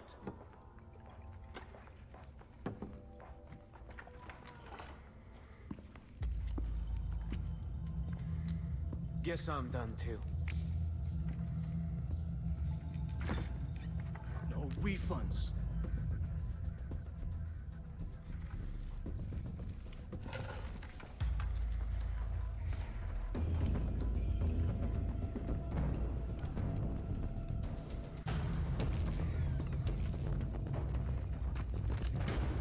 Who do you work for?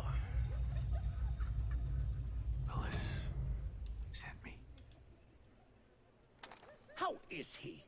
I have been concerned about him, hearing nothing all these years. He's fine, I guess. Los!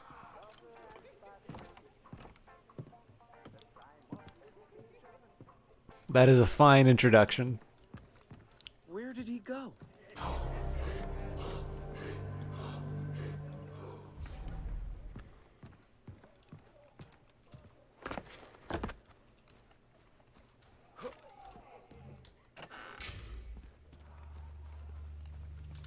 So I'm a little curious about what I have available here. It looks like it's just a story quest right now. Although I have no doubt that there's a lot for me to do. Also, let's So I'm really reluctant to do this one. So it says steal an enemy's pistol and use it to kill nearby enemies, and I'm not at all clear as to whether or not that is going to override the knife kill. Where was it?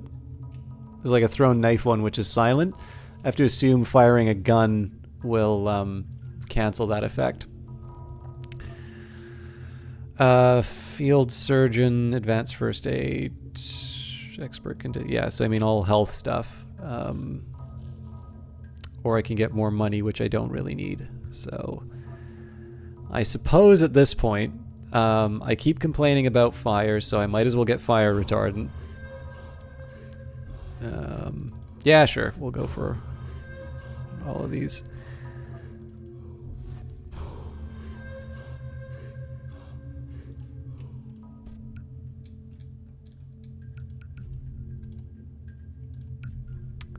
Hoyt's Privateers. This is the tale of Hoyt's Privateers, hired guns with hearts full of lead. Some hail from armies, some recruited raw. All intend big profits from the end of your life. They are the true power on the island, and finally now I'm sick of this song.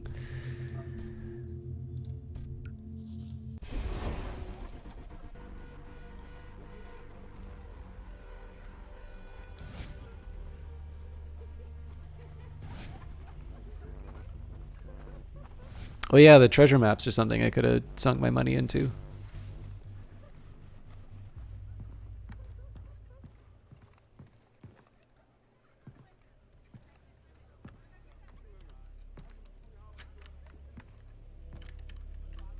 Being around all these criminals, it's too much. It is so easy to fool them. Everybody thinks I am a bad guy because I come from Germany.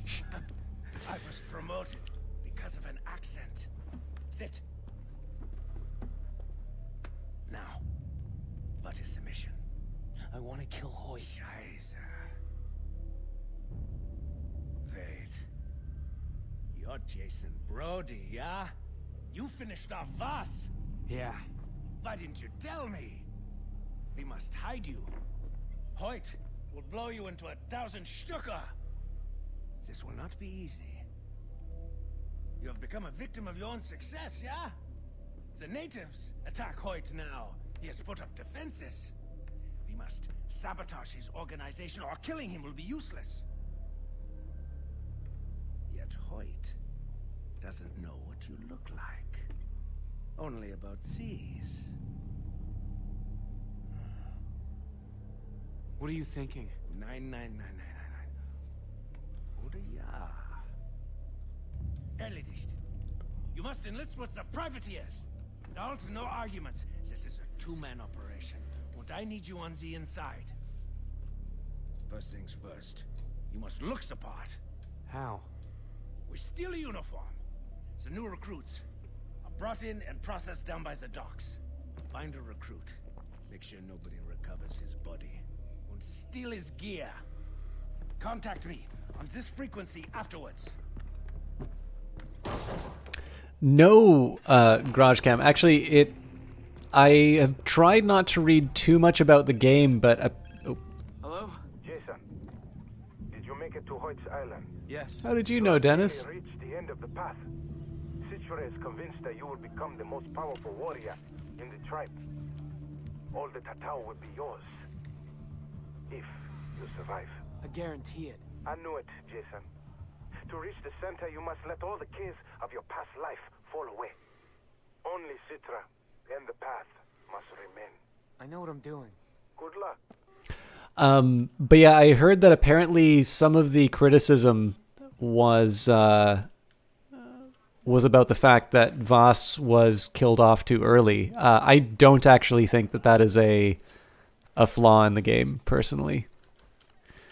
All right, well, I was gonna take the opportunity to buy some guns so that I could clear up some space, but that's not going to happen apparently. So let's go to a radio tower so I can see where I'm going, and then I will do the mission.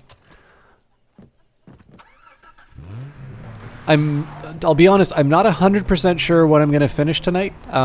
We are just kind of starting the story mission stuff now, so I want to try and get a little bit of progress in. But I will say, like, I'm very happy that I found, like, realizing where we are in the story at the moment.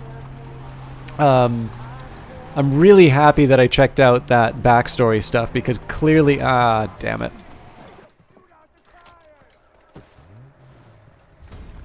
I don't even see him.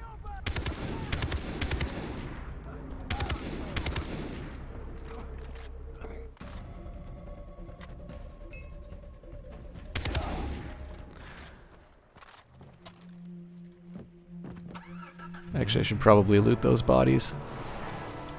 I'm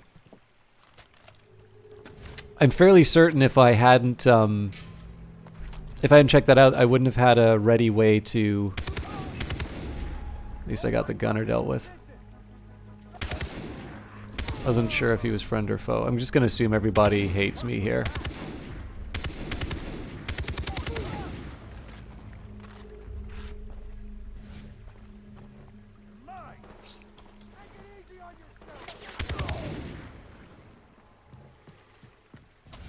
I'm at least glad you get the extra points for the headshots. That's probably been like one of my primary sources of XP.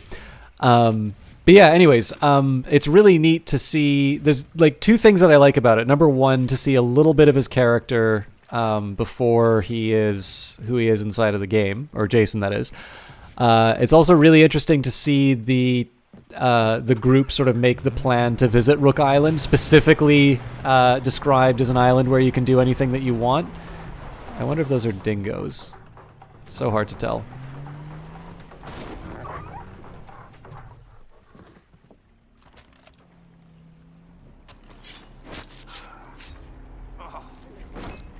It was a dingo.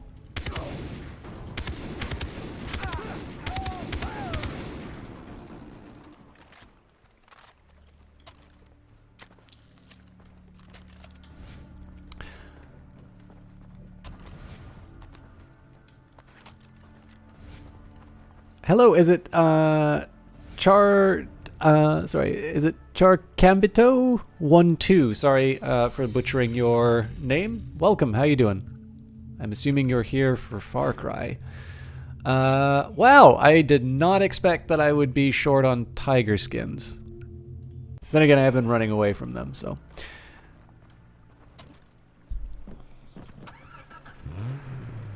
But yeah, I will admit, I think I've seen enough movies now that... Oh no, they're gonna come murder me. This was a terrible place to get out. But yeah, I've seen enough movies that I now immediately assume that the DJ is in on it, and it's he's basically on the side of the human traffickers to imprison us all. All right. Quick sell everything, and seeing as I've got a ridiculous amount of money, let's see if I can get a better assault rifle. Well, that looks like an improvement on the AK.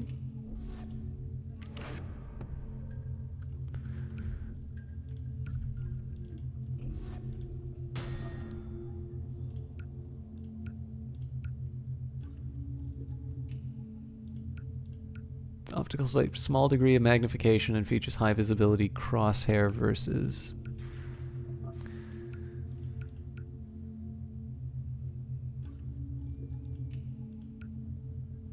So I'm a little worried. I do actually kind of like the iron sights on these things, but... Alright. It does give me the most kind of... It makes the numbers go up, which is what I want. True final boss is the friends we made along the way. Okay, the Z93. So for some reason that counts as a lesser weapon. That has to be because of the attachments. Anyways, I got the money for it, so.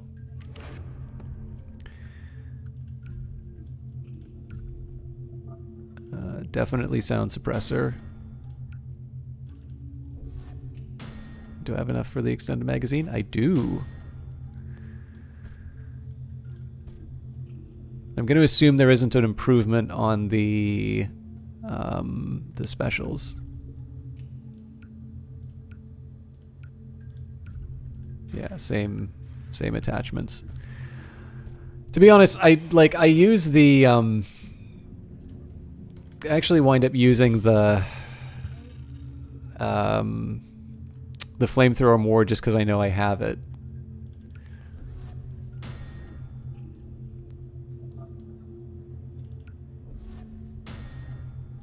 I kind of wish you had an option to sell multiple cassowary. Wait a minute. I thought I...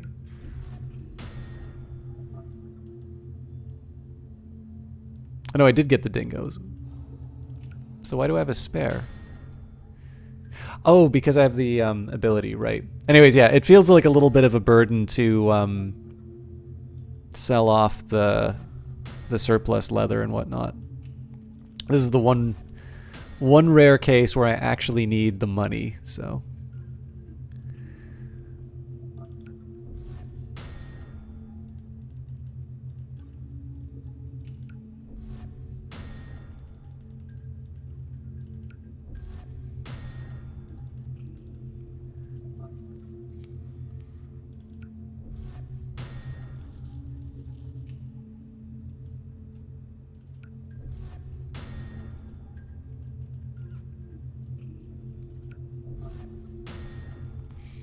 I'm beginning to regret killing all the cassowaries for Sin's amusement. It's okay to kill them, I just can't skin them. Alright, I think I want to keep the rest of this. Because I've been surprised. And again, the argument... Well, okay. Tapir I feel safe selling off. I've been a little surprised by what I need for the other crafting, so... P416. Sometimes gun makers get it right the first time around, and sometimes they blow their kangaroos off. Pardon my French. This time they got it right. The P416 assault rifle is an improved version of a renowned but flawed weapon. It's not cheap, it's deadly, reliable, and worth every penny. And then I guess we got another gun. Or maybe not. Fair enough.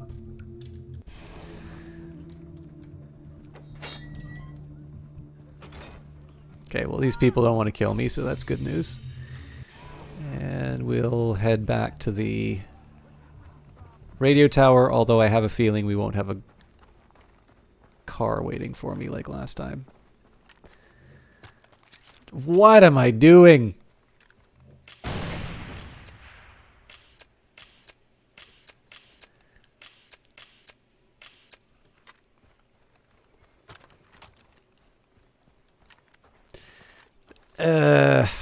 I do kind of prefer the iron sights, but I think I'll get used to this. That or I'll just stop using it. I really need more green than anything. Okay. If I can do it stealthily, yay me.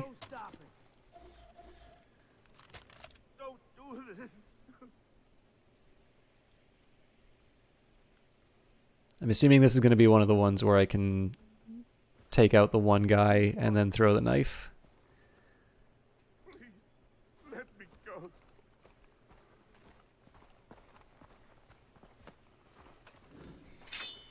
I need to run. Nope. Apparently his, Sorry! Your friend got in the way. Would have thrown a knife.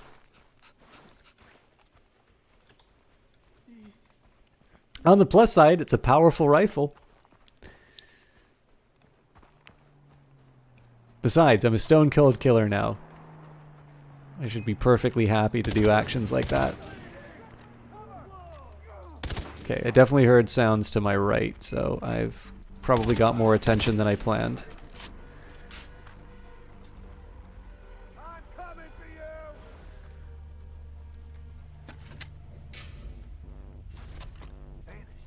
Not quite what I had in mind, but you know what? This'll do the job.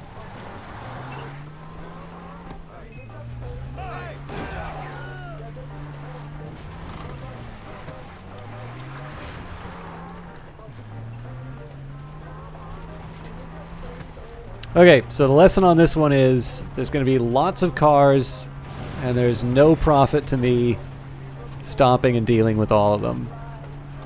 That said, I also suspect that there's going to be some need to... Damn it. Okay, I gotta get out of here. Yeah, so that's the other problem, is that if I don't deal with them, they are a lot stronger than... So basically I've kind of been abusing the fact that I'm over-leveled.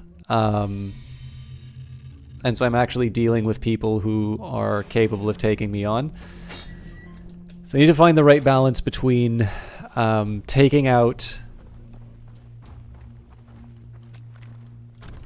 I need to find the right balance between taking out sort of roadblocks and people who can give chase, but not getting bogged down in taking out every single car that arrives. Otherwise, I'm not going to move anywhere, and I'll eventually lose to attrition. I also need to start remembering that I have more Q heals than I do 8 heals.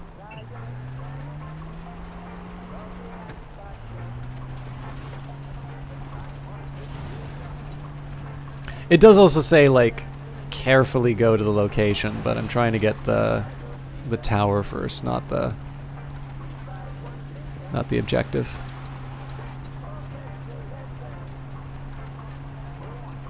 Anyways, we should get an idea about whether anybody's waiting for me this time.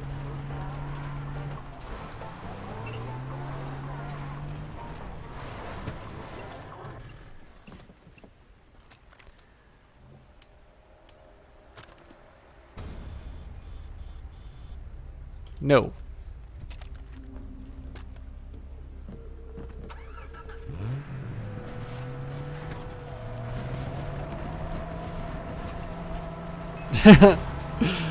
Of course there are. Okay, this is actually encouraging to see that I can sort of make it when I try to escape, but it looks like there's other guys in the area, so this will give me some cover.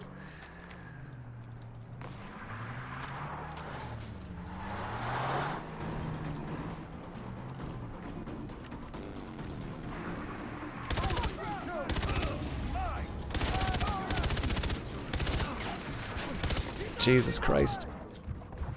Dude, wow, okay. Are you planning to get Far Cry 5, or is this just a side gaming thing that you have since you have more time for the holiday? Definitely started out that way. I am seriously considering Far Cry 5. Because I'm having, like, again, I'm having a really good time with this one. Now, I do have Blood Dragon, I do have Far Cry 4, and I have Far Cry Primal. So the dilemma that I have here is that so I like there's two halves to this coin. In one sense, the original recommendation made to me is that I should start with Far Cry 5 because it's the best. And of course, the only reason I didn't do that was because it was not one that I owned. But having now played number 3 and really enjoyed it, and knowing that it's on sale, is a really good argument for me to try and pick it up now, because it's very likely going to be a game that I enjoy very much.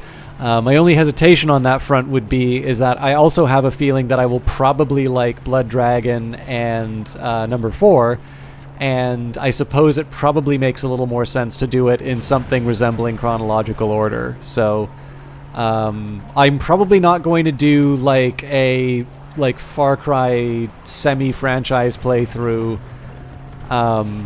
and like do them all one after the other, but I'm definitely interested in doing more of it, and at this point I'm just trying to figure out which one I want to play next. It's often under $20. Okay.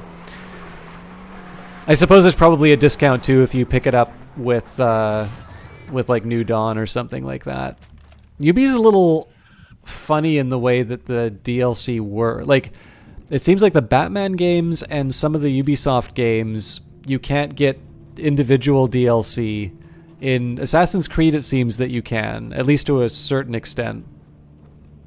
But then some of the other ones, it seems to be like you get a season pass, and that season pass has a bunch of extra content, but it's never like listed as this is the story that just unlocked. It's more, hey, here's a bundle of content that you'll enjoy. So I'm not 100% sure the differences between all the different editions of number 5. It can't be that. I mean, they want to sell games, right? So I'm assuming it's not going to require some advanced degree to figure out. This is really neat the way that they've adjusted these. Like the towers are becoming a little more rickety and not exactly puzzle-like, but definitely a bit of a more dangerous environment to go through.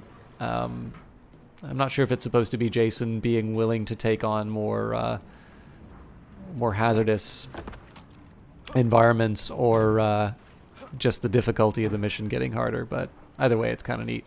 The only thing is, I really don't know how the grabbing on ledges thing works, because it normally has to have some kind of like vines or ropes before the character grabs on. And I definitely don't want to do something where I try and leap to grab onto what I think is a grabbable surface and then find out that it's not. You purchase it from sites like Fanatical, Humble, Green Man, stuff like that. Speaking of, there's a Humble and Epic affiliate link here, but not the reason why I'm doing Far Cry. But for those of you who are considering purchasing any of the stuff that we've talked about today, I will happily provide people with links or tags or whatever else you want to do to support the stream at no additional cost to you. But yeah, I should probably be taking a look at I should probably be taking a look at that, because again, like, the winter sales are going on, so at this point it's not even it's probably not even if it's on sale. It's a question of like where the best price is at this point. Right. I just want to make sure that there's nobody waiting down there for me, because I've definitely had more than my fair share of embarrassing deaths at the hands of mercenaries. Found Far Cry 5 and Ghost Recon Wildlands were good for co-op and friends, so you purchased them multiple times. I've actually, I've really enjoyed Wildlands with a streamer I've referred to a couple of times, Johnny Big Time. We've never done it on a broadcast together, but I'd only ever heard negative things about Wildlands, and I've actually really enjoyed playing it. So. Get the medical supplies on the vehicle before the flare marker before the time runs out. It's actually one that, in particular, like, I enjoy the game a lot more in co-op, because there's just a lot of fun in planning out your attack with whoever you're playing with and having it work. In particular, I actually enjoy the game the most when things just go a little bit wrong, so you have to think on your feet. The only complaint I have about it is that I definitely like playing on the more simulation mode style difficulties, and I noticed Johnny does not like team damage and the more wow, they're making me go off-road in this thing. Alright.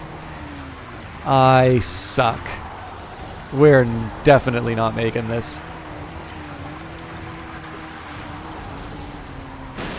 Yeah, the only real complaint that I have is that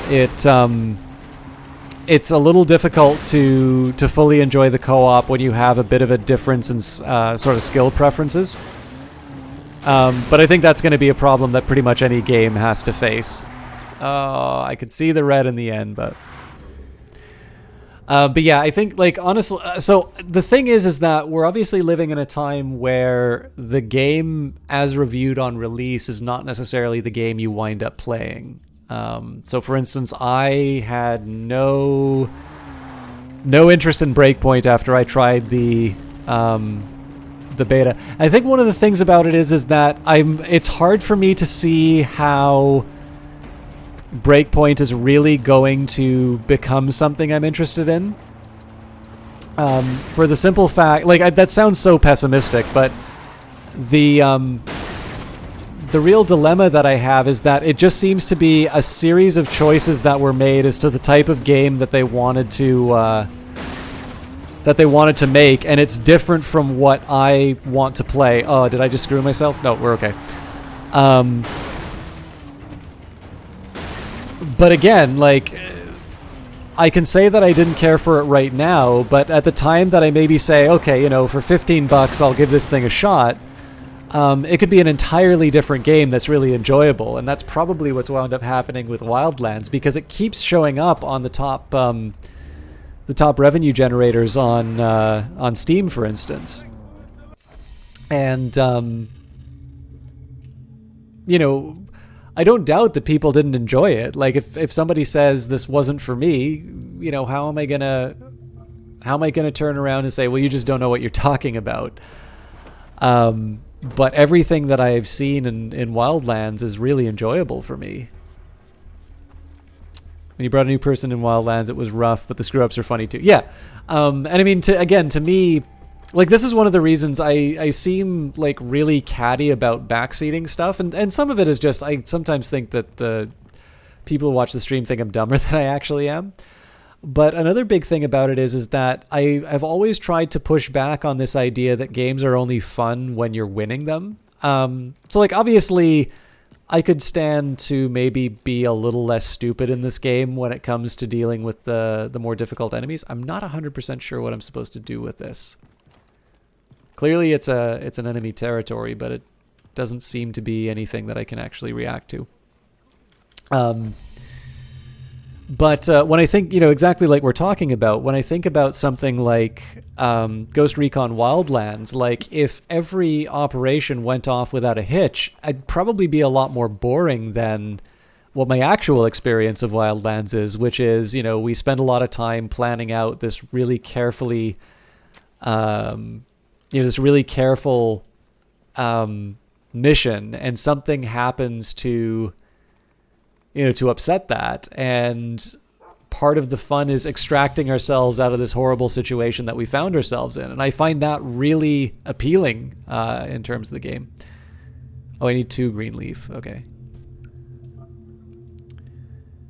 You didn't like Breakpoint, but you think you might purchase it now that you're for your co-op play, hoping that they change it to something a little more. Yeah, see, that's the big one here, is that I want to assume. So, like, I think you were here when I was saying, like, I was one of the people who liked Anthem, but I'm also not going to say that game couldn't have some improvements. So the big thing for me is that I'm okay with Anthem because I get it as part of my Origin Premier subscription. But I would find it really hard to make a recommendation for someone to say that, well, EA really seems, and BioWare seems really committed to the long term with this game. And that's a little easier to say now that there's some press effectively confirming that.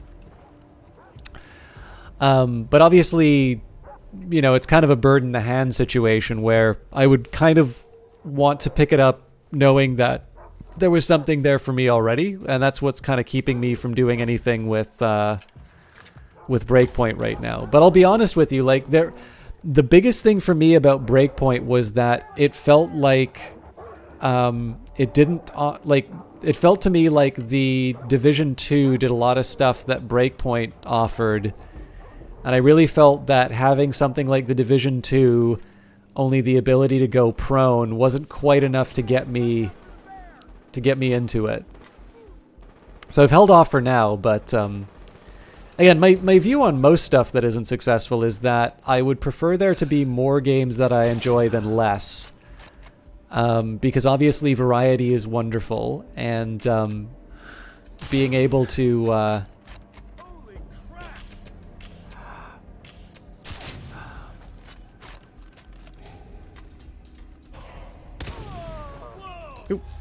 didn't anticipate that guy being there. Wow, these guys take a lot of damage. Obviously not everything's going to be for me, but being able to say that maybe down the line after a few patches or something like that, I'm going to have another game that I can share with someone that's really interesting. That's appealing to me. So, because it's cheap, right. Do not like the move towards more Division like. Well, see, I actually quite enjoy the Division 2. But the thing is that I already have the Division 2, and I don't feel that Breakpoint really differentiates itself enough from it.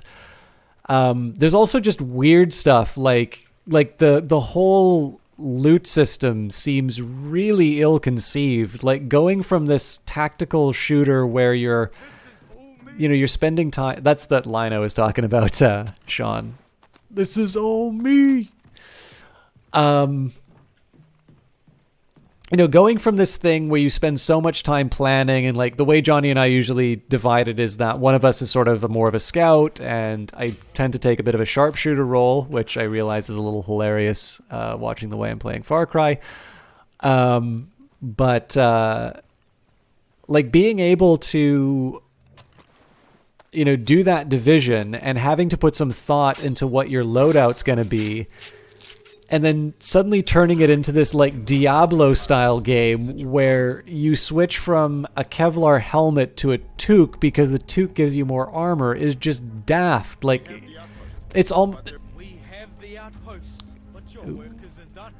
I'm sure they put a lot of thought into what kind of game they wanted to make, but it almost seems like they've forgotten what differentiates Ghost Recon from something like The Division.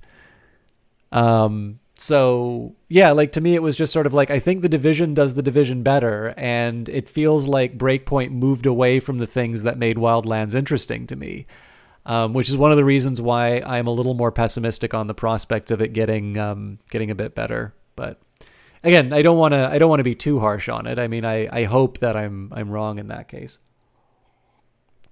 Help a vendor by killing 3 leopards with a sniper rifle provided at the designated area. The other thing, too, like I said earlier as well, is that I also sort of understand that not every game should be or is for me. So in some cases, I just maybe need to acknowledge that, you know, the intended audience got what they wanted out of it. But I don't know. It definitely feels like Breakpoint was a disappointment. And it was actually, it's kind of funny because when the Ubisoft, I guess it's Uplay Plus as their subscription service came out, I was a little suspicious of the value just because the thing, like, so take Anthem, which wasn't very successful. I'm curious if this is, yeah, this is not the same sniper rifle. Looking at something like Anthem, where I had a good enough time, but, you know, I obviously have not spent as much time in it as, say, you know, the Division 2. With that, I've got, you know, the deluxe version of Battlefield 5, and I was able to play A Way Out with Johnny.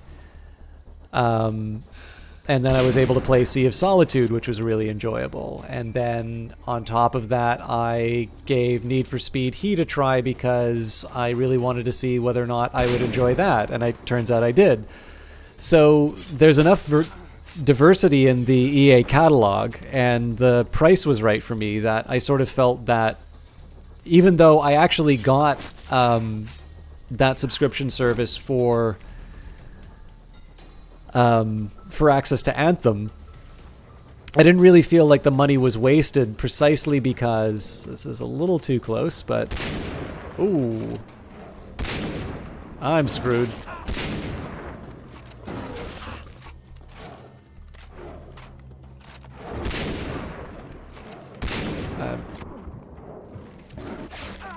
How many shots is it going to take? There we go. I did not realize that that syringe did as much as it did. But yeah, the big thing is that the worry I had about Uplay Plus, and again, this is definitely a case of my tastes rather than any inherent merits of the system or demerits of the system. The big thing for me is that Ubisoft does a type of game very well. And I like Assassin's Creed. I'm having a great time with Far Cry. You know, Division 2 is really working for me. But the thing is that I kind of have enough of this experience that I don't really feel the need that I need to subscribe to it, especially at like $15 a month. And the reason I could see myself subscribing for $15 a month would be if I wanted sort of the best version of the Ubisoft game each time it came out. But for that to be true, I kind of need to rely on the full staple of Ubisoft releases being like really high quality. So, you know, I need to have a pretty regular expectation of an Assassin's Creed game, and I expect that Assassin's Creed game to be great each time it comes out. And I really don't think that subscription service can survive a disappointing release as well as the EA one does for me.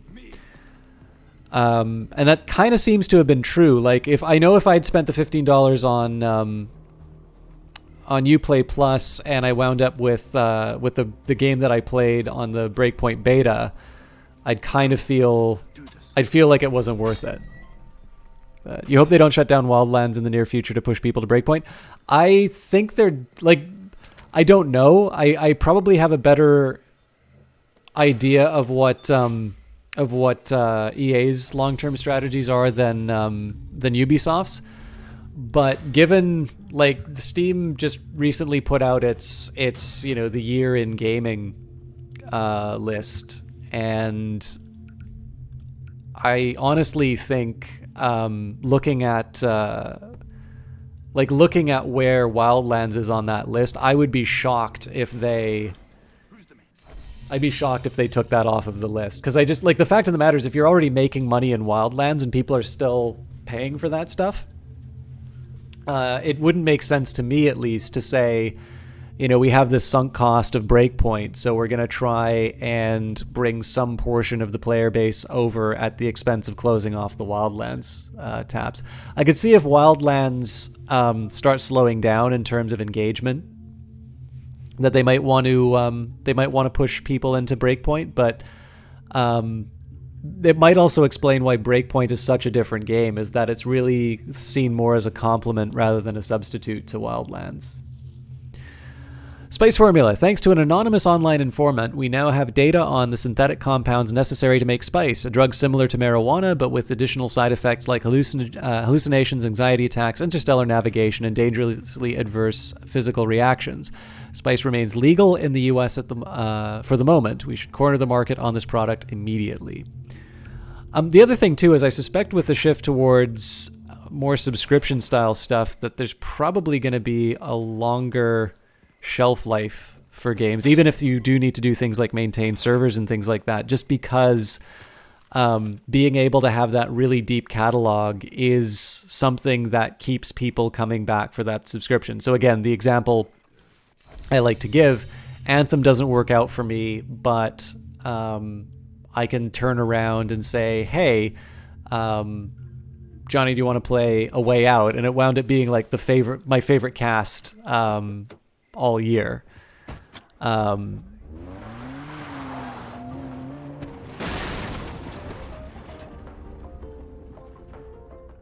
didn't know that the guy writing these journal entries was Frank Herbert. I guess it's Herbert, not Hebert.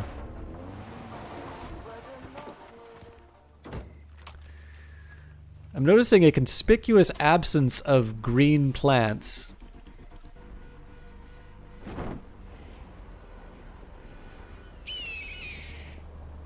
I am really hoping that whatever bird that was does not attack me.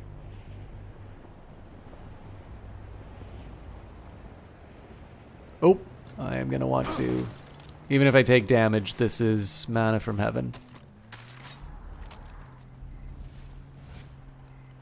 Hello.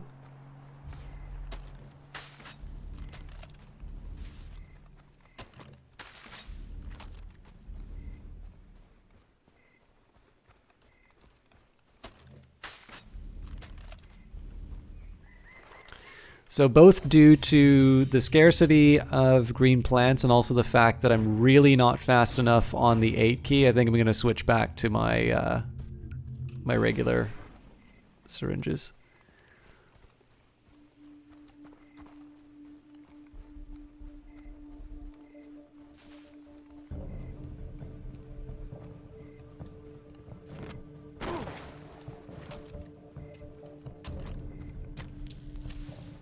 Dune feels like the kind of franchise that should have more video games than it does. Can't let anyone see me until I've changed clothes.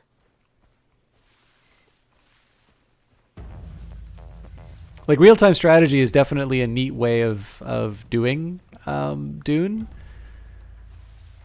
But I feel it's a little bit like BattleTech in the sense that there's just so much in that franchise that you can work with. Like, could you imagine what, like, if people treated the Dune franchise like Star Wars in terms of game development?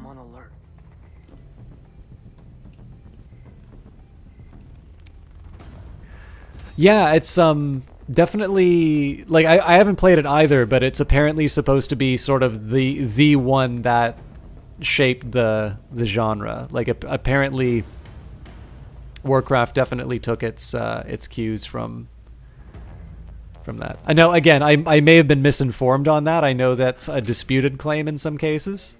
But everything I've heard about it is that it's an excellent RTS and is basically if not like the contributor, at least a major contributor to sort of RTSs as we know them. Oop. I really thought this was the guy I was supposed to pull the uniform off of. What's that? Are you kidding me? Can't jump in the cenote, too risky.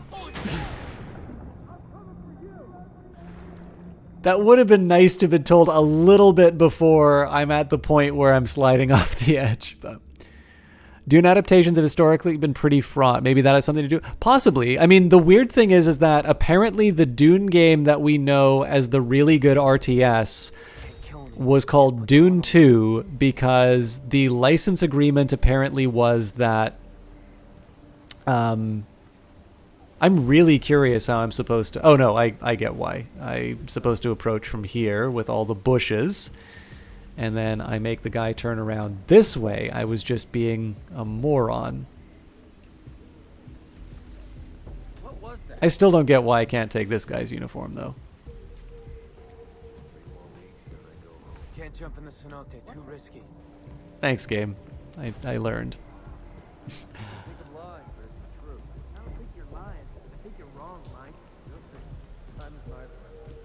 Let's try and get some eyes on. Anyways, so apparently the original Dune game was like a combination of sort of an adventure RPG with real-time strategy elements, and I have seen some videos of it, and it looks absolutely... Like, it looks like absolute madness in the best possible way. So the RTS elements have absolutely nothing to do with what Dune 2 became. But the reason it's called Dune 2 is because they had the license for one game. But apparently they could make a sequel. They just, like, they had...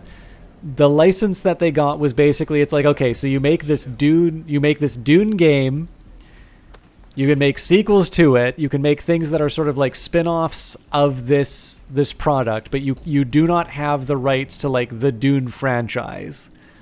And so Dune 2 was a sequel in name only to get around the weird licensing surrounding it. Dune led to C&C, which of course is a huge... Yeah, absolutely. Although I think C&C is after Warcraft, so I think that's probably where the dispute in terms of Dune's overall influence is. Mind you, to a certain point, this is kind of academic because they're all cool. Actually, I think that's another anecdote that I picked up from designer notes. Now that I think of it, there is definitely a 2020 film. Apparently, the director has changed on that one, so I don't know what the status on it is. Not that like the director being changed means the end of the film.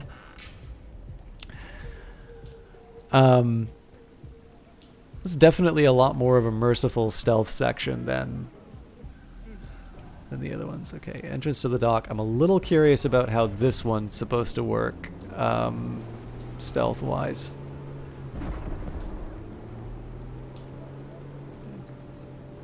That's absurd. Better not be sleeping around.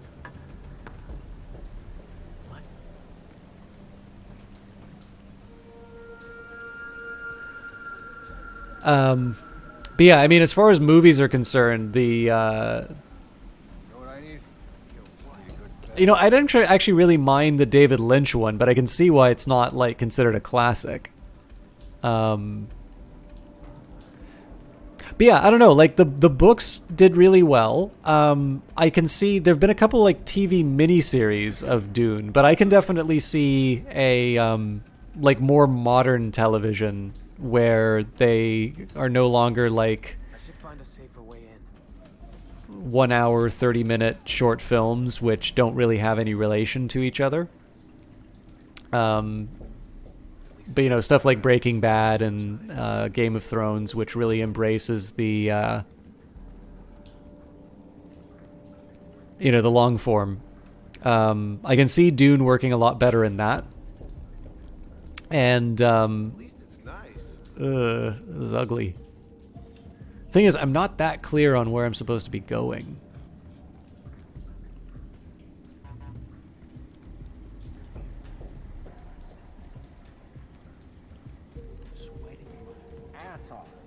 you seen the doc about what led to the Jodorowsky's? I've read about Jodorowsky. Sorry, I can never pronounce his name correctly. I am aware of the project. I do not know about the circumstances that led to that version, which was just this insane fever dream from every storyboard I've seen from it, turning into the David Lynch one. I'm sure it's a fascinating story, though. I should actually check that one out, because there's a great genre of documentary of like films failing to get made. There's the one about Terry Gilliam trying to make his Don Quixote movie. I think that one's called Lost in La Mancha. An alternate route to the dock. Jesus. Okay, that's encouraging.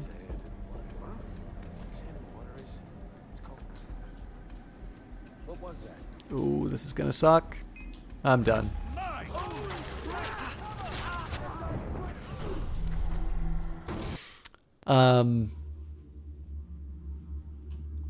So there's that. There's a really good one called Overnight, which is about the guy, I think his name is Troy Duffy. So that was about the making of the Boondock Saints, and specifically why that guy did not make another movie for a very, very long time after. So my question is, what stops me from just jumping off? Oh, because the guy on the water there. So yeah, I was thinking like, oh, whoa. Again. Maybe I'm losing. It's like if I just do this. Yeah, fair enough.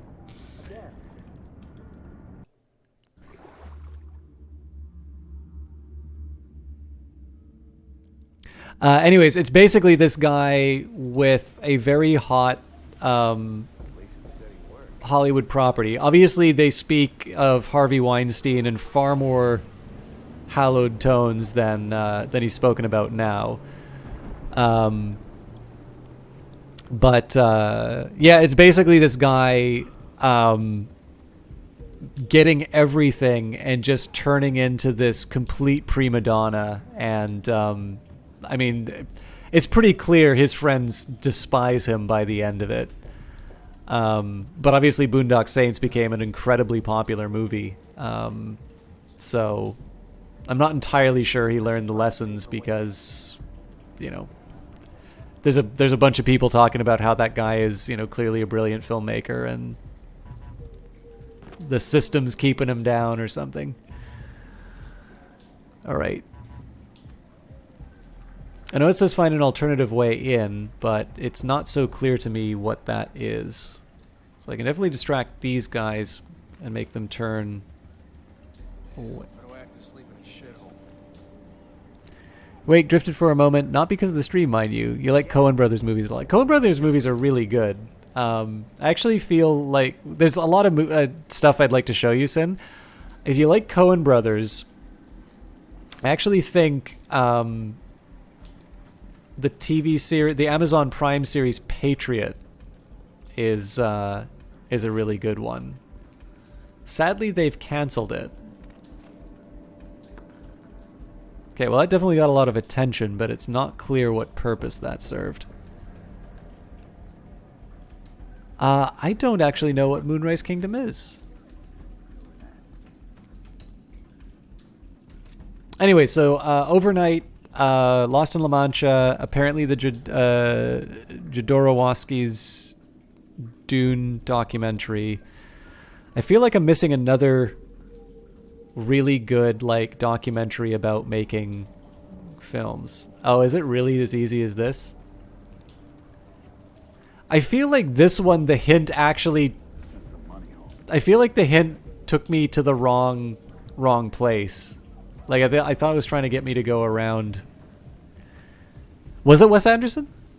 I've seen the Royal Tenenbaums, and that's about it. Again, I've only seen movies for old people.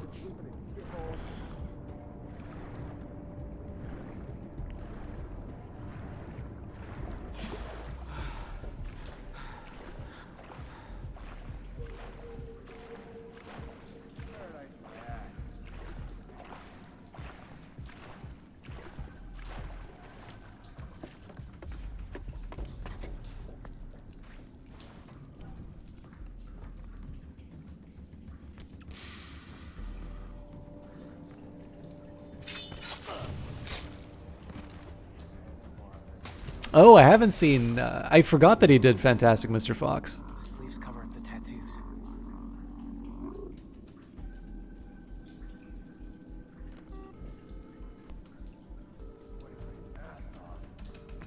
Sam, I'm good to go. Guy's ID says his name is Foster, so how am I supposed to act? Like a foster. Remember, be gullible. You must believe your own lie to sell it. Now wearing a privateer uniform. Privateers will not attack unless provoked.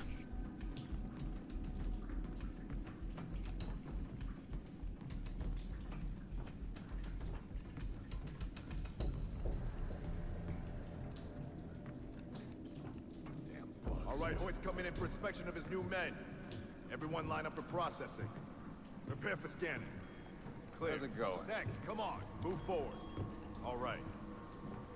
Let's go. Move it through. Hello, fellow privateer. Are you clear? All right, next. Need a good back. You're good, Foster. Psst. You want to make some dough? Fuck yeah, what do you think I'm here? A local boss named Vaas has just been killed. His empire's open for business. His boys are making money hand over fist, so why shouldn't we? Well, what about Hoyt? Hoyt's got bigger concerns. It's a fucking buffet right now. But the food won't last long, so might as well... I'll wait till the cutscene's done to answer that, Sean. Hope it doesn't rain. Okay, go watch the speech. Hey, tell anybody about our conversation? You're fucking dead. How's it going?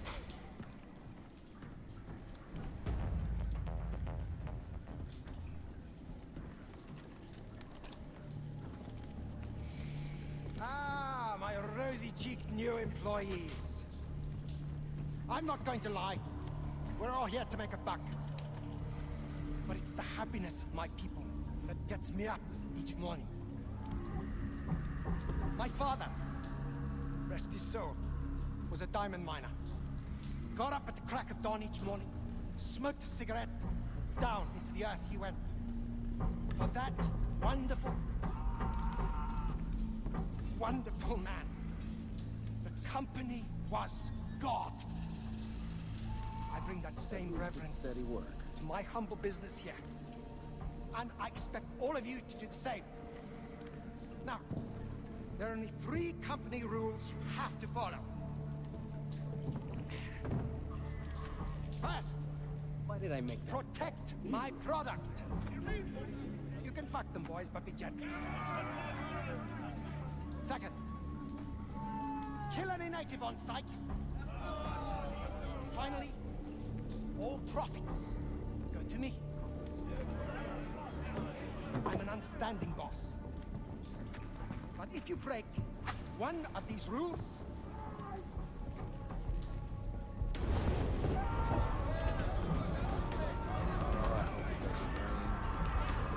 I roast you in the furnace till your skin crackles like chicken.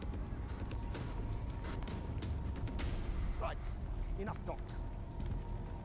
Those savages want to destroy my life's work. My pride and joy. Show them we mean business. Ah, I almost forgot. We have a special on this month. Your very own island. For the head of Jason Brody.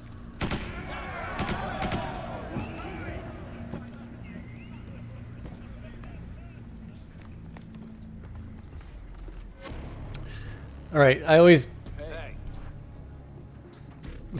get in trouble when I talk about Tarantino, but here we go. More controversial opinions.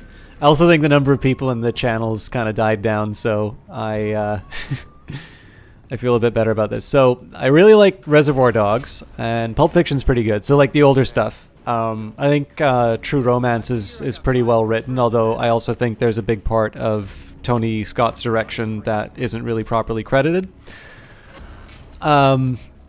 Two things about Quentin Tarantino I don't care very much for. One thing is, one thing that I don't like about Tarantino's movies in general, I'm really very very skeptical of the whole auteur thing with movies. And I've only become more hardened in those views after seeing directors at work. And I think there's something in particular about Tarantino where he has two types of references in his movies. He is really willing to put his influences on his sleeve for the really niche and cool movies that he's referencing. But then there's an entirely other set of references which are the actual influences on the movie and the plot. And those go completely unacknowledged. I can't really call it plagiarism, but I just find that it's actually a very consistent pattern that he has. So for instance, Reservoir Dogs will have any number of pop culture references, but it's very, very careful in its references to The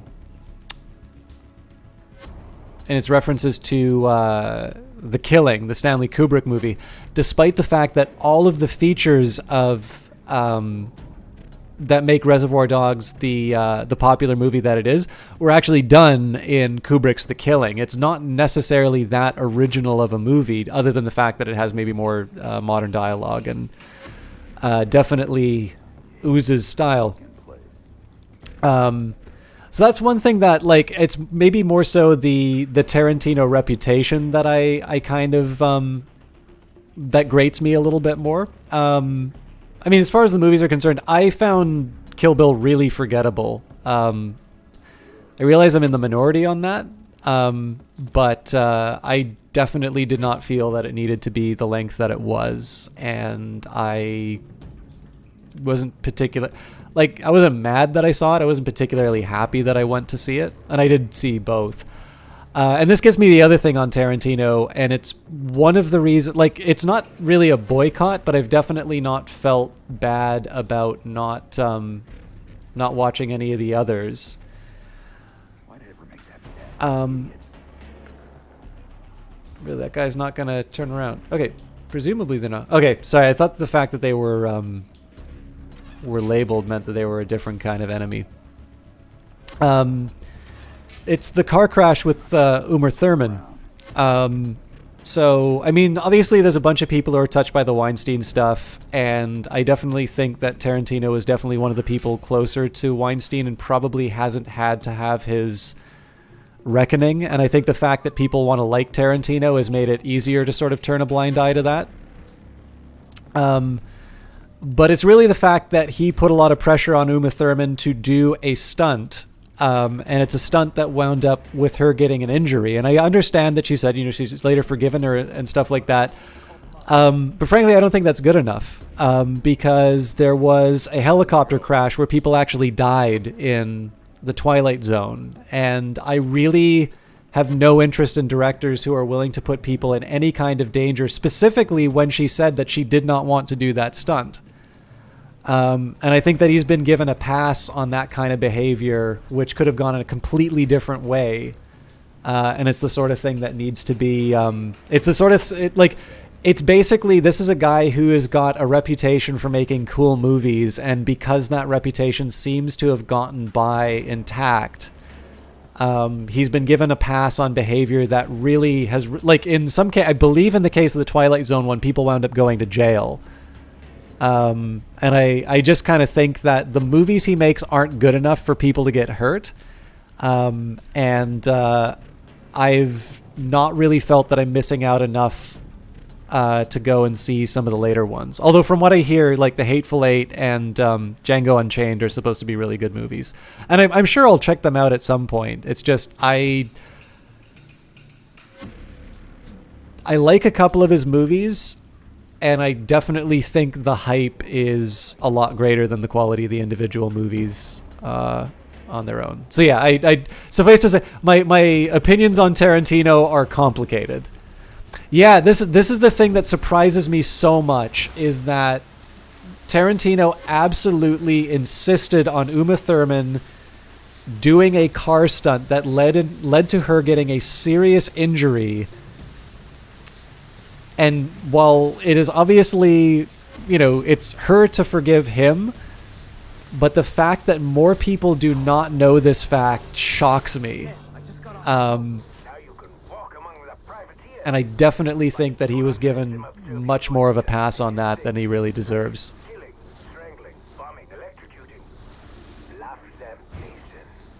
One of Hoyt's men offered me a way in. A group of traders planning to steal from Hoyt. I'm thinking, I kill these guys. Hoyt trusts me. Ah, yes, the Dresden Shuffle. The best choice. It would have been quicker to kill Jason Brody, but that is off the table, yeah? I have monitored the traitors from the inside. They've got 3 captains, one of whom might be carrying a rule sheet logging all their members. Kill them, acquire the sheet, and I will make sure Hoyt knows what a good soldier you are. Where are they based? An old temple. I'll give you the coordinates. Oh, Garage Cam. Basically, we're talking about movies and stuff that, like, I do like. So, one thing that's probably better known among the people who like watch my cast, but isn't like widely known. I used to work in movies before I do the thing that I'm doing now. Started doing the thing that I'm doing now. So I have opinions on them. And it's hard for me to say that I don't like Tarantino movies. I do think that they tend to be a little overrated in some cases. So again, I like Pulp Fiction, liked Reservoir Dogs. Even Jackie Brown was fun enough to watch, although I will be honest, I don't actually remember a lot of the plot, which sort of tells me that maybe the movie was not as memorable as people had indicated to me that it should be. But one of the things that has always surprised me about Tarantino is, one, he's definitely one of the closer figures to Harvey Weinstein, and he seems to have gotten a little bit of a pass on that, although he has, to his credit, acknowledged a bit and that he could have done better. Although I'm not entirely sure that we've extended exactly the same courtesy to people making those claims on other stars. And specifically tied to movies in this case. But the bigger one for me was that during the filming of Kill Bill, he put very severe pressure on Uma Thurman to do a car stunt, which she did not want to do. And it ultimately resulted in a crash and a non-trivial injury to her. And this is a fact that seems to be very underreported about Tarantino. And again, Thurman did forgive him for it, but it's just one of these ones where, in the case of the film industry, there was a Twilight Zone movie and there was a helicopter crash which resulted in fatalities. And I believe in that case, there were people who went to jail on the basis of negligence. And it was very much a case of people doing it for the... I mean, this is the sort of stuff that you hear about the games industry all the time, right? Which is just an enthusiasm for the product being exploited into a, either an unsafe or unhealthy working condition. And the fact of the matter is that, in my view, there is no movie good enough that people need to die. Like, my favorite filmmaker, Kubrick, definitely has a reputation for being very demanding of his actors. And, I mean, to a certain extent, I think some of that is a myth generated from the fact that he was very resistant to publicity. But on the other hand, like, from what I understand, Shelley Duvall did not have a good time on The Shining. I actually don't know how she talks about that now. I'd be really interested, because I know Kidman and Cruise had nothing but praise for Kubrick on Eyes Wide Shut. But yeah, like, the fact of the matter is that, even if the stunt had happened and nobody was injured, like, this whole auteur thing, this whole, oh, he's so good at writing dialogue. And then again, on top of the fact that I think he actually, he will signpost the references that make him look cool and hide the references that are actually sort of the filmmaking influences. I just think that he is probably, in my opinion, I think it's a bit overrated. Not to say that the movies aren't good. I just don't think that they are kind of worth the worship that they tend to get. And then there are just certain craft things where I'm like, look, you know, I wouldn't accept this behavior from any other director, and frankly, the fact that the guy can write some decent dialogue does not give him a pass on the type of behavior that I would never, ever, if I had been working on Kill Bill, I would have quit the second that I found out about that car stunt. Again, the other thing is, like, my dislike of Tarantino really is starting to be on the basis of some fairly old movies now. Like, again, I haven't seen anything since Grindhouse that he's done. So, get the middles, yeah.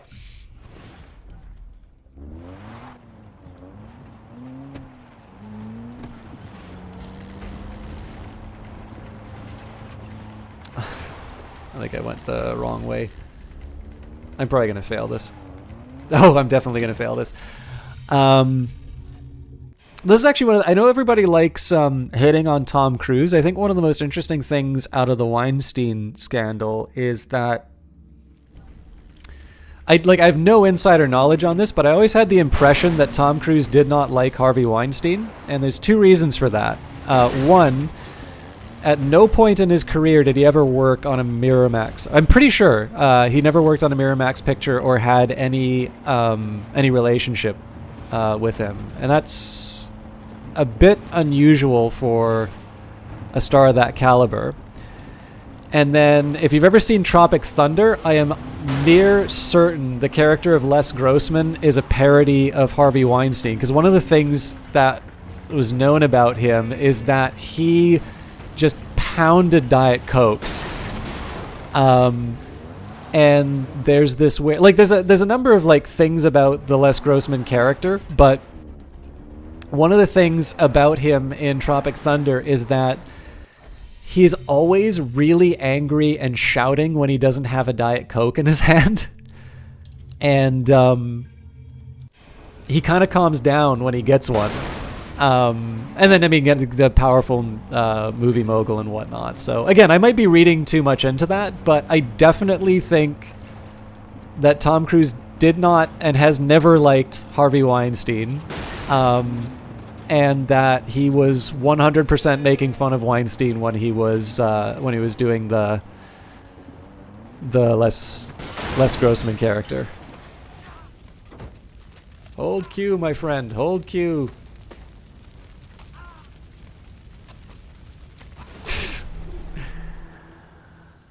But yeah, I'm probably, I'll admit, I'm probably too harsh on Tarantino. I should at least see Django Unchained and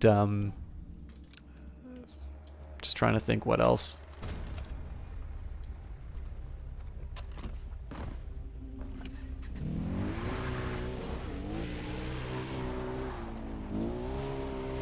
Maybe The Hateful Eight? All the Westerns? I don't know. I'm not as interested in seeing Once Upon a Time in Hollywood, but I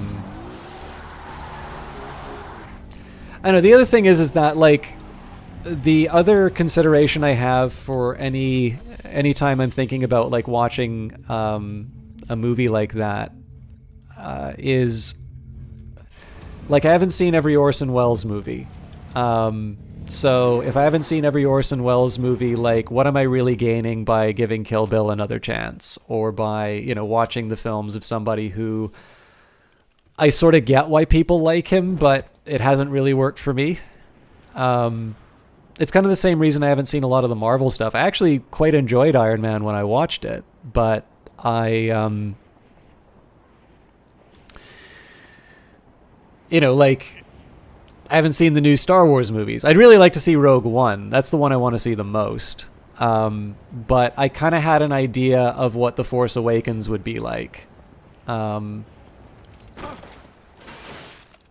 And definitely the indication seems to be, or from the people I know who've seen it. I'm not a trespasser though, right? I am a...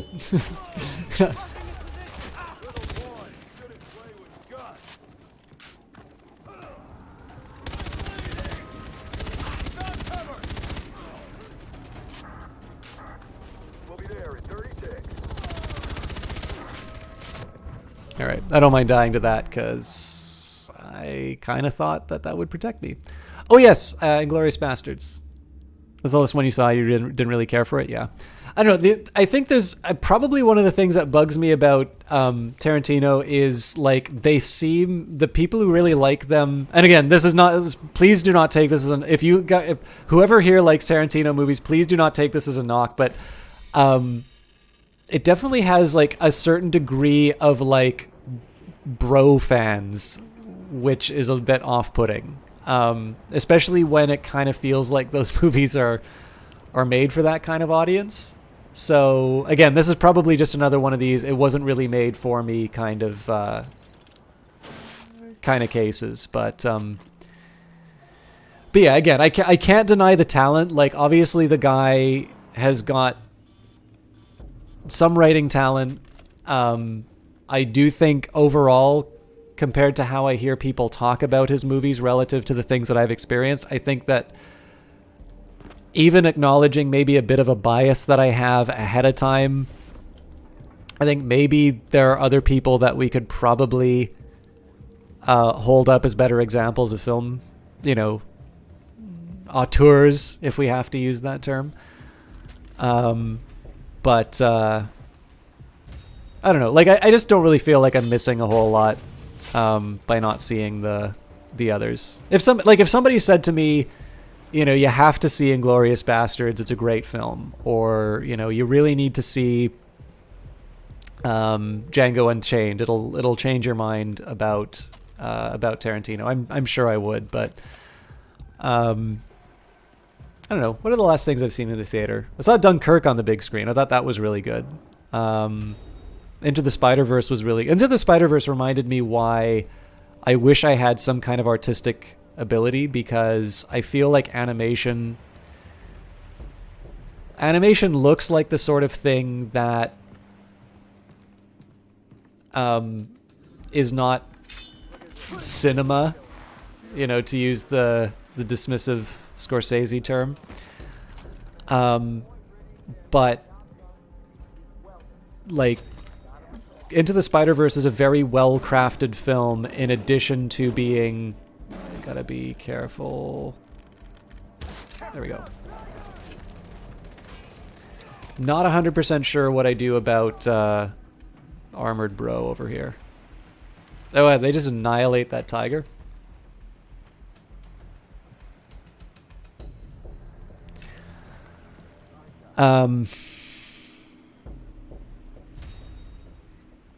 The other thing I'll say too, like there is a lot of really interesting stuff happening in, one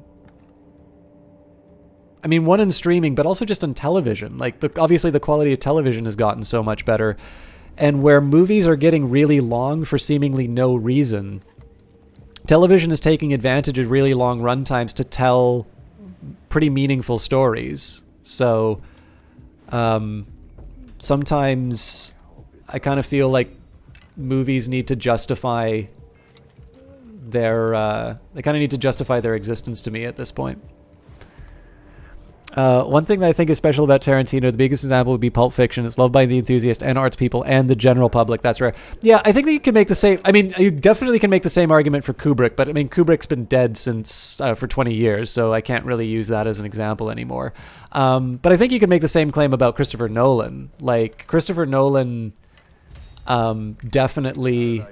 Like, the thing about Pulp Fiction was that was popular... again, I can't knock Pulp Fiction because that is one of the ones that I really enjoyed. But I also think to a certain extent, I know this is going to alert things, but... No, maybe not. Alright, well... I just got away with murder.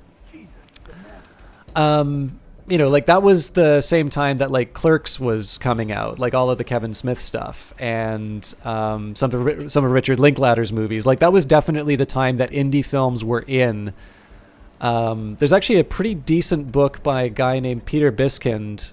Well, so much for the lack of detection. Called Down and Dirty Pictures. And I don't know, there was a lot of really good stuff that was both critically acclaimed and really popular. I mean, it's one of the reasons why Miramax was such a force in the film industry. Was essentially the Weinsteins. Their whole deal was that they would find foreign and independent films, and they would heavily promote them just before the Oscar season. They would like sweep the awards, and then they would give them really wide release after the awards came in. And I mean, I think they were originally concert promoters, so like they definitely knew how to aggressively push the Academy members. So that was kind of how that whole thing worked. But you're right. Like the big thing for me is that with films like Pulp Fiction or any of the other ones that have both kind of critical acclaim and sort of a popular support, like I definitely like that's the kind of entertainment I really enjoy. I think I can't wait until this is home again. To a certain extent, when you're going like, so if you're going to spend something like $200 million on a movie or something like that, it's a little much to expect that this is going to be a personal, like it feels like it's a little much to ask a movie studio to give you $200 million so that you can have this private expression that maybe only you and a handful of critics are ever really going to be able to appreciate. As much as it would be wonderful to live in a world where, you know, we have that kind of money. Like, you know, there has to be something. If you're going to have that kind of money, then you're going to also need to be able to support an audience for that sort of thing. And that's why Hollywood movies look the way that they do. It's why I like Neil Stephenson books too, because they're reasonably smart, but they're also like page turners. Like, he can spin a good yarn. But I also think, like, because a lot of our film, so one, obviously movies need to compete with video games now and interactive entertainment. So one, they need to justify people going to the movie theater, which means the style of story is changing. If anything, actually, probably the most successful style of movie now that forces you to go to a movie theater is something like a Michael Bay movie, or Avatar, which I know people love to mock. But the fact of the matter, like, I remember watching it in the movie theater and it's absolutely blown away by what I was seeing. This doesn't mean that I'm going to turn around and say that, like, Avatar is this actual secret masterpiece that people have just forgotten. But I can definitely remember that I was floored when I saw that in theaters. And I kind of suspect Avatar 2 will actually probably be an incredibly impressive movie when that comes out into theaters. But, you know, now that you've got Netflix and Apple and Amazon pouring a bunch of money into their film production, one, you need to justify why your story needs to be told on the big screen. And then number two, you kind of need to explain why this is worth your time versus reading a book or yelling at somebody online or watching a stream or playing a game or any of the other things that you can do.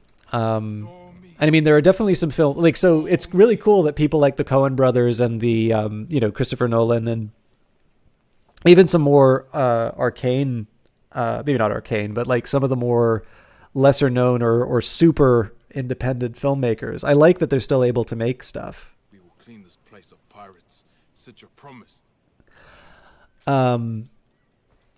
But I don't know. I also sort of think to a certain point that the one thing that's maybe surprised me the most about the last maybe decade in movies or something like that is how disinterested I am in some of the old guard's opinions. Like when Scorsese said that Marvel movies aren't cinema, I could not care less about his opinion about Marvel movies.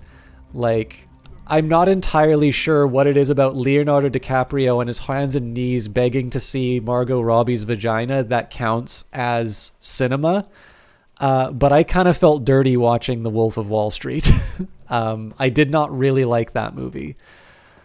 I did like the sell me this pen scene. I actually thought that was a really good, like, lesson in marketing and selling. But I'm not going to sift through that mound of shit that was The Wolf of Wall Street to find the one edible piece of corn, if I'm going to use a really horrible analogy. Maybe calling Wolf of Wall Street shit is a bit much, but like I really didn't like that movie. But, you know, Dunkirk. Actually, my favorite criticism of Dunkirk was one of the veterans saying that the movie was louder than the actual battle. Or even like, you know, I had my gripes with some of the stuff in Love, Death, and Robots, but I just think this idea of like an anthology series that's trying to get people interested in some of the science fiction stories, like, you know, my complaints about some of the choices they make in the episodes, I just think it's really interesting that people are doing anthology stuff. And I mean, Black Mirror was doing that earlier too, although I haven't seen it since it went to Netflix. I only saw the first 2 seasons on Channel 4. But if I have one complaint about the way that the comic book movies are going now, and I realize this is like ceased to be about Far Cry, this is entirely about me griping about movies. If there's one complaint I have about the current format of comic book movies, it's actually not that we have lots of big tentpole Marvel stuff, because that's clearly stuff that people want to watch. The complaint that I have is that comic books weren't just superheroes, that there's an entire vein of comics that used this, you know, the setting of superheroes and whatnot to tell really interesting stories. So, you know, if you look at the Alan Moore stuff, right, clearly HBO's Watchmen really stands out, because of course we're in a time where there is a type of superhero movie, and they decided to kind of take the spirit of Watchmen and do their own take on it. And I actually really want to watch it, but everything I've heard about it seems to be really good. You know, there's the Preacher adaptation, which I think is kind of neat. It's a bit different from the comics now that I'm getting a little bit further into it. But, you know, you've got comics like Transmetropolitan or Preacher or, you know, most of the Alan Moore stuff. And they're telling these really interesting stories. And even, you know, like even something like Alan Moore doing The Killing Joke, that's an example of taking Batman, or even Swamp Thing, I think was an established character, which he then just took and brought in a lot of sort of themes of environmentalism inside of it. And so the one criticism I have on the comic book movie is not necessarily that we have the Marvel movies that we're looking at right now, but it seems that this franchise, this whole universe that was created, has also been used to tell some very interesting stories using the conventions of these superhero stories. And it seems to me that if there's place for a lot of Avengers movies, there's gotta be some place for some more, you know, interesting stories to be told. And I think you can kind of have it both ways. But it really seems that it's been, I mean, again, this is a little harsher to the Marvel movies than I want to be, because the ones that I've seen I've actually quite liked. But it does kind of seem to have focused a little too much on the Men in Tights stuff, when the whole value of the properties that they bought were some stories that were really interesting. And that's where, like, Scorsese is so close to being right on the, like, they're not cinema, but it shouldn't be, you know, superhero movies are a lesser form of film, because honestly, it's been a while since he's made a movie like The Last Temptation of Christ. It should instead be, there is so much potential in these kinds of stories, and instead what it seems to be is trying to extend adolescence well into the 30s and 40s, because the world we live in is really terrible, and it would be really nice if we just focus on people who can set everything right. So, like the Watchmen movie. Actually, so I know a guy who's a digital imaging technician on it, and he took me to see it. I thought it was my complaint with it actually was that it was too beholden to the comic. I actually wish that they made it more of an adaptation, because I think the comic is very good, and I think the comic was specifically made to take some strengths that movies can't do. So I'm going to be one of these annoying people who said that Actually, no. So this is the really weird thing for me was the comic. They wanted to go for a faithful adaptation of the comic book, but then they turned around and changed the ending. So they kind of seem to want to have it both ways and failed to do so. So it's a pretty good movie, like as a movie. But man, I actually really wish that they had made it their own rather than tried to do the this is an authentic Watchmen experience. Because honestly, like, if you want the authentic Watchmen experience, just go read the comic.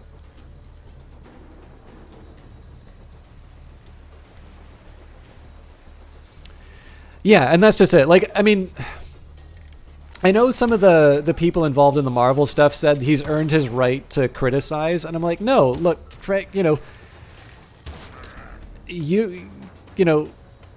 got what you needed from Scorsese when you paid your ticket to go see a good movie and was entertained. And, everyone's allowed to have opinions on movies, but there is absolutely not, like, again, the fact that you watched Watchmen and liked it and could connect to some of the themes of that story tells me that comic book movies are just as capable of being cinema as anything that Scorsese's put out. Again, I mean, I probably don't need to repeat myself, but again, the criticism of Marvel is simply that it should be aiming higher, not that it can't do that. Because like even just think to like before the comic book stuff was the really dominant form of Jesus Christ. Think about it before it was the really dominant style of movie. So like back when the very first X-Men movies, the ones directed by Bryan Singer, and you got the opening of that one where you've got Magneto at the gates of the concentration camp, and the moment he finds his mutant powers is basically when his parents are being pulled away from him, and you see him like pulling apart the gates. That's a pretty intense opening for a movie like that. And then they top it in the second one with that incredible sequence of Nightcrawler coming in on an assassination of the president. That's really entertaining stuff to watch in the movies. Now, again, I'm not going to say that this is the most profound moment in cinema or something like that. Like, it's just really fun to watch. So there's definitely something that those movies will contribute. And it's not a bad thing to be entertaining.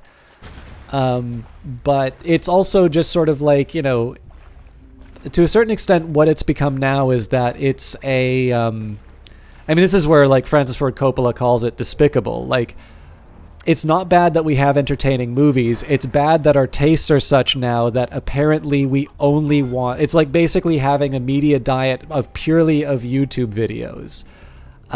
There's nothing wrong with watching YouTube videos, but there might be something wrong with having that be the only thing that you watch. But again, like I said, I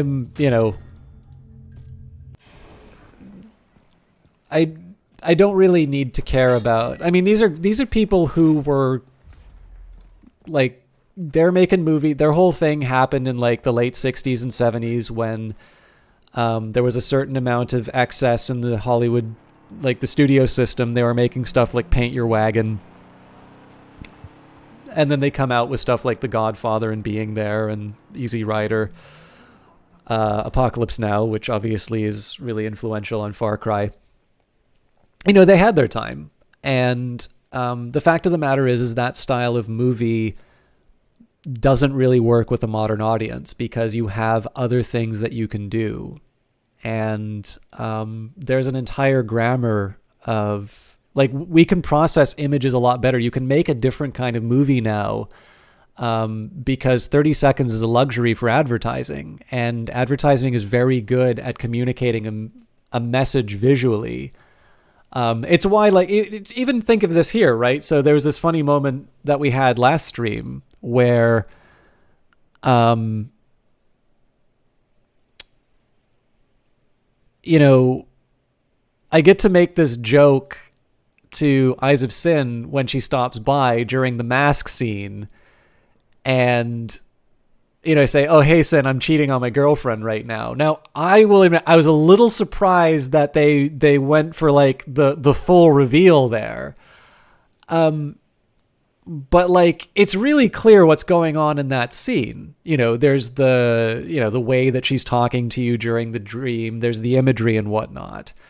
And one of the reasons scenes like that work now is because we live in a media landscape where you can watch something like a commercial and there is, you have the juxtaposition of all of these images in a particular way that leads you to a particular conclusion. I mean, some of the best filmmakers are working in commercials because, there's a lot of money in it and it's an opportunity to be really expressive. And I mean, do not kid yourself. They will just put dump trucks of money up to do something cool. Like, that is a place where you can get away with a lot as long as you can, you can get the people on side. And generally, like, they are willing to put the money behind it. That's where you get figures like David Fincher basically cut his teeth on commercials and music videos, and people like Michel Gondry, who did Eternal Sunshine of the Spotless Mind, again, another older movie, but a pretty good one. Even somebody like Andrew Niccol, who made like Gattaca and the Truman Show, although his more modern stuff is like the Host. Who's the woman who did the Twilight books? Anyway, you know who I'm talking about. Anyways, same Stephanie Meyer.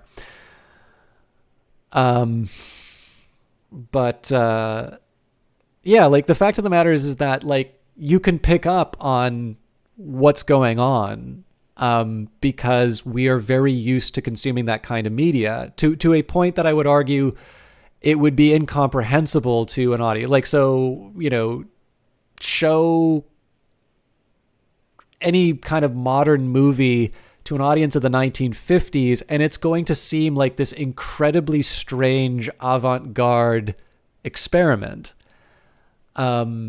So, to a certain point, you would actually expect the movies that we see today to be different. And I mean, again, this is one of the things, games are sort of at their best where they take some of those cinematic conventions and they co-opt them to telling their own stories. One complaint I have about some games is that they're a little too beholden to the movies that they're inspired by, and they should really be pushing to focus on what they're good at. But to get to what you were saying there, you're saying streaming should mean that more people are being exposed to all kinds of movies now because the movies are being made, but you don't know if that's happening or not, because you imagine most people open the Netflix app and the first page, they're being drawn to recommendations and they probably don't look around that much. Well, I don't know how well the recommendation algorithm goes. There's definitely a lot of, so if you, there's more movies being made now than I think at any other time. And the quality and the diversity is up. And this is a weird one to say. A lot of the stuff is actually being made outside of the standard studio system, although obviously a large part of that is going to be like Netflix and Amazon Prime and Apple. So there's definitely a lot of diversity. Whether or not people want that is another question. I'm really interested in knowing whether or not people go to a streaming app so that they can go and watch something like the Avengers Endgame, which I kind of feel like is something that needs to be seen on the big screen to really get the experience. Or if they're going for more of this TV stuff. Like, I think there's a reason why you have filmmakers like David Fincher, who clearly is no slouch when it comes to big movies. You can go for his older stuff like Seven or Fight Club, or you can go for modern stuff like, I mean, even Benjamin Button isn't really modern, but, Gone Girl, Social Network. I mean, he's got a pretty impressive track record. But he did House of Cards. He's one of the producers of Love, Death and Robots. He's got, was it Mindhunters, I think is the other one. Like, he's basically doing Netflix stuff and seems quite happy, to be doing it. There's definitely a lot of talent working, on the streaming services. A favorite book of mine has been adapted to an Amazon Prime show called, The Man in the High Castle. And they've actually done a really good, the bit that I've seen of it is actually a pretty good adaptation because they've made it a cinematic version of the things that made that book interesting, rather than it just being sort of another vehicle to tell another Philip K. Dick story. So it's definitely good stuff if you look for it. And something like Love, Death, and Robots is evidence that Netflix is willing to experiment with alternative formats and sort of stuff that hasn't been focus grouped to death. But there is definitely something to be said that there needs to be an audience for it as well. And if the audience is craving something familiar, then ultimately that's going to be what the algorithm serves up to them. Yeah, well, I mean, I'm sure to a certain extent that Netflix is going to want to direct people towards their own content. But I mean, it's a sunk cost for them. Like, they've already made the movie, so really it's whatever keeps people on the platform. So I always think that Netflix incentives are more to keep people watching rather than to keep them watching their stuff. Their stuff is a bargaining chip for when they want to license content from other producers.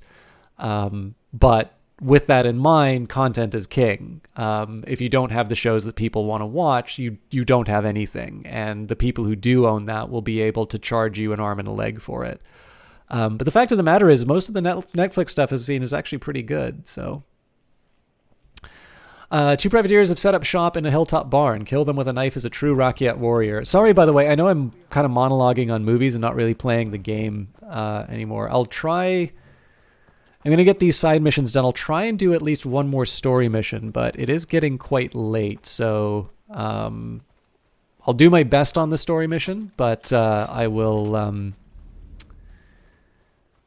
I can't make any promises. I will at least, if I'm going to monologue... I mean, I enjoy talking about movies, as you can clearly see.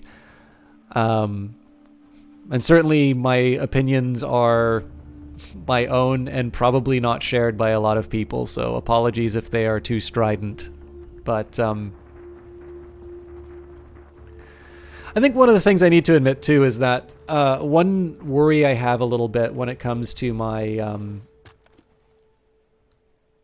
my movie opinions is that they are actually kind of based around a kind of an old-fashioned view. Like, the fact of the matter is I don't go to the movies that much. I used to. And I think part of this is like an aging thing. Like, definitely, like, it is, there's a certain age group that primarily goes to movie and is probably younger than you think. And I've shifted out of that. And so it might just be sort of the natural progression of the type of person who goes to the movies. Mind you, I also don't have like the main reasons why people in my age bracket don't go to movies. Like, normally it's because you have kids. So like, if you have kids, you go and see kids movies. That's definitely not the case for me. But part of it, too, is just some of the arty stuff doesn't quite appeal to me. I'd be interested in it, but not like to the not to the exclusion of doing something else that I might be interested in. I am mildly curious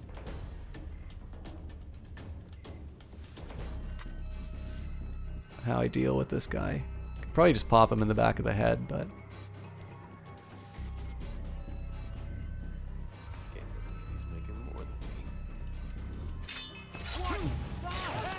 get out of there. Oh, I've screwed myself.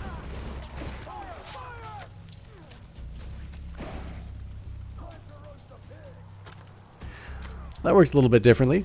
I guess I could do Far Cry 3 monologues too, yeah.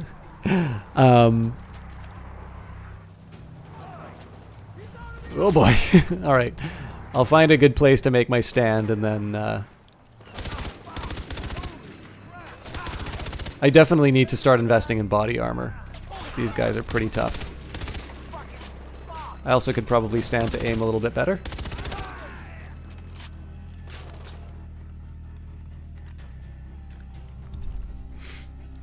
Yeah, anyways, it definitely... Oh. Wait, return to the... What? I thought I killed the guy.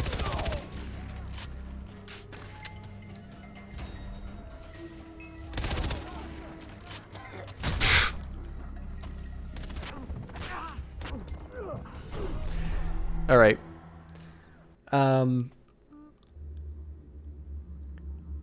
Yeah, it's just because I have like, so I guess the biggest thing for me is that I don't have find and kill all the commanders. Okay, so I can't just run in, and I probably should read the mission before committing to a course of action.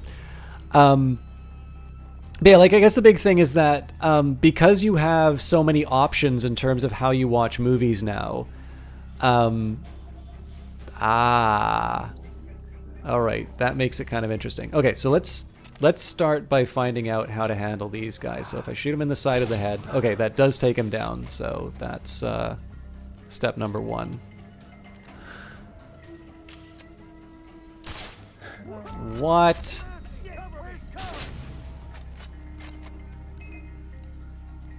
Okay, I'm gonna do this like Leon the Professional.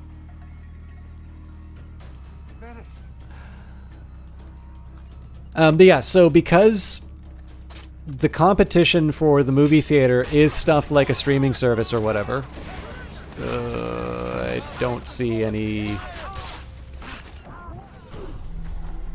way out. The kinds of movies that I need to watch on the big screen are few and far between. Like, I wanted to see Spider-Verse on the big screen because it looked like something I would enjoy.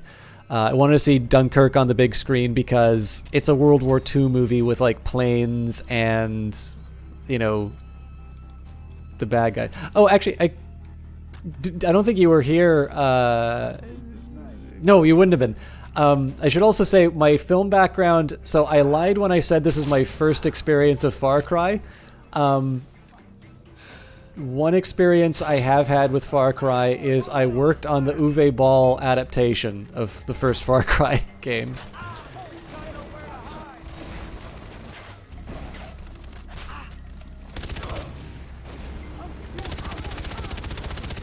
If you have not seen this film, by the way, I do not recommend it. Even if you can see it for free, you've got other things you can do with your life.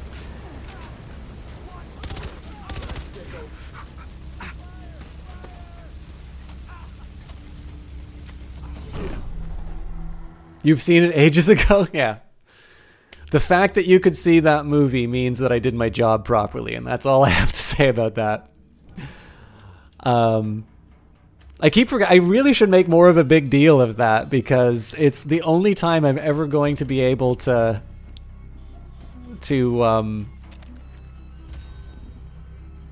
like point that out without being cute. Like it's an on-brand way of pointing it out.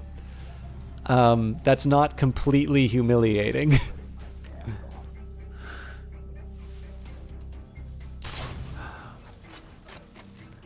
But yeah, anyways, like, so suffice to say, like, most of the stuff that I want to see, the option is normally going to only be on something like a streaming service anyway. Like, I really like classic movies, and I think if you give people a chance, most people will like classic movies. Like, Lawrence of Arabia is a really great film. Network is a really good film. And they still hold up, in my view. So because I don't necessarily get the same value out of going to the movies... Ooh, I didn't think he was going to be... I didn't think the guy was going to see me. Well, specifically, I didn't think he was behind that wall. But yeah, basically because I don't have as much of a need to go to the theater to see this stuff, I tend to watch a lot more stuff either on my laptop or, you know, at a friend's house or something like that. Are you kidding me? Oh, don't abandon. Reset. So with that, what it means is that my taste in movies is actually probably a bit old-fashioned because in the end, I'm really not as keyed into the stuff that... Like, I haven't seen an Academy Award-winning movie in years. Like, I don't know exactly how many years, but... You were with Germany's answer to Edward? Yes. Was he as eccentric as he seems? Sort of, the Rain Dog. It's weird. He was actually kind of sympathetic in some cases. From what I understand, he's not making movies. I believe he is opening restaurants now.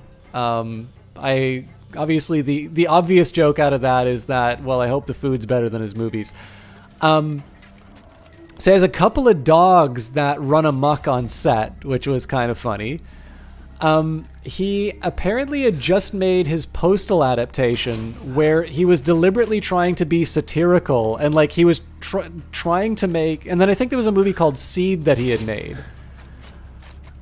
So he felt that, and I think he was actually right in this, that there were critics who were basically slamming the movie without watching it because it was an Uwe Boll movie, and I think he was right in that, and he seemed kind of sad about that. Like with this one movie in particular, I'm pretty sure it was called Seed.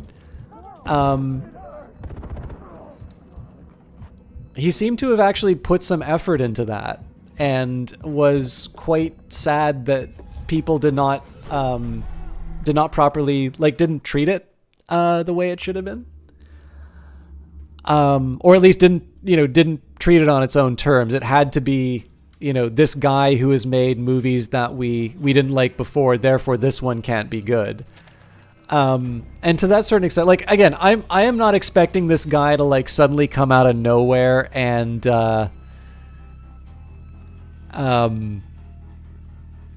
like suddenly blow me away with the quality of a movie. But to a certain extent, like, yeah, if the Postal movie was deliberately an attempt at satire, and people are just going to treat that like, his Dungeon Siege adaptation or something like that. Oh, come on.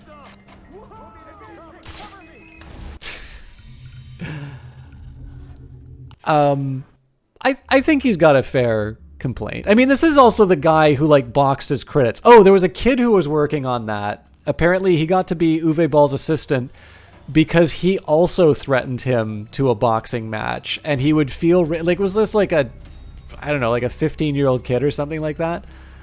And obviously he's not gonna like box a teenager and like kick the crap out of him, because he does actually know how to box. I think there's like a video of that match.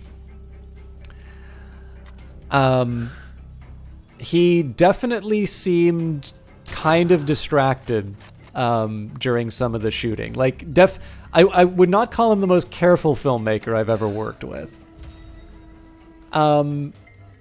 He was definitely not, like, when people are bad at stuff, you kind of want them to be bad people so that you feel okay making fun of them.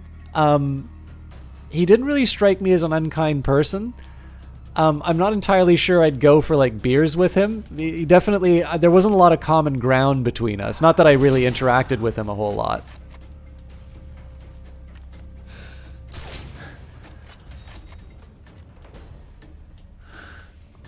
At this point, I've just abandoned the knife, and I'll thin out the herd. But yeah, main memories. Oh, actually, there was one thing that did kind of bug me a little bit. I think he was trying to make something happen between, I think it was Emmanuel was the woman in that, and Till, the guy who played, I think it's like Jack Carver's the character's name.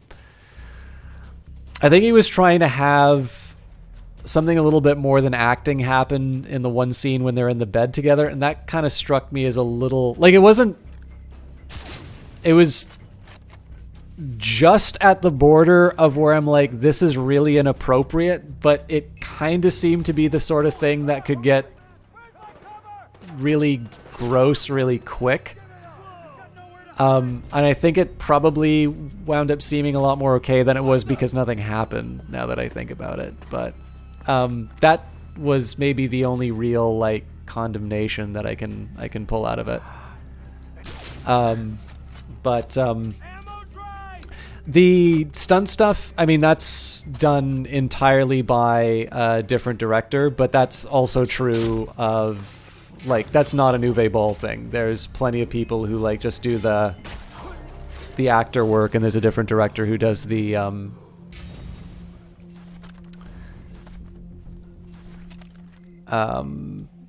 like there's another director who actually does the action scenes. So that's like, if people want to criticize him for that, there's a bunch of other like name directors that you can say are phonies for that.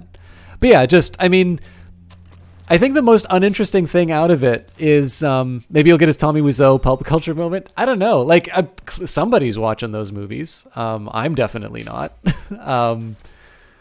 It's like I used to say to my dad when I was working on this, is like, Dad, I don't make movies, I make money. Yeah,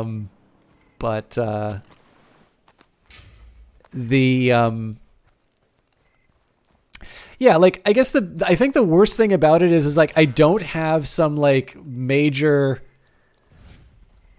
like this defined the experience movie for me. It was clearly not a good movie, but I could say that about a lot of movies that I've worked on. The majority of stuff I've worked on has been utterly forgettable. You just get paid, like you get paid the same usually. I mean, for like really big Hollywood stuff, the pay is usually better, or commercials, the pay is great. But like the I don't know, like it was more or less what I expect. Like I'd never seen his movies. The reputation preceded him. I was extremely amused because I'd never played Far Cry, but I was extremely amused by the fact that I wound up on the Far Cry movie. And like it's more or less like I described. Like he is not a very careful filmmaker. It's clear why the movies are not very good, and I don't think anybody had any expectation for the thing to be good. So in that sense, it was really no surprises. You knew a guy in high school insisted he was his favorite director. I mean, again, some people really like cheesy stuff. I just... like, that's the one thing I've never really gotten. I like riff tracks because, like, there's a comedy track to go with it, but I've never quite gotten the appeal of watching bad movies for bad movies' sake. I've genuinely tried it, and I tend to get either very bored or very angry. Usually just very angry, because there's a lot of very good movies I want to see, and I know I'm probably not going to get around to seeing them. Kind of like playing bad games. Like if I don't enjoy a game, I'm really trying to get myself in the habit of saying it's okay for me not to finish this thing, because you know, I really want to play Far Cry Blood Dragon now. I'm trying to bring it back on topic. But incidentally, this is a fine time for an AMA while I'm doing side quests. Actually seem like a good time to do AMA stuff. So if you guys have any movie questions, I'll happily answer them. On a Rakyat tradition, use a knife to kill a pyromaniac and his partner hunkered down by a small house. All right. One thing I will say about this part of the game, I do like that it's become a lot more challenging. Like, I think some of the struggles that I'm running into on these is that I've gotten so used to abusing the fact that I am higher level than what I probably should be going up against for these, and I like that I need to be a little more thoughtful than I'm being on some of these challenges. You don't finish games you love? One of the funny things about my taste, like, despite the fact that I really like strategy style games, I actually really do like games where there's sort of a clearly defined end, and I sort of know that that is the style of game that is not necessarily the sort of thing that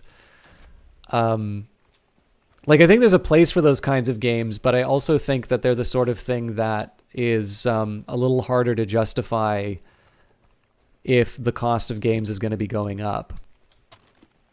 Because, like, obviously a Fortnite or a PlayerUnknown Battlegrounds, the whole reason why those things work the way they do is that you might get eliminated early, but it's, like, the friction in terms of just starting a new match is so...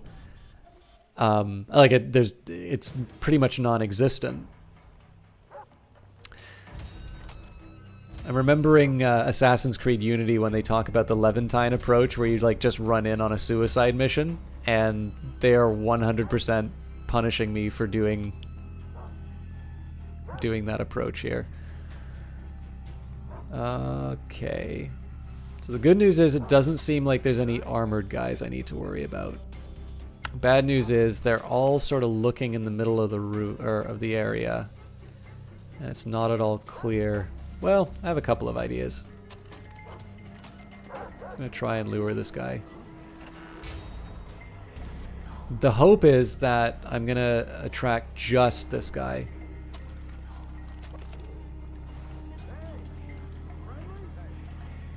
Okay, that actually seems to be working. There's also an idol nearby, but...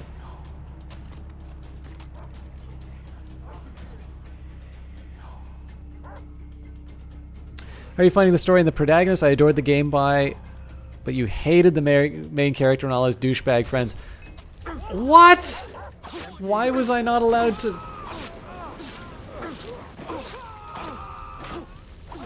I totally don't get why I wasn't allowed to... Oh, hang on. Wait a minute. Okay, first of all, the put out fire button isn't working. I want to die and double check that they're telling me to kill these guys with a knife, because how the hell am I supposed to find and kill the commanders using a knife or takedowns? But I did. You wouldn't let me. So apparently I need an armor-penetrating takedown on the pyro. Anyways, how are you finding the story and the protagonist? Adored the gameplay of this. Hated the main character and his D-bag friends. Kind of hope they'd all hurry up and die. Really killed the experience for you in the end. I mean, this is one of the challenges of a story like this, because there's nothing I particularly like about this guy at the start of the game. I do think the transformation is really interesting, especially the way that they convey it through little bits of dialogue, or the way that he, kind of the way he changes in terms of his, you know, things like the car chase scene, and like the way he's telling, you know, just the way that he talks to people in terms of getting them to, you know, rise to the occasion and whatnot. I definitely find Jason maybe well, it's kind of hard. Like, in some cases I find him a little more sympathetic than some of the other friends. I'm screwed. I'll just reset. It's hard to find him sympathetic when, like, he, you know, cheats on his girlfriend and tells everyone, nah, I'm staying here. Especially when I sort of find out that the motivation, like, apparently the skydiving trip to this island is to see the island where you can do whatever you want. So to a certain extent, there is a question in terms of whether or not this is him finding himself and kind of breaking free of the kind of this very rigid life. I mean, it's obviously, it's a pretty good one, right? Like, it's hard to feel like this guy is being hard done by in terms of the, you know, the affluence that he clearly lives in. But again, he very clearly is being driven to a set of decisions that he doesn't want. And so there's something about a story where he's being able to assert himself that becomes appealing, and sort of seeing someone be able to do that for themselves is a, you know, that's generally a thing I like to see in characters. But I think there's an open question as to whether or not this is a positive thing for him or not. Like, clearly the type of person he is becoming is not necessarily something we would consider admirable. Like, obviously these guys are human traffickers, so it's hard to have a lot of sympathy for the people he's taking out, but becoming a very efficient... Okay, I'm going to assume that I can't get away with throwing away around the rocks all the time.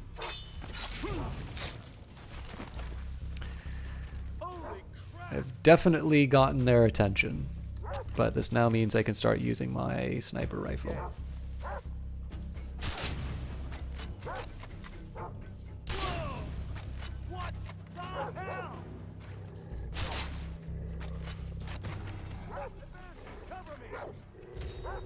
I think that's through a wall.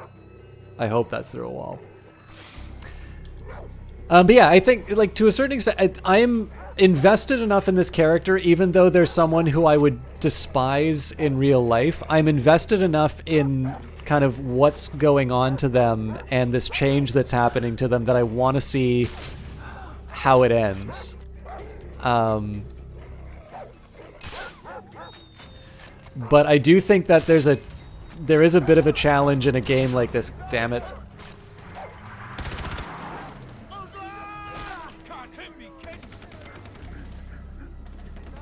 Okay, so I also need to make sure that the reinforcements don't kill these guys, so this guy first. Don't get set on fire.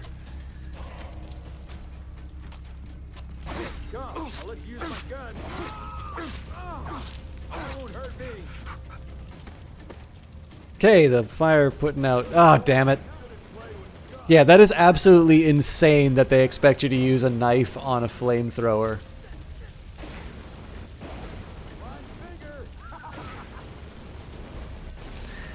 Found a little too toxic. Teen Male Power Fantasy. You got a little too old for that by the time it was released. So I'm sure it brought my own perspective to the table. Well, I mean, like, this is the thing. Like,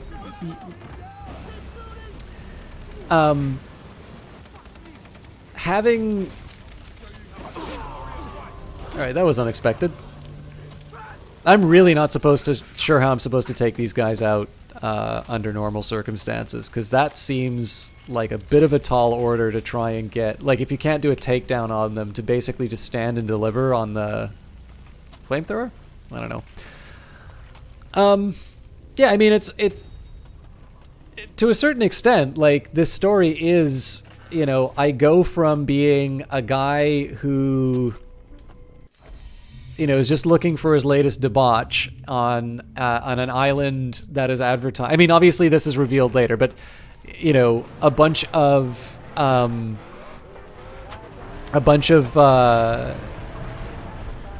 know, people with a lot of money looking for the next awesome experience to put on an Instagram account or whatever.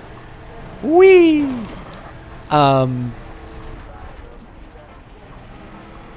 then it, you know, you turn into someone who is able to, or who, you know, takes lives really easily. Now, again, obviously it's in the name of saving your brother, and there's sort of the journey of self-discovery and whatnot. I think the thing that kind of makes it more interesting to me is that there's obviously a change happening to this character, but I definitely like it when games do something like this, or, well, any story. It doesn't have to be a game. It can be a movie as well. When they do a story like this and it is left open to interpretation as to whether or not the change is a positive one. Because clearly the decision to leave is very hurtful to people who care about him. And, you know, while there is definitely something to be said for becoming your own person, it absolutely does not mean that becoming, you know, the murdering warrior god with your hot girlfriend on Rook Island is necessarily a move up from, you know, skydiving down to the island where you can do anything you want.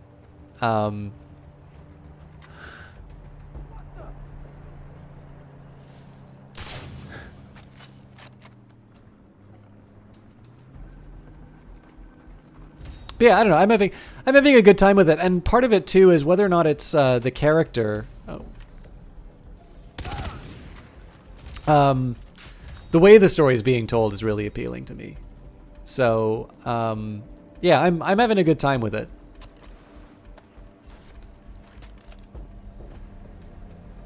I guess to your base question though, like, how do I find the main character? I'm not gonna like say Jason Brody is like all-time favorite video game protagonist or anything like that.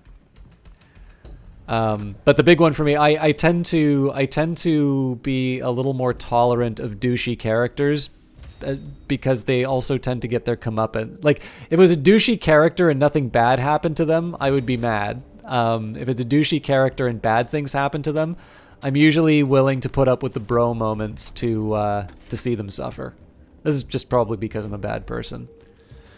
Now, I would have thought that this would be claimed by now.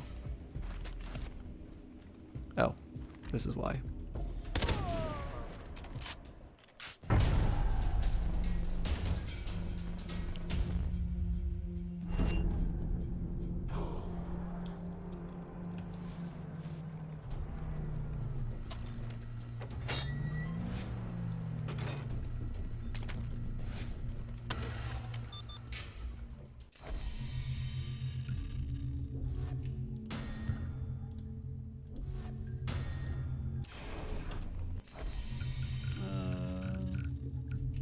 I don't know why I saved. I just really felt I needed to.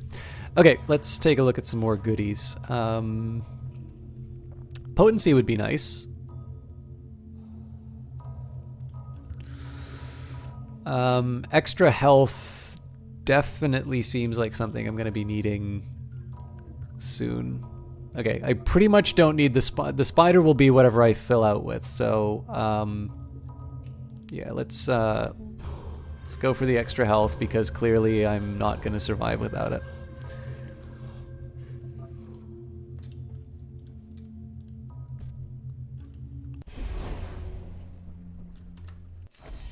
Marijuana formula. The data purchased from growers in British Columbia, Canada details different marijuana plants, tips on indoor and outdoor growth, and methods to cultivate the leaves. The methods to cultivate of the leaves on a large scale?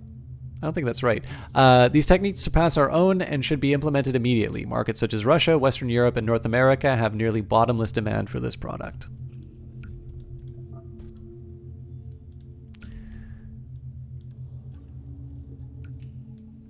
Apparently there's a plant that I haven't read the info for yet, but wouldn't tell me which one.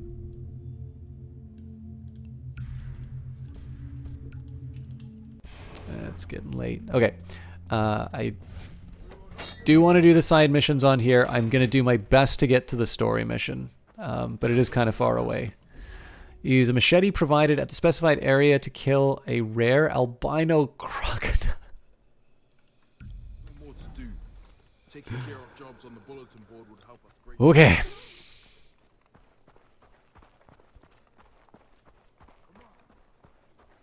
This is one I could have got a car for, but the only thing I am a little sad about on this one is I could have probably done fewer side. I think the starting side quests were okay. The side quests here are probably a bit much. I should have left those for my own time and done some more story missions.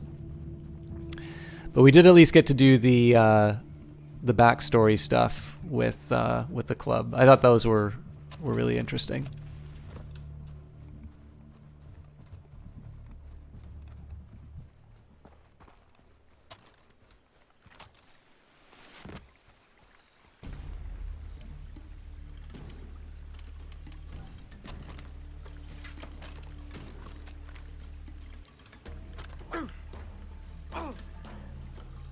All right, so I guess the machete is...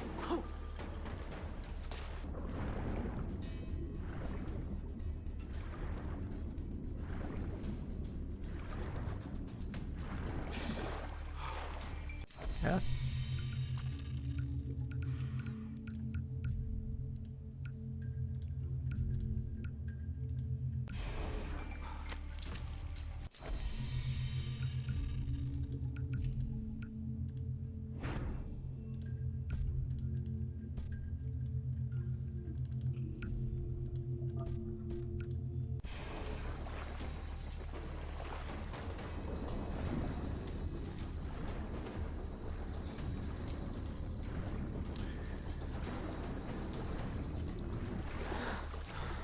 So hopefully I find the albino. All right, that's got to be it.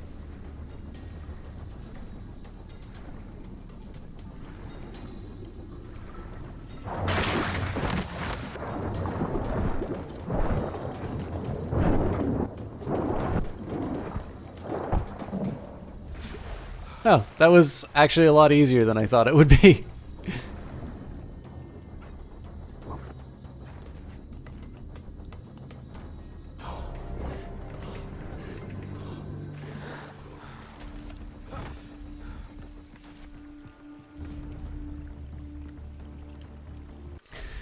Okay. Back to the Path of the Hunter. I don't remember if I can craft anything. Right, so I'm still looking for a dingo after all this time.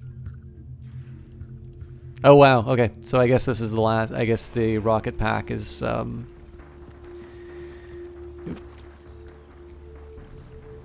what I need for the what I need the white the albino crocodile leather for.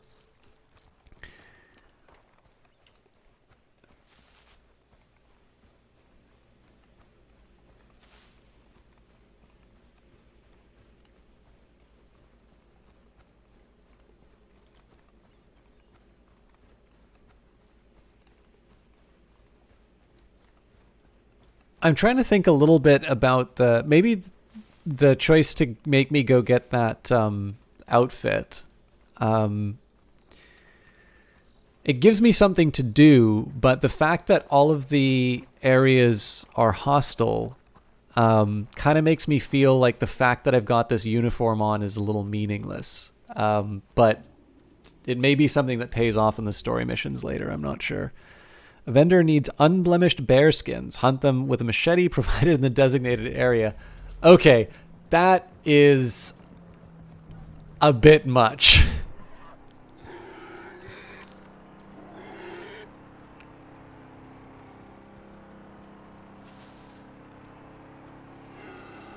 I'll do my best with it, but man, mano a mano with a bear?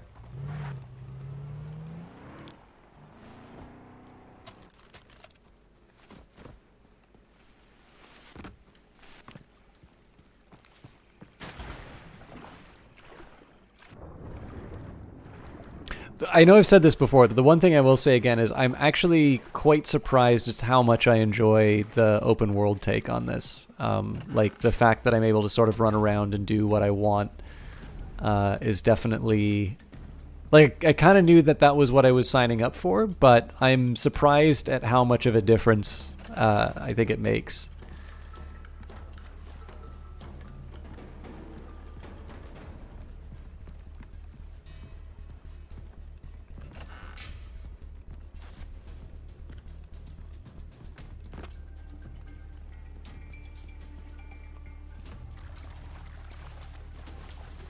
Alright, as before...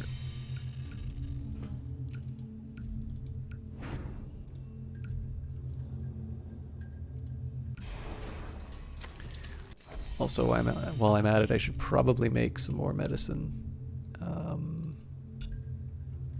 Nope, I can't.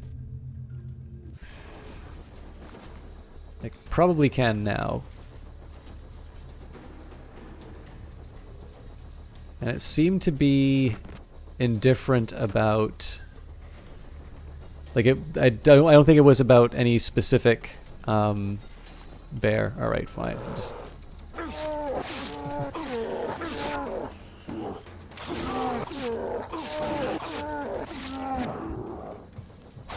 Ooh, that's not healing nearly enough. Is it possible to do a takedown on a bear?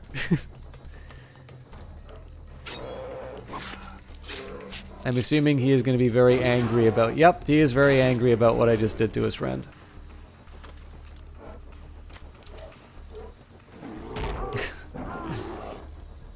This is not going to end well. Oh, do I not have one of those syringes? Crap. What are you talking about? I have it right here.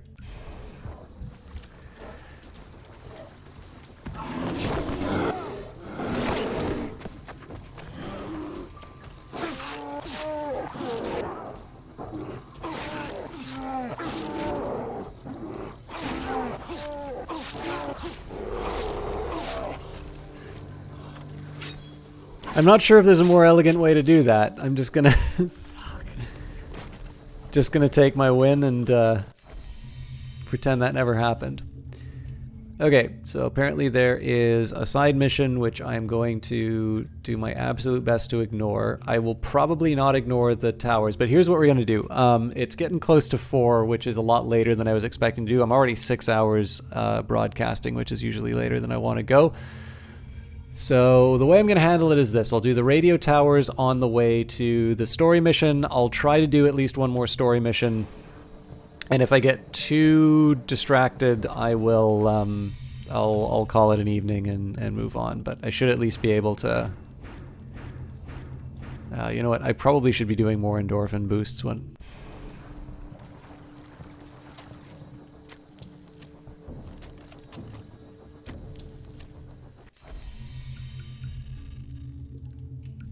Okay, first things first. Hunter's instinct.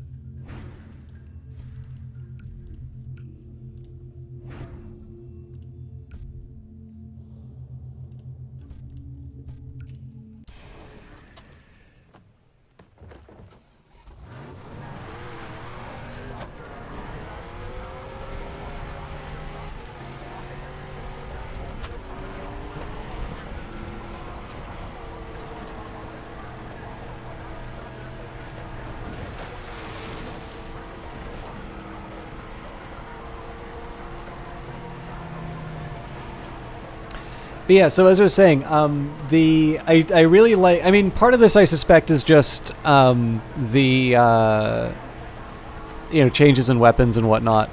But I do rather like that at this part I'm sort of having to reevaluate my my previous approach.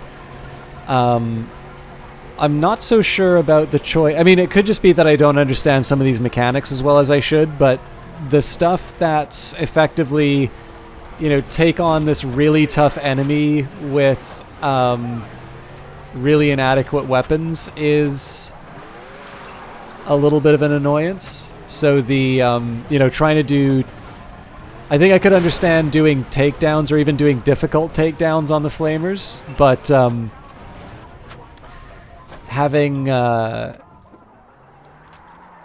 I'm gonna try and run up to the top, but if I have to fight, I'll fight. Okay, there's definitely a guy there, so...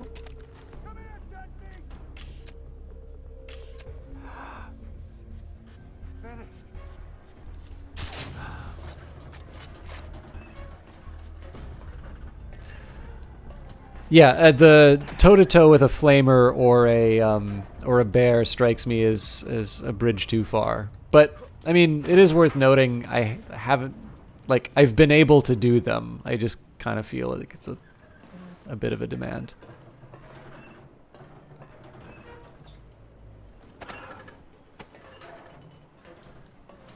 Of course, they're also optional quests, so... Oh, that is a godsend. What are we looking at here? I need to go up, so...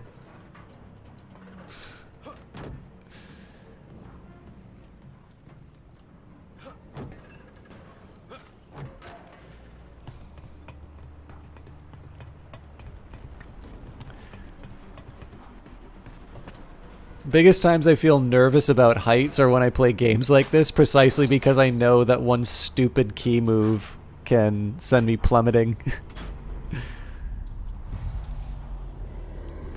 In fairness, I have not been on a lot of structures that are like that, so I cannot say how I would fare under normal circumstances, but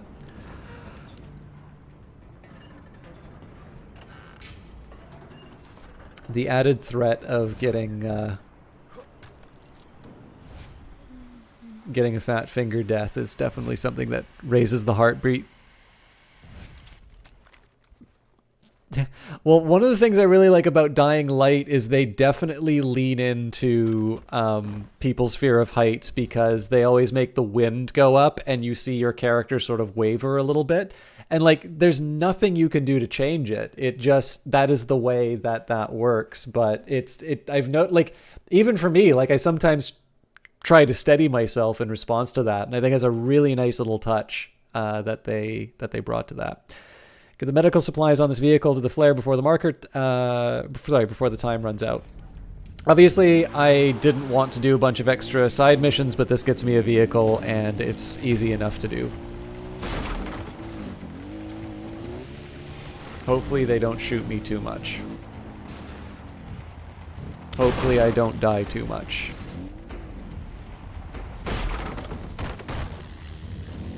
Still good.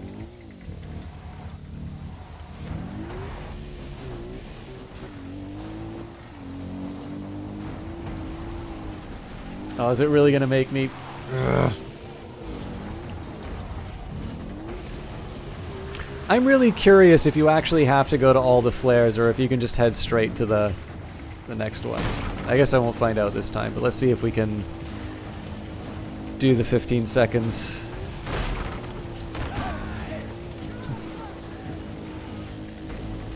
There's no way we're getting this done. Oh, that was...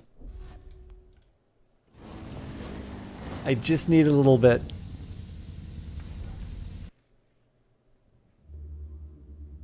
If I went around the guy, that might have even been enough.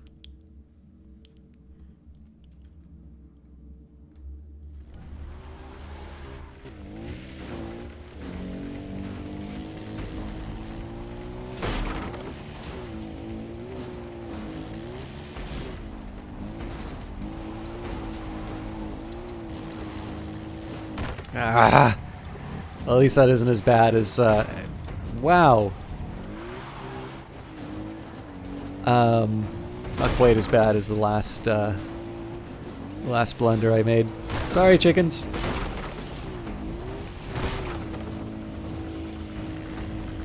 They're not silkies, so that's fine.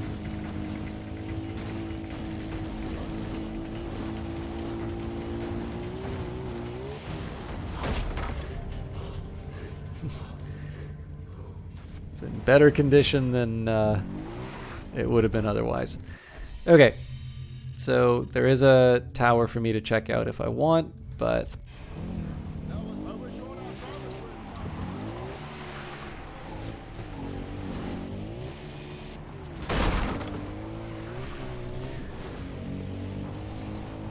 Apparently I forgot to give them the medicine. My bad.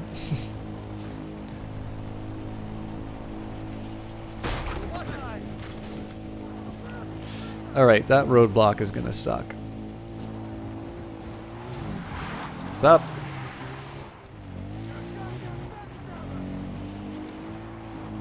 Let's just make sure... Yep, this will take me to the temple.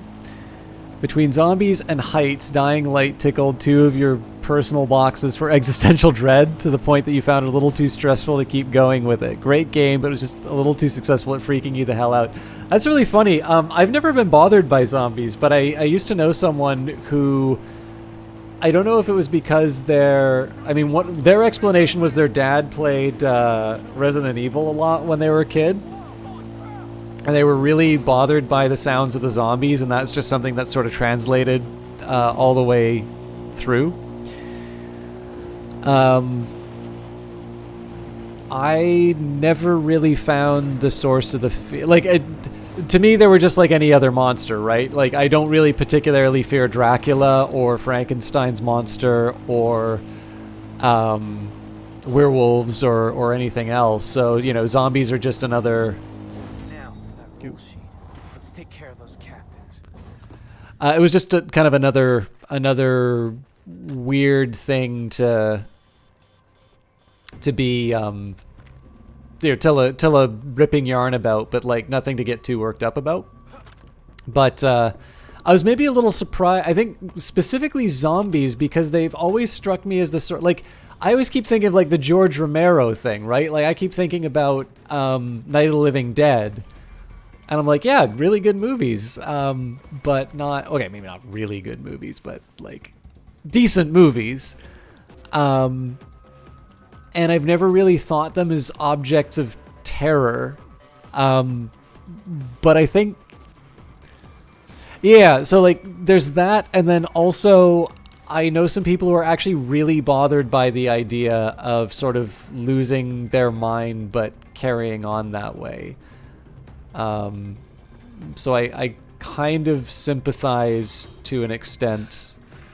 I don't like doing that in the open, but... Okay, somebody saw that for sure. Oh, yeah, there's a sniper.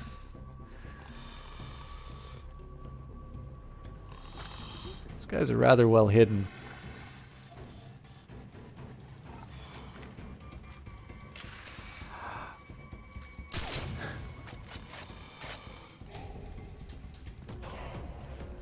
Oh, there's another sniper.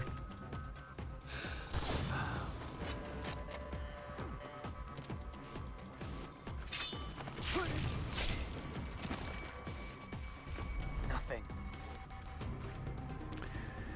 Where it was always more of a slow hopelessness thing. Of course, they had surprise moments. Yeah, I mean, I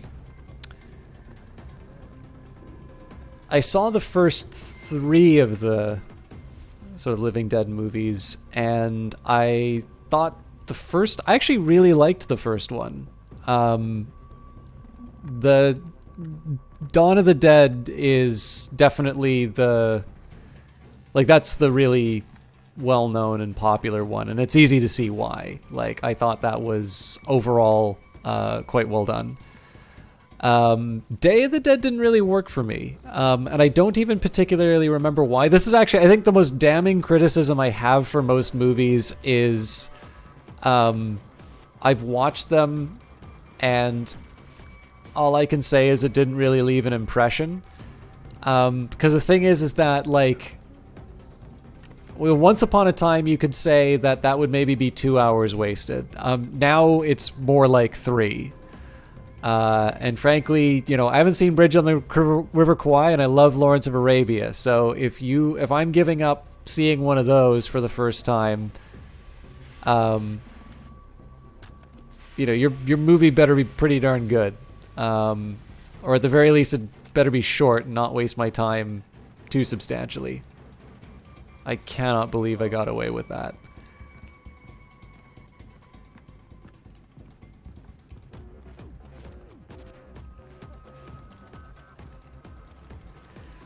I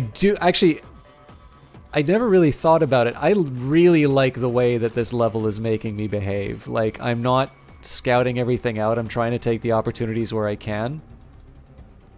And I'm definitely feeling really on edge about missing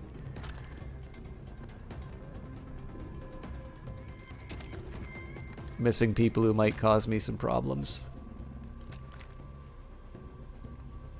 Trying to be a little more sparing with the sniper rifle. 1, just because I want to get a little bit better at the knife kills, but 2, it strikes me as a really effective way to have people... Okay, he's heading back up, so I need to make my move. You know what? Hey, buddy.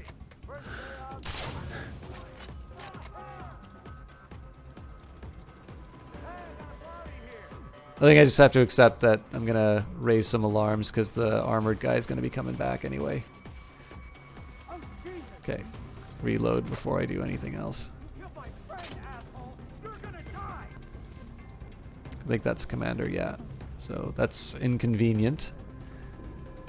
Oh, you know what? I rushed for no good reason. The guy's not actually heading there.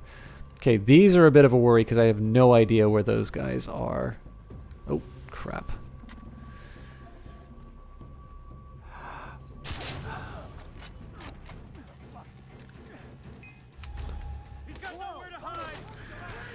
All right.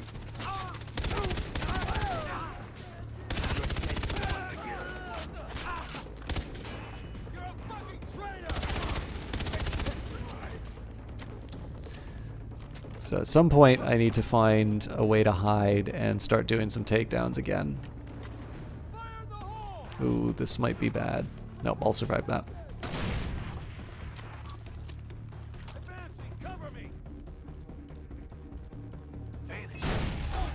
Ah. I pushed F thinking that I would I'd get the takedown.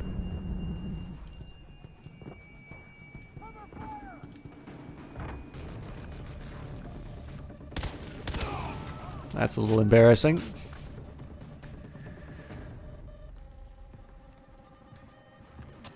I don't even know if it's going to make me use the knife. I just have gotten used to the habit, so.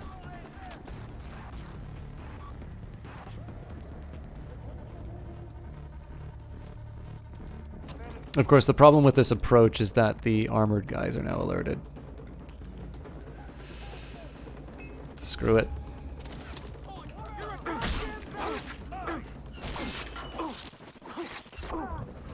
I deserve that. Oh well. It's part of my scheme to give you more content. We're hour 6:37. This is going to be another 7-hour stream, isn't it? Let's take care of those captains. Ah. Okay.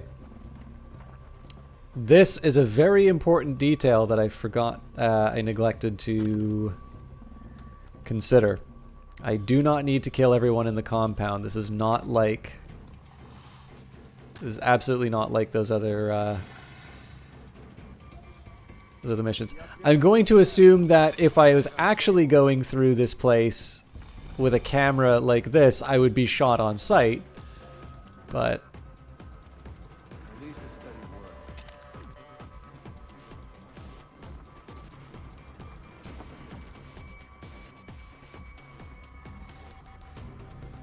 Okay.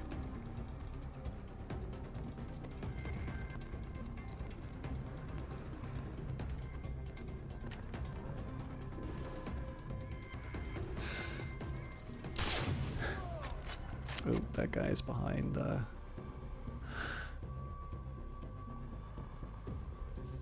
Damn it.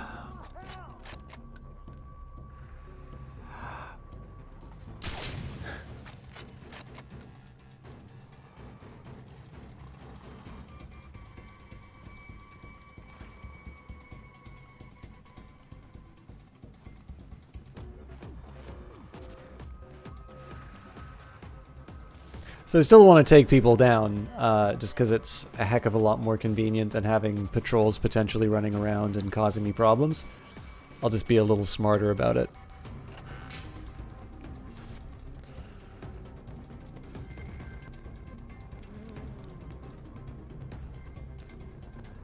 So if that guy is ready to turn around anytime, that'd really work for me.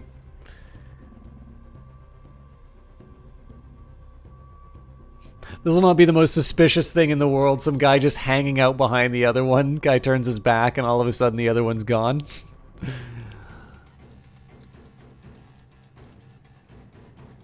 Okay, well as long as he leaves his sight line, I'm happy. Perfect.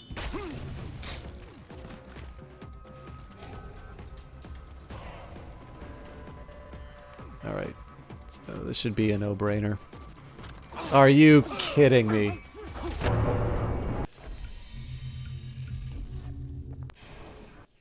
I thought I had the takedown thing down, but there's definitely been a couple of times where I felt that I can just hit that button and do the takedown, and what I wind up doing is tapping someone on the shoulder and announcing that I'm the enemy. And what I should be doing is like waiting for the prompt, but I don't know, it's an opportunity.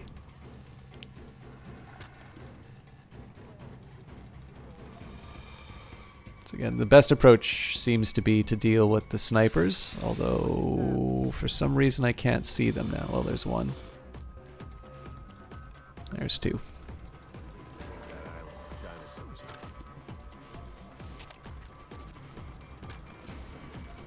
Alright.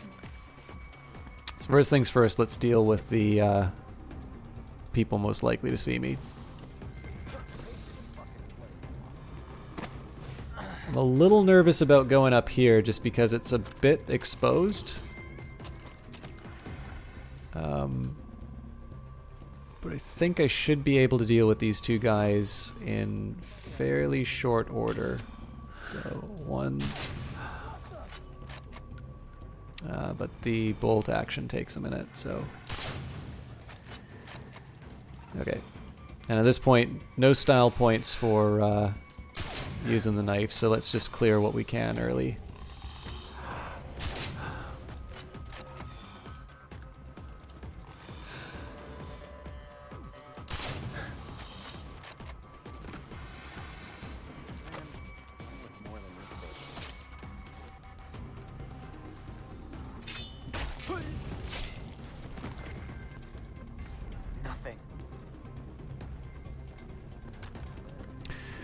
Okay, so again, important detail is that nobody's going to attack me. Again, actually, this is a really weird convention to have where if you engage... How's it going? If you engage any of the outposts, people attack you, but then you go to a story mission and you're back to... Yes, it does, Trippy Tube. Just because I'm relying on my stealth. Also, if you hit these things, you can get more boom.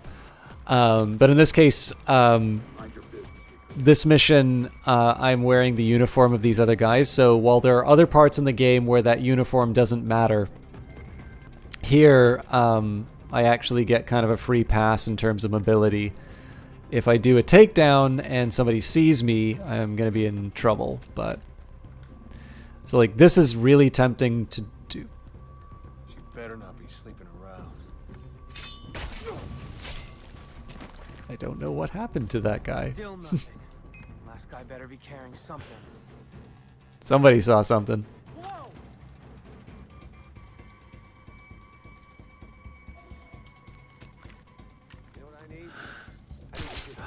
Damn it.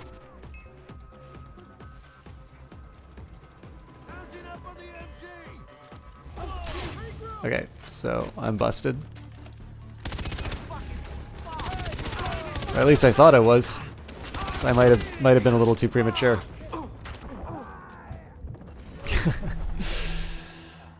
I thought I was holding down Q. I'm just getting tired. Anyways, yeah, so Let's take care of those cats. you've now seen what happens if I do the red barrel thing. And honestly, the way this is set up, there's no reason not to. I got a little impatient on that one guy, and I think probably what I should have done was just accepted that people were going to get freaked out by seeing the body.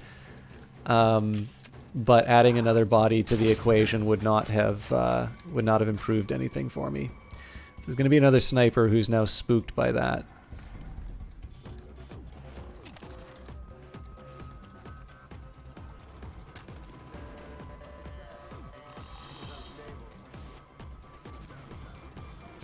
Okay.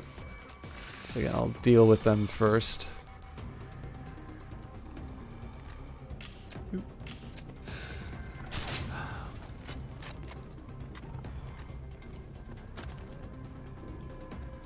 There should be, I think it's 3 guys down here plus the VIP.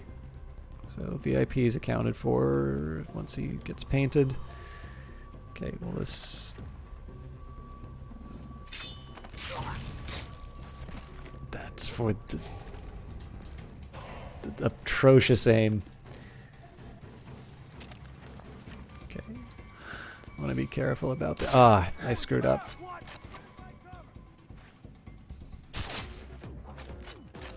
They haven't seen me though, so... But I did spook the VIP, so... And these ones I at least want to do... Well, I'd prefer to do with the knife attack, but nope. That guy's definitely suspicious, so...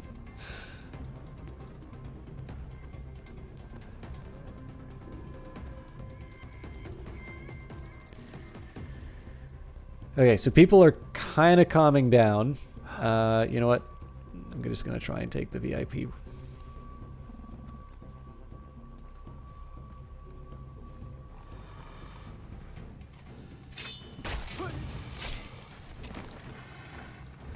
Nothing. All right, so that should buy me a little leeway.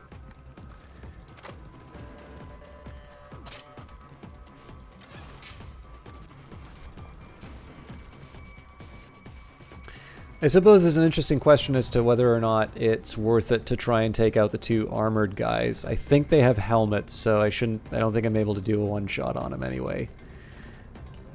Yep, so that is an excellent reason to behave myself. Normally there's a guy doing maintenance, though. Okay. So again, nobody's gonna get mad until I start killing people. So as much like this guy's in a perfect spot to take out, but I don't actually know where the next person who's going to see a body is.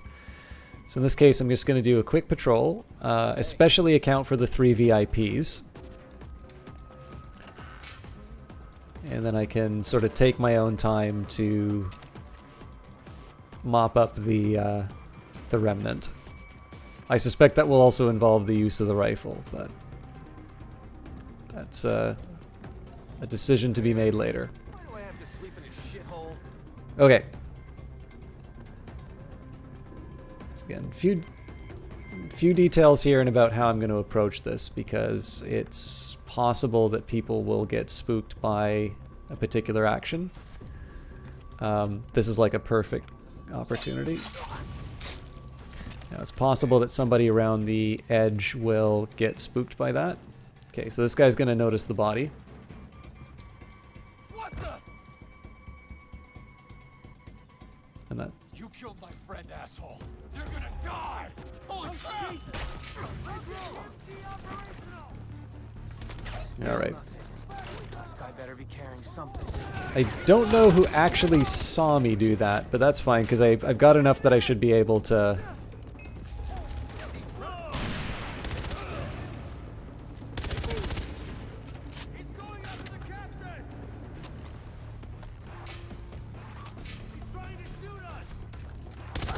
Not the sheep. What is it? No.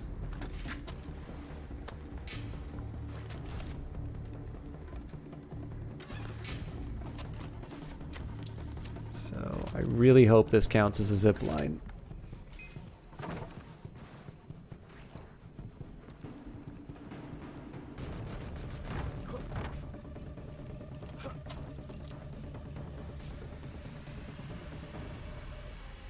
Was this the first game to introduce using the environment to kill people? You mean like the unleashing the animals? Or are you talking about like environmental damages and like burning or having stuff fall on people? Because I'm pretty sure that would have existed in a game before this one. But this one definitely seems to have a claim to fame as a game that lets you bring nature's greatest hits to take out the enemies. Oh, I don't know about rolling logs. The roll sheet eludes you. This makes me sad. Yeah? Yeah, but I did find a note. They're meeting in a couple of days. Apparently, it's important. Then the roll sheet will be at the meeting. I am happy again. In the meantime, there's something I must fix for Hoyt. Want to come along for the ride? Sure. Wunderbar. Meet me at the drug fields. I have a situation to defuse. Okay, we are almost at the 7-hour mark. It's 4 o'clock in the morning. So thank you, everybody, especially because this was definitely one of these more opinionated / talkative streams, and I know I didn't get through as much of the main game as I wanted. Or, you know what, I can at least get another skill. So I'm still reluctant to do line gunner because I don't normally use pistols. I'm also reluctant to do gunslinger takedown because the knife seems a little more effective. Field medic seems to be increasingly important. Yeah, let's just accept that I'm gonna take a lot of damage.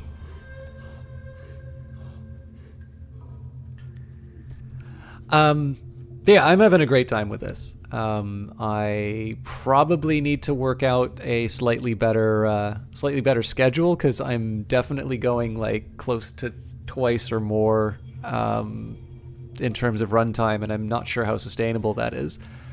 But yeah, this is a neat game. Albino crocodile. An albino crocodile? Somebody's just making this fellow up. Oh, my guidebook says it's real. I guess they're rare. Rarer than an Asian on network television. What about Ann Curry? Anyways, thank you everybody for watching. I'm not sure if there's anybody I know streaming right now, or if I'm going to be able to... Okay, I got to quit the game to see what's going on. So, who is live?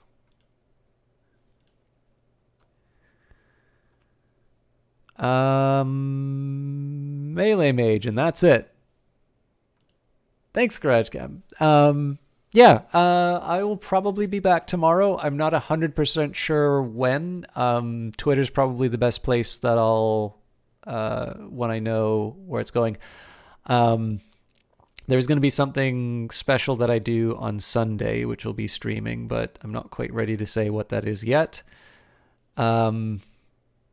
I am going to try and do Far Cry tomorrow. The big challenge is that I do need to record the next episode for the Morrowind thing on for Tuesday, and if I'm going to be doing a stream on Sunday, that doesn't leave me a lot of opportunities.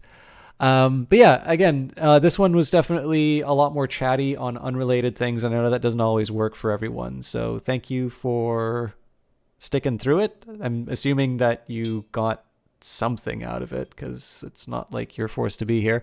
But it was a pleasure having you all here, and I will definitely be doing more for. I'll be seeing this thing through to the end. Monday will definitely be another strategy game, though, so it's unlikely I'll wrap up Far Cry tomorrow. But if I can't, the very least, I'll say if I can't put a lot of time into streaming it tomorrow, I at the very least will get I'll get some side missions for myself done, so that I can have another good session of getting the main mission done. Not you were forced. Well, it was you were a very pleasant hostage to have around. The only person I know who's streaming right now is someone I know from Vancouver named Melee Mage. He's doing a run of Final Fantasy IX, so it's a little different from what we've been doing here. But he is a good gentleman, and I hope you guys have a good time with it. And as for the rest of it, I will possibly see you tomorrow, or if I don't see you again, thanks for stopping by, and we'll see you, or I hope you have a good time on whatever the next thing you're looking at is. I'm done though, so see ya.